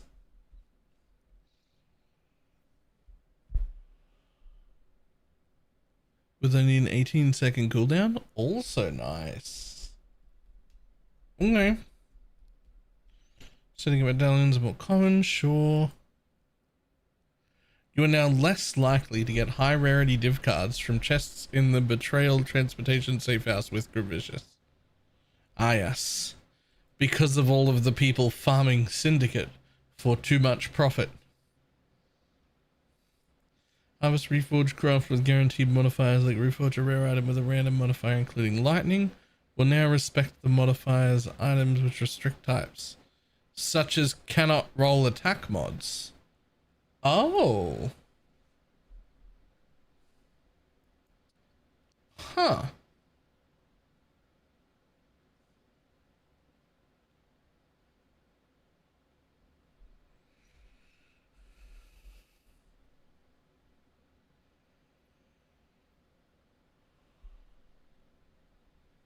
Can I just plan for another stack of mirror cards? Yeah. It's for the new ones? Sure, but it'll have other uses. Rolling recruits him.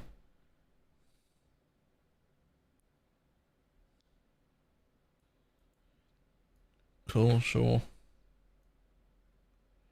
Rerolling with high quality recruits now costs 16,000 instead of 20. It's questions. Fuck Dad Frostwall back into the game. Not gonna lie. Okay, I feel like Diggs is in the past because yes, but also we're way past that.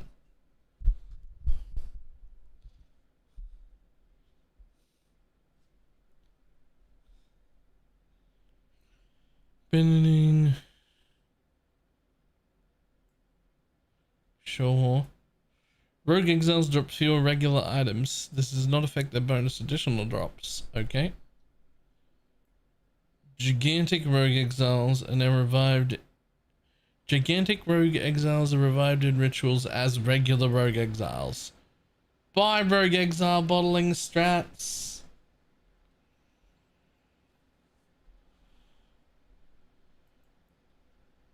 You are no longer required to purchase Beast Orbs. Cool.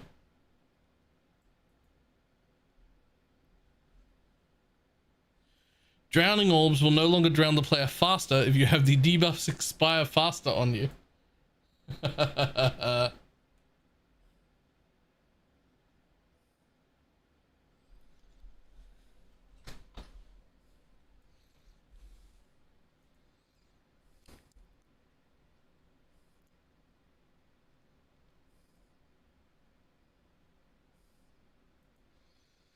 Minions not having any accuracy is huge.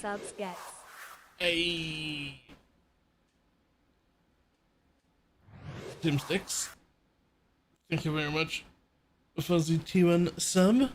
The daily goal. Been a while since we've seen that.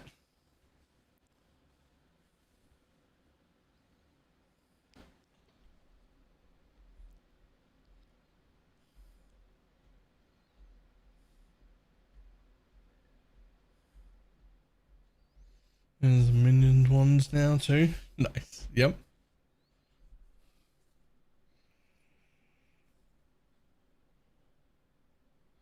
Up to 8 range. Chain hook. Okay, sure. Blade Fall now gets a better base crit, which is great. Both cyclones now deal 20% more damage, but their problem was area. Blade Fall of Volley now has a base crit of 10, sure.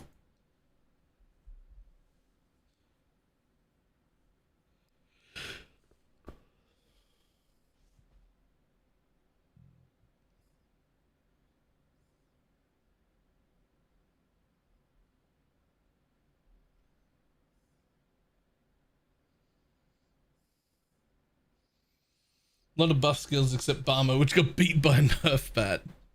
Yep. Blink Arrow dead.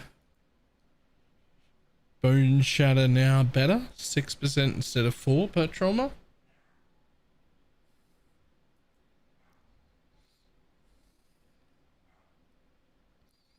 Dark Pact now has a base crit of 7 instead of 5.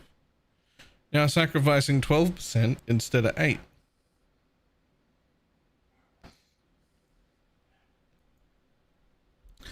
Dark Pact. That's quite a meaningful buff. Like that's like 50% more on that damage component and some extra crit.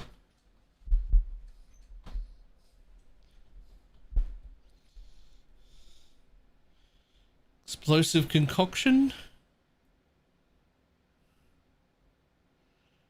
Nerf.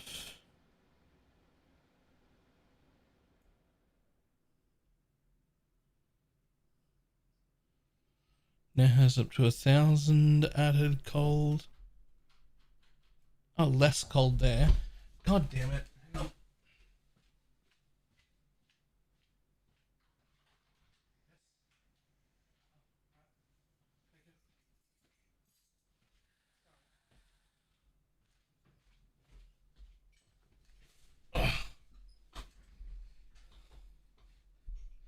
Okay, so Explosive Concoction got a nerf on the fire.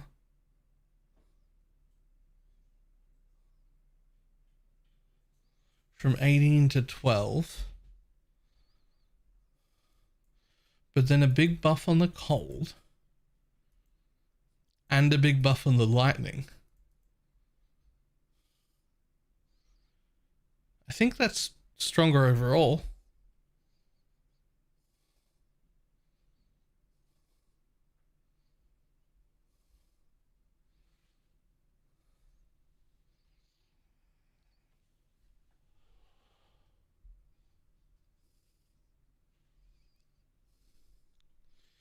Examinate.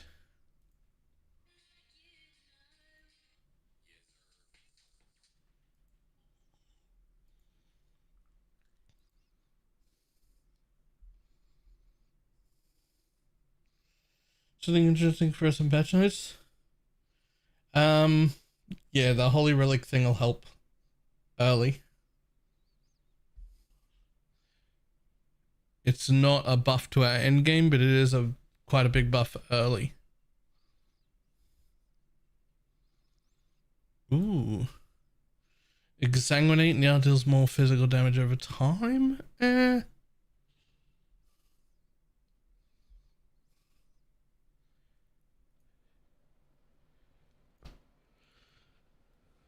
Meh. Is that? It's a mastery.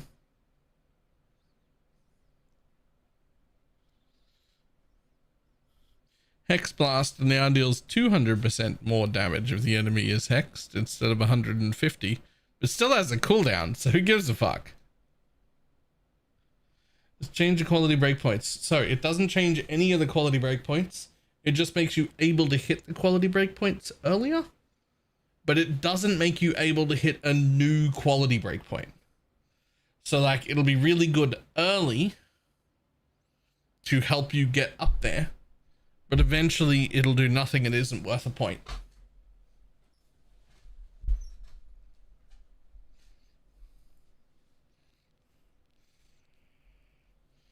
If it was 30%, we'd be having a great time.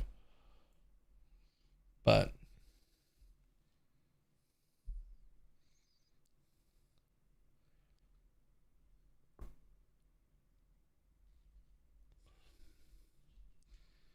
Poison Concoction now has up to 806 added chaos. Used to be 1000. But adds chaos damage equal to 16% of the amount of the flask instead of 11. Okay.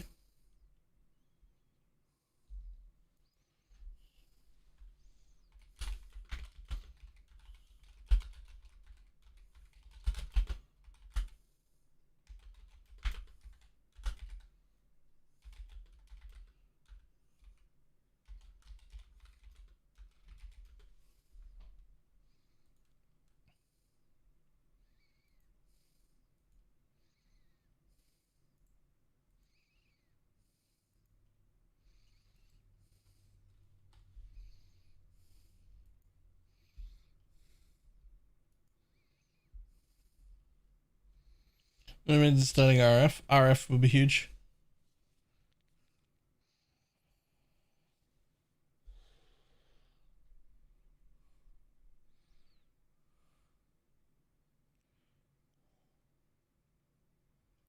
Usually, yes, cool.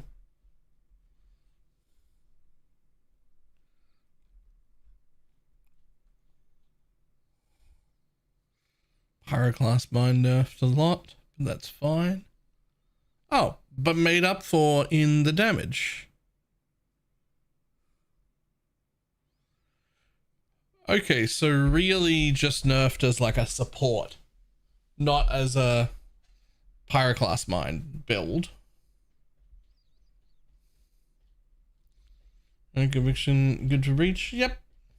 There'll be extra attention paid to Profane Bloom as your forbidden set, because it's like a heavy clear speed thing, but otherwise, yeah.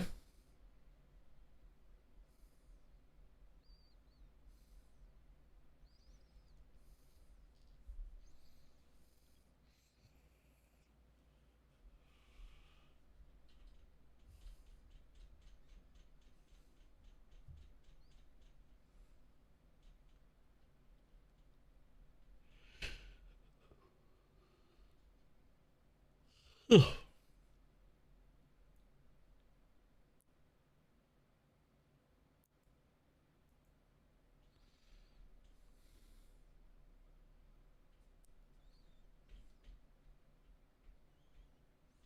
What else we got? What else we got? What else we got?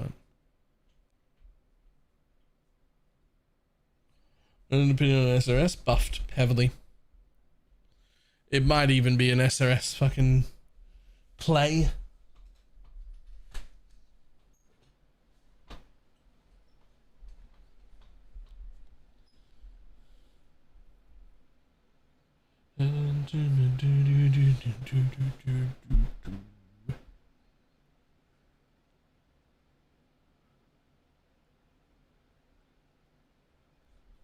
Ooh, Storm Mariner Defense now fires beams every 0.15 instead of 0.2 and can have 20 beams out instead of 14.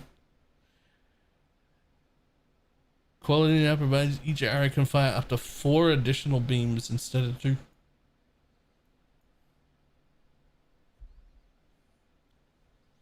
Are you overall happy with the buffs and nerf? Overall happy, but not enough of them. Happy with what was done. Wish there was more done.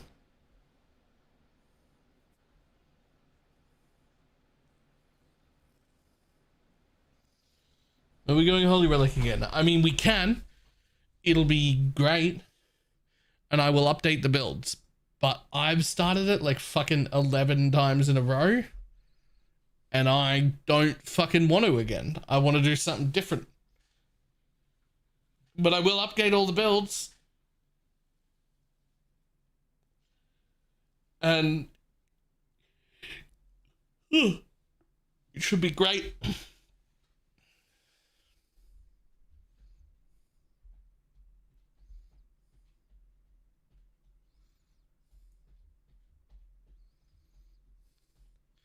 But I'm going to do something different.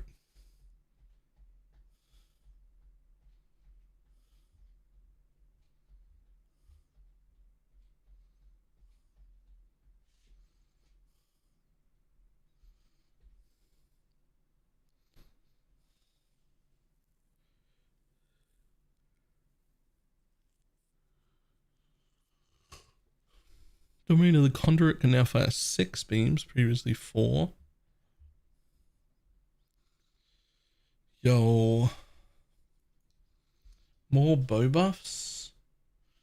More Holy Relic out for now, I think. Yeah, me too.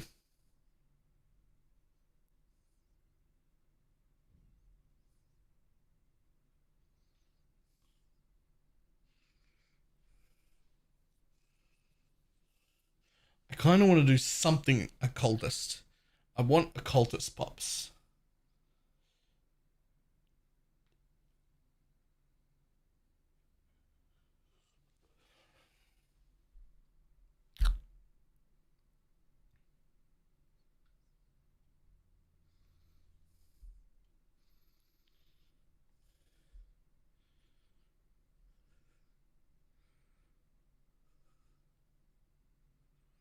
Whatever.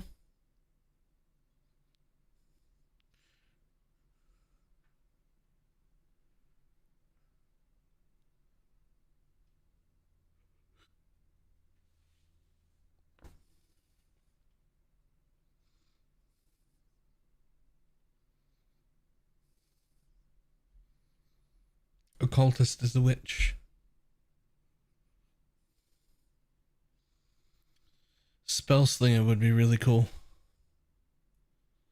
Used to deal 70, basically used to deal 69 nice percent damage and now deals 80% damage. I wonder if that's enough for Spellslinger.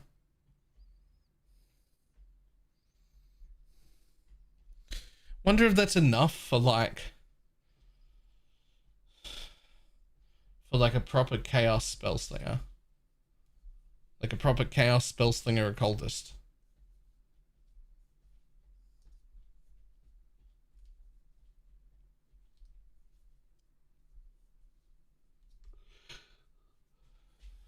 Nah, I'm thinking like Solar End, Death Strain Contagion, that sort of shit.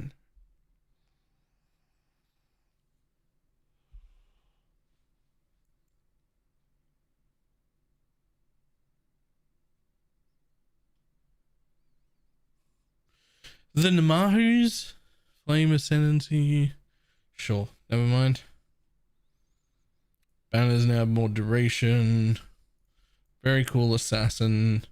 Not nerfed nearly enough Trickster. Trickster's still fine. I did just probably still the best ascendancy in the game by a long shot. This is very much nothing. There's a big pile of whatever. This is fine.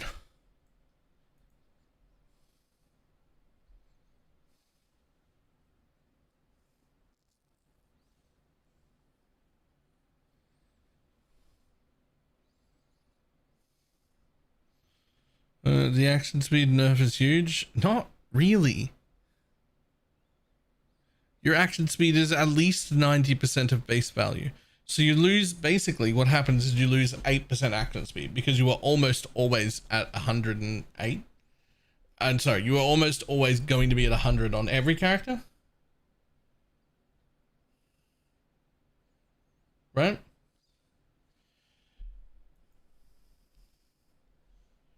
It means you don't gain any action speed, but when you get slowed, which is the thing that matters, when your action speed gets reduced, everyone else's gets reduced to like 30%. Yours gets reduced to 90. Trickster's still the best ascendancy in the game. By a long shot. You used to be 8% faster. You are no longer 8% faster. That's it. You lost 8% of your speed.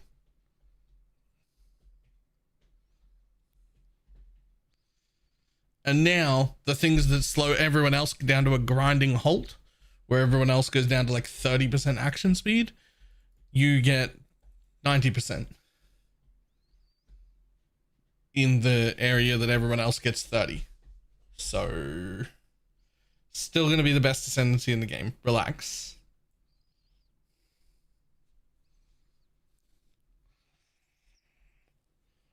My hero 1800.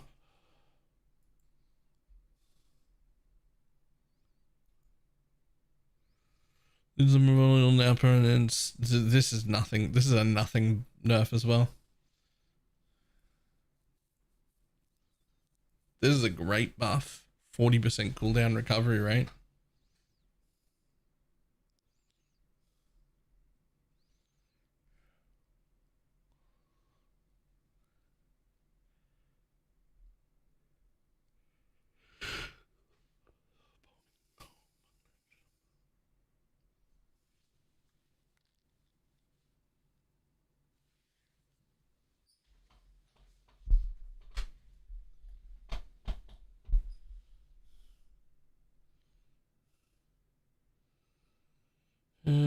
PoE builds. PoE builds haven't been updated, but like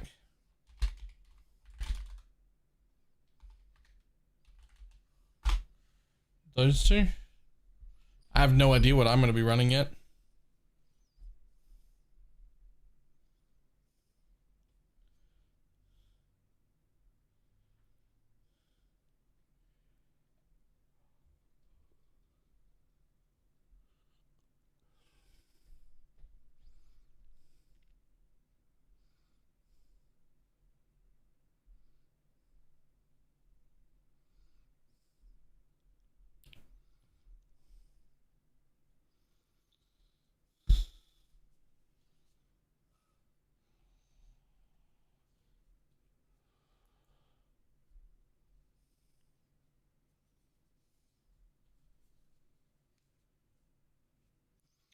Which amulet?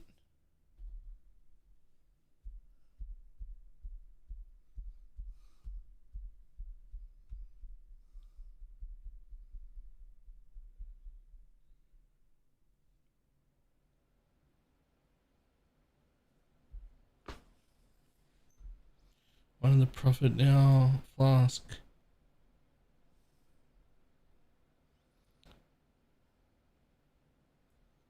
Oh, same.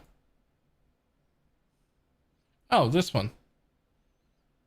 Used to add 2 to 400 energy shield, now adds 100. Okay. I mean,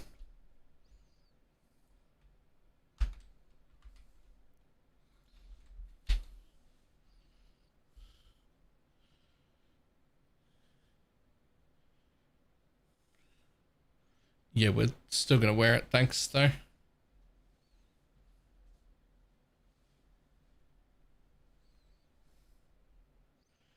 It's the whole thing. Yep. It's fine. That could actually say no longer adds energy shield. Still wear it. You'd still wear it.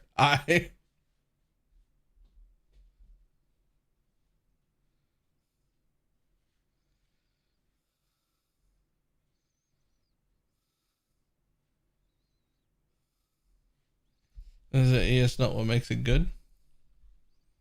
I mean, the ES was really, really nice. But skills cost energy shield instead of mana or life. That's the role that makes it good.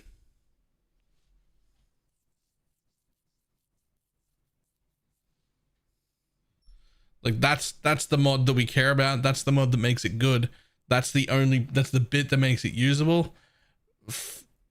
Like attack chaos never did anything. Reduced mana didn't matter. So like the energy shield was a bonus. It was nice. On an ES scaling build, it was nice to have a big flat amount of energy shield. But it's not why you wore the amulet. And it's not the bit that mattered. Right? It's just a nice bonus. This is the bit that mattered. As long as that doesn't change, it's fine.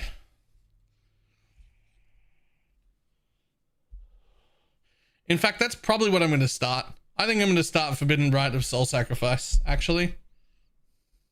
I mean, I'll have to start as something else occultist because we can't be that immediately. But I think I'm going to do that.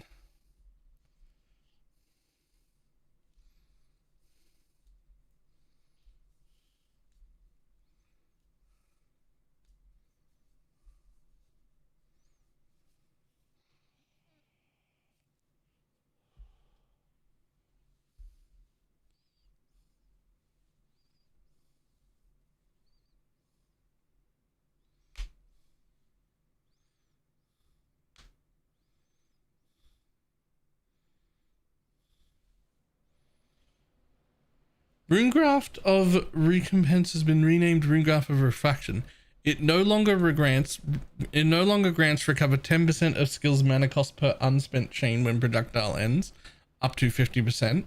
It now instead grants fire at most one projectile, skills chain plus one time, and projectiles fork.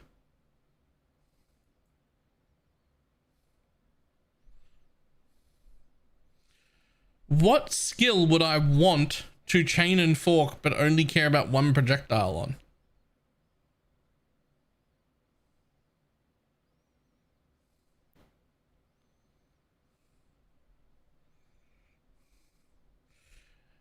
Is it just it's plus one chain for something like arc? Yeah. Yeah, but it just says skills chain plus one times. So like if you're not using projectiles or fork, it could just be a tattoo for plus one chain.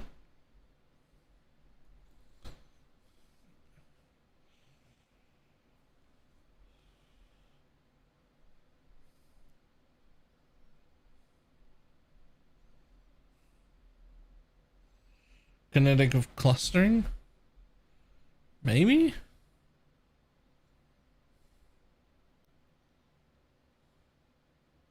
You can no longer obtain rings in Delve that have curse skills or have increased skill effect duration modifiers.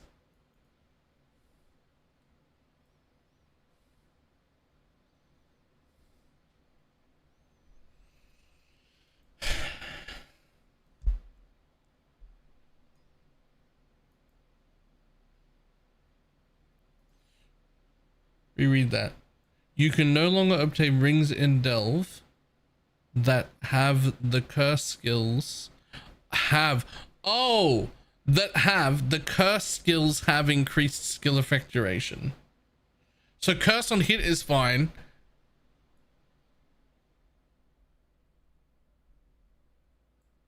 Right, okay. So we can still get curse on hit. There's a curse skill effect duration modifier? I didn't even know that mod existed.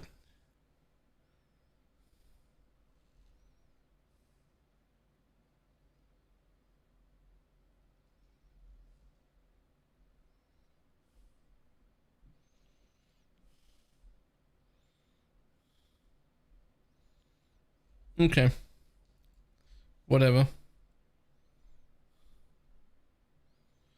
Cumulative Congress base crit is 8.5, previously 9, sure. So we've lowered the crit on a bunch of wands actually.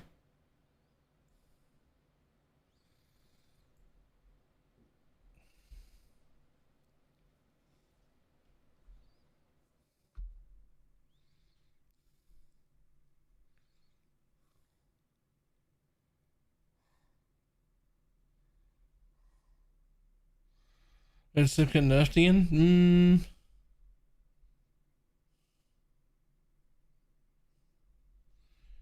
There are some nerfs. It's more buffs than nerfs.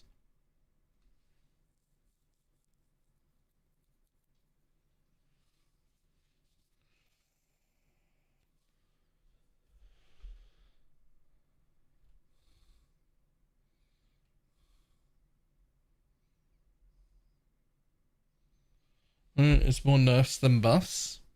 No, it's more buffs than nerfs.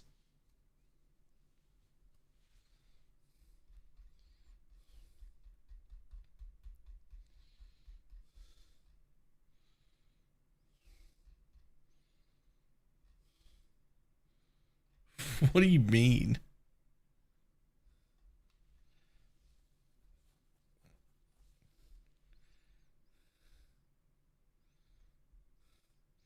Let's look here.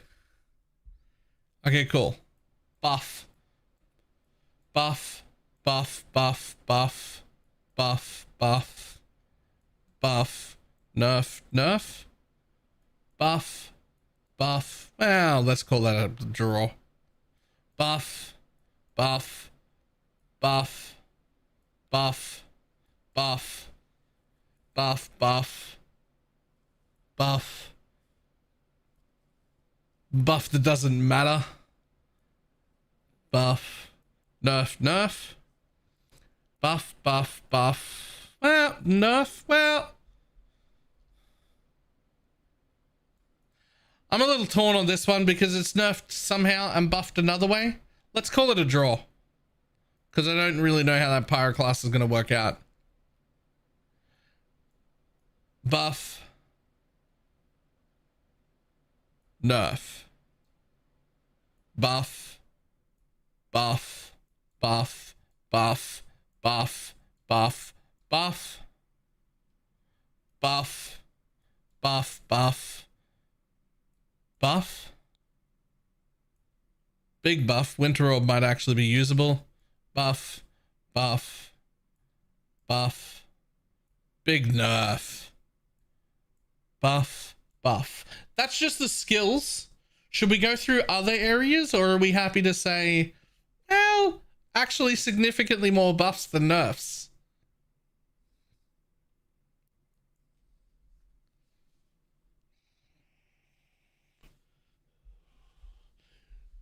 Okay, now we're adding qualifiers. So you can just say, no, you're right, I was wrong. There were more buffs than nerfs.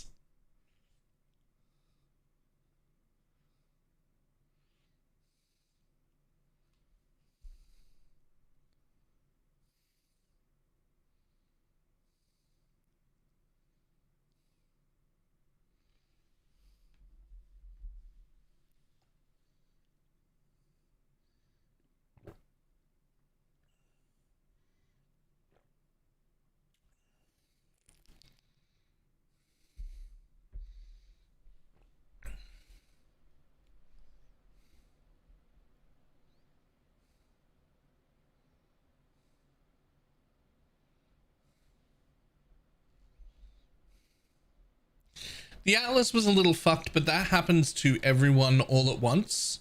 So I don't really care about Holy Relic is buffed overall.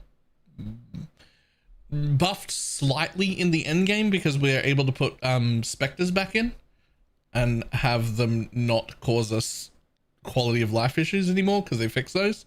And buffed really heavily in the early game when you're first getting into it. But that early game buff is irrelevant in the end game. So buffed slightly in the end game, hugely in the early game. which is great because early game Holy Relic is the bit where the struggle was. For anyone else who's league started Holy Relic, I have told people 100 times, and everyone who's done it will know, that first day just changing into Holy Relic, it doesn't feel particularly great. Right? Like, we've all done that. People have come and complained when they're the first time playing it, and I'm like, yes, I know. Power through, I promise it gets better. Right? Like, I'm like, yes, it is. It's not totally terrible, but it isn't great right away. Right? Like, it's not terrible, but it's not great either. You're just sort of like, this is usable, but I'm not impressed. It's I don't have to re-roll, but it's not impressive right at the beginning, right? That bit got buffed heavily. That area of awkwardness, hugely buffed. So that's going to be good. That buff does not translate into our endgame. You need Flesh and Flame to do the occultist version. There's no world in which you don't have... there is no world in which you don't have unnatural strength. It's just too strong for the whole build.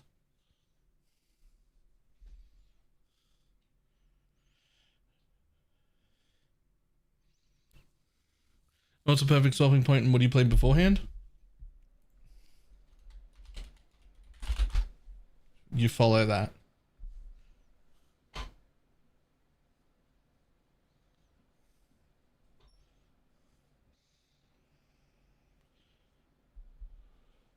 I was thinking of Occultist Holy Relic into Forbidden Rite of Soul Sacrifice. Don't worry, I'm pretty sure I'm going to start Forbidden Rite of Soul Sacrifice, which means I'm going to be responsible for figuring out what the fuck to do before we do Forbidden Rite of Soul Sacrifice.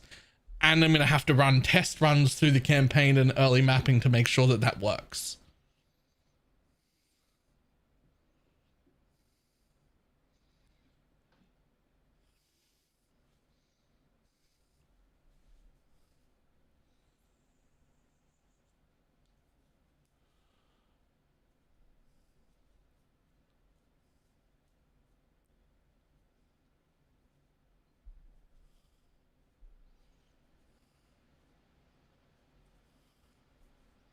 So my first step will be making sure that the guides get updated, the Holy Relic and SRS.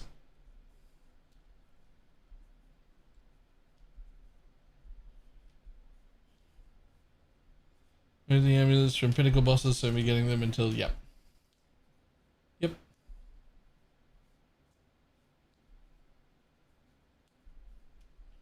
We're reluctant to play Holy Relic. The Assassin Mastery rework is amazing. Absolutely none of it applies to Holy Relic. None of those work for minions at all.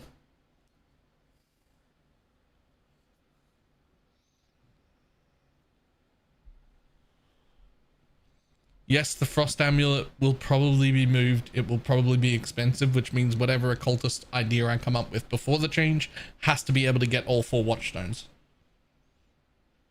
Right? Like, I need to be able to get all 4 Watchstones on whatever build I'm playing until I can swap into Forbidden Rite of Soul Sacrifice.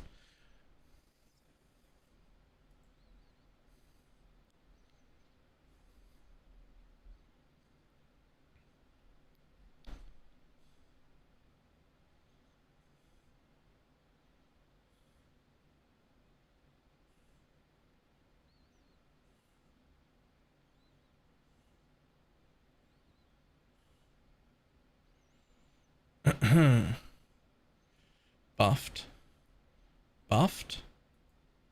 I have no idea if this is a good thing. Glorious Madness. I don't know if that's a buff or a nerf.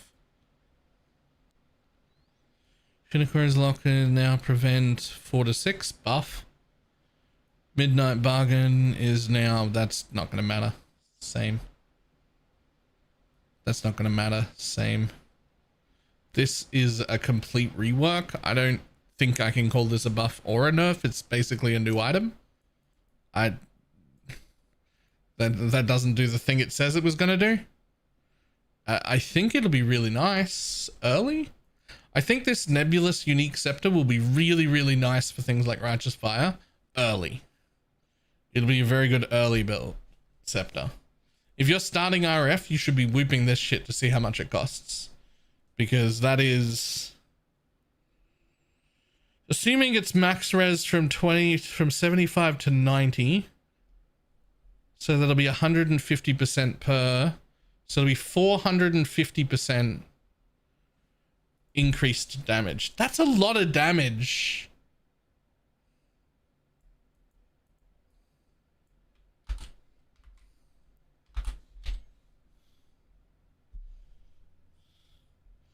Where do you drop?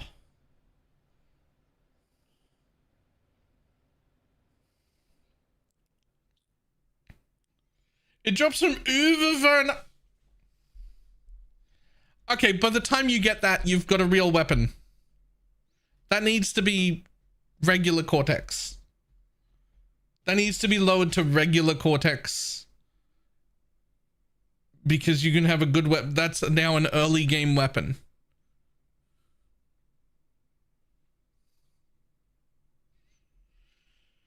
Needs to drop in mudflats. Nah, it's better than most people's weapons, like day 1 to 3, maybe even like the first week of like normal players, but like even like streamer levels day 1 and 2 and even 3.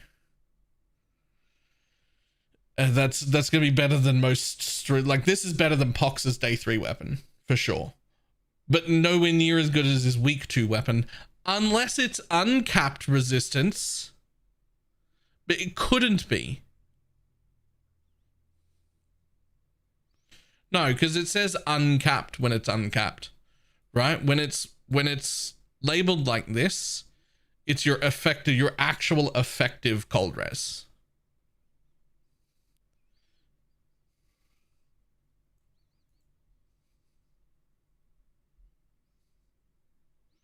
Modifiers that do not refer to uncapped or overcapped resistance instead refer to your capped resistance up to maximum.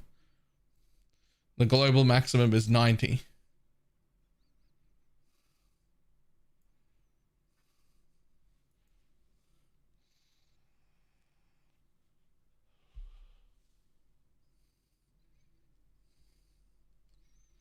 And it says uncapped in the patch. It literally doesn't. Now grants up to 10% increased damage per 1% fire, lightning, cold resistance above 75.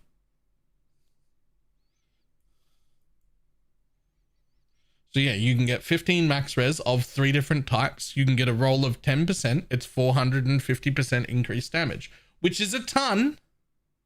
That is an absolute ton of damage.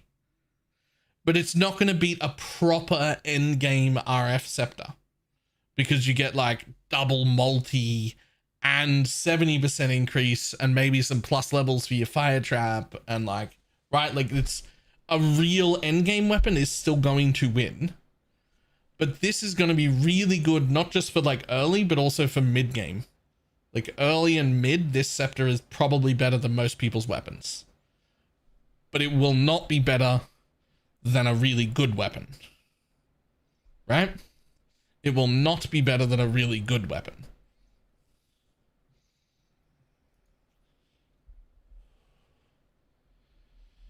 Doesn't matter. Doesn't matter. Again, a new weapon.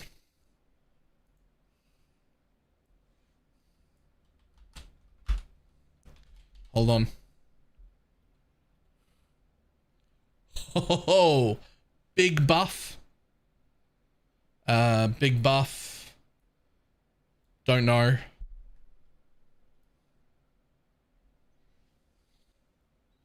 And unique one that now has extra damage and the big buff. Big buff. Not actually a buff.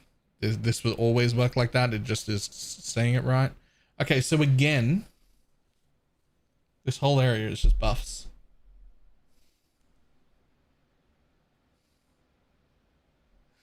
Like, the whole unique area is just buffs. Essence of Fear buff. This one, I don't know how to classify. It's just a completely different thing. Again with a buff. One nerf.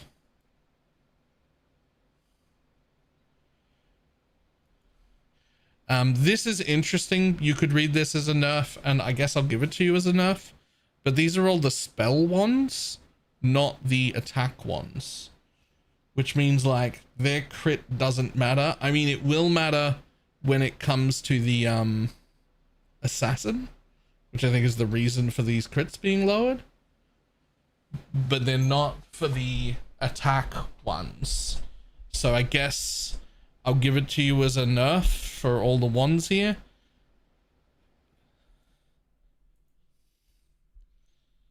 So all of the ones crit strikes, all of the spell ones crit bases went down. So that's just by varying amounts, but they're all the spell wand crits went down. So that's enough. All of the dagger crits went up, so buff.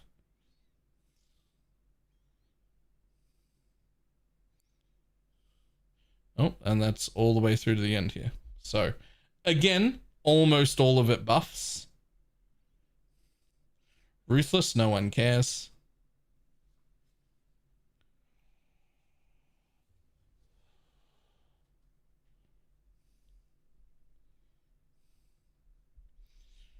Refactoring how monsters with physical damage converted to elemental damage scale with monster modifiers and map modifiers that grant physical damage as extra elements. In general, these modifiers will have far less effect on high-level monsters that convert most / all of their damage to physical damage to a specific element. Like, technically that's a nerf, but also it's a nerf to monsters. Does that count as a buff to... am I counting that as a buff or a nerf? Technically that's a nerf, but it's a nerf to monsters, not a nerf to me.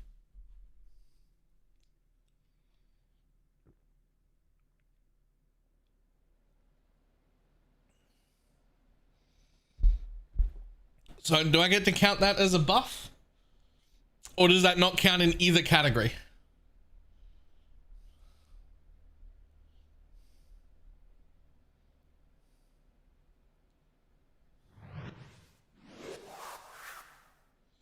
Decompile, link with the prime.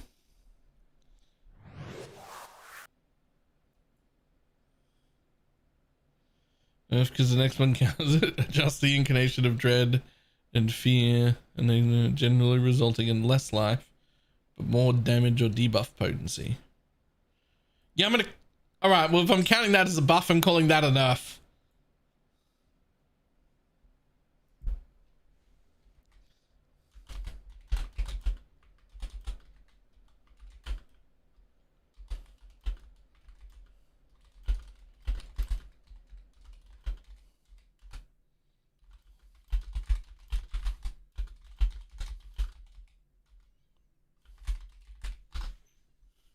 There you go.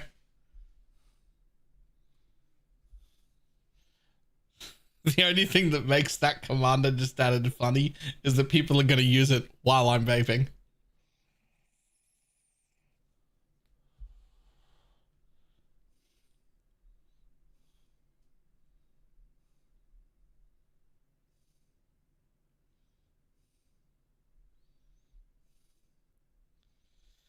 Holy Relic of Conviction got some serious buffs. I don't know if I go that far. It got some minor buffs though.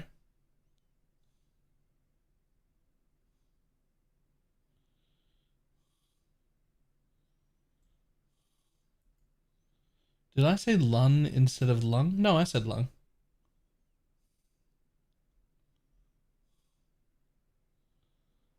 Is popcorn lung like popcorn SRS? You know what? It's quite similar, yeah. It's quite similar, except it happens inside your body, in your chest cavity. It's not particularly nice.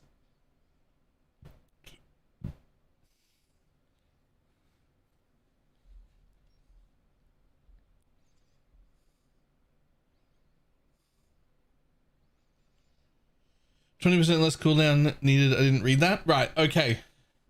I'll have to make a video on this. We'll be working on these today after stream. But essentially 20% isn't enough to get us to any new breakpoints we couldn't achieve before. It's also not enough to replace any of the big things that we did to get to those breakpoints. It doesn't replace like putting it in a green socket instead of a red. It doesn't replace using an Ashes amulet instead of anything else. You would need 30% to replace anything. So you don't get to replace one of the requirements and you don't get to a new breakpoint. However, it makes you able to achieve those breakpoints much, much, much earlier. For instance, you will be able to enter maps with the 30% breakpoint instead of the 14% breakpoint, which is a huge buff to our early game. So the most awkward part of Holy Relic, the day 1, day 2, when you don't have enough investment to be good yet, and if you've played it before, you will know that that area of play is rather awkward and not fantastic at all, and you just have to sort of power through. That bit got a lot better because of that mastery. But end game doesn't change us. It just means that we can get through a little earlier. As they hit 128 without a Diala's +1.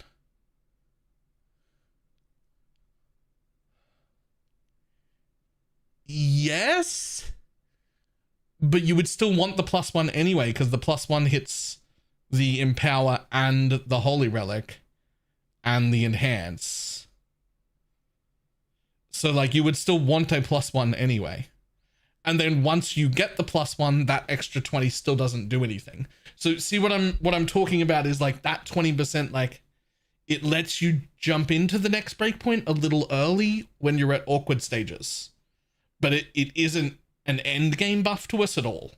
It just is like, it's just going to let us like step up to another breakpoint a little bit easier.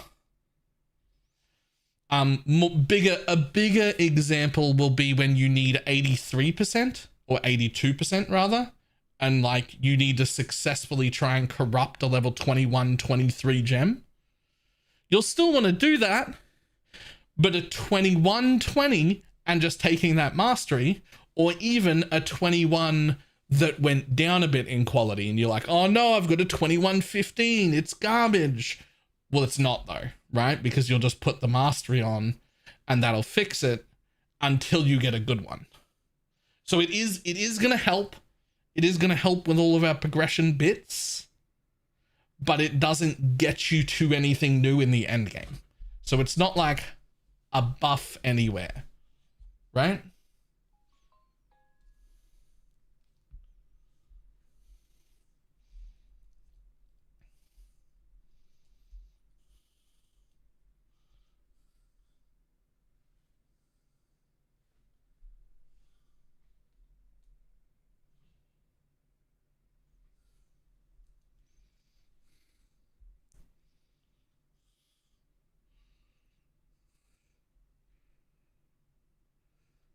All right, moving on. The detonation of this huge buff. This is massive, by the way.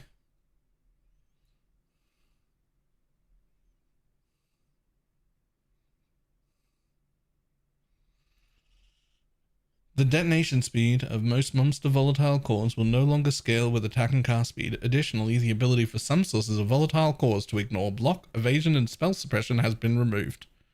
Volatile cores from tier 17 modifiers and specific ritual monsters have also had their damage reduced. Great. Volatile cores were the most bullshit fucking mob.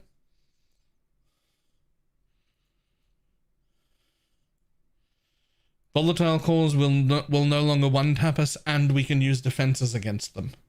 Yay! Huge buff. This whole thing is like 85% buffs.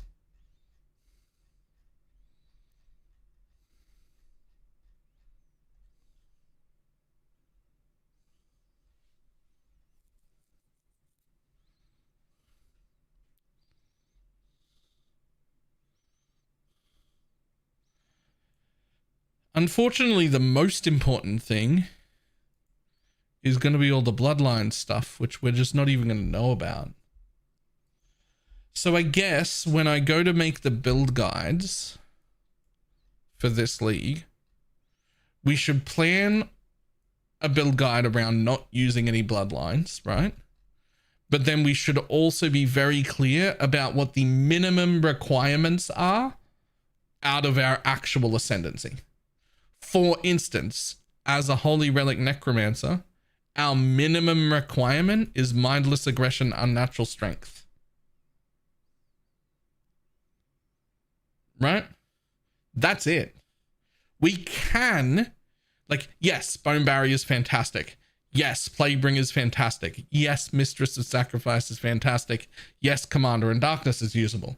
But, like, do we need them? No. We need Mindless Aggression and Unnatural Strength. Which means, as long as I'm clear about that, it means we can, if there are bloodline classes that are fantastic to spend points in, we know what we can and can't pull from our ascendancies. Right? I think that's going to be an important thing for build guides over the next week. For anyone making any build guides, is set it up as if you don't have one. You don't really need Mindless Aggression either. You just really need Unnatural, which you can forbidden. Technically, you can do the whole thing as an occultist and just forbidden it later on. Right? And if I was going to do it as an occultist and forbidden it, I would still take Void Beacon because it's insane, and Profane Bloom because that's insane. And then I would forbidden this node and then still spend 2 more points in whatever special ascendancy was there. But that's, none of those things are relevant for League Start build guides. League Start build guides have to assume no forbiddens, no nothing, right? So we're going to just be a Necromancer like normal.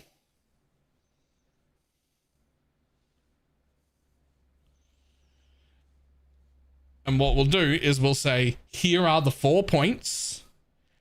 And if there are good stuff that we discover, these are the points you would pull out to put in those. Right? And that's it.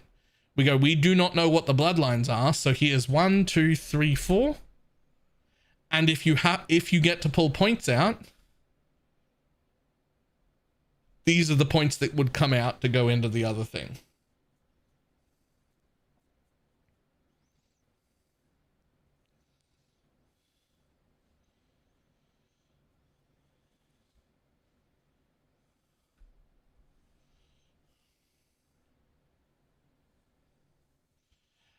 I guess what we could have is we could build a page on each guide, and we could put like near the top of the guide, these will be updated as discovered. This will be the page that will have the new ascendancy sets on them. And then we just give you up once we figure them out. We then put the options on the website immediately. But until then, just say, there's a blank page there. When we've got the information, we'll share it with you.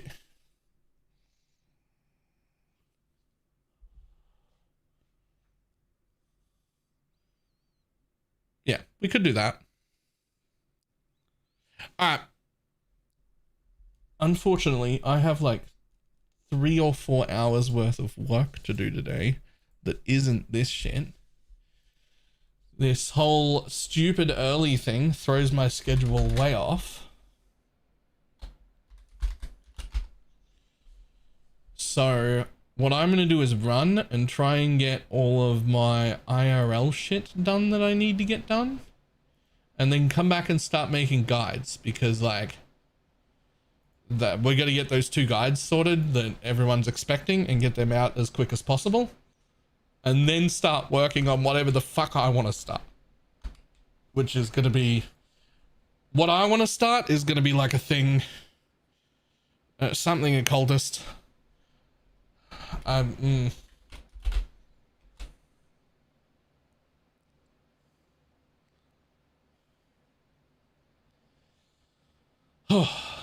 I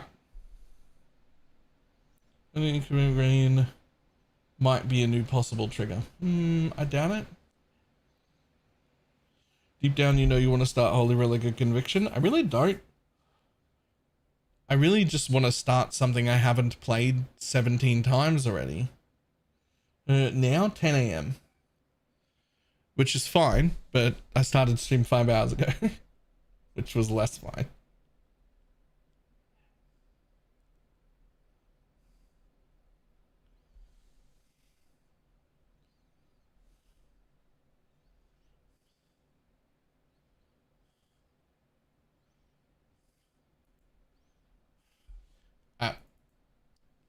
I'm gonna run though. I will see everybody later. Goodbye.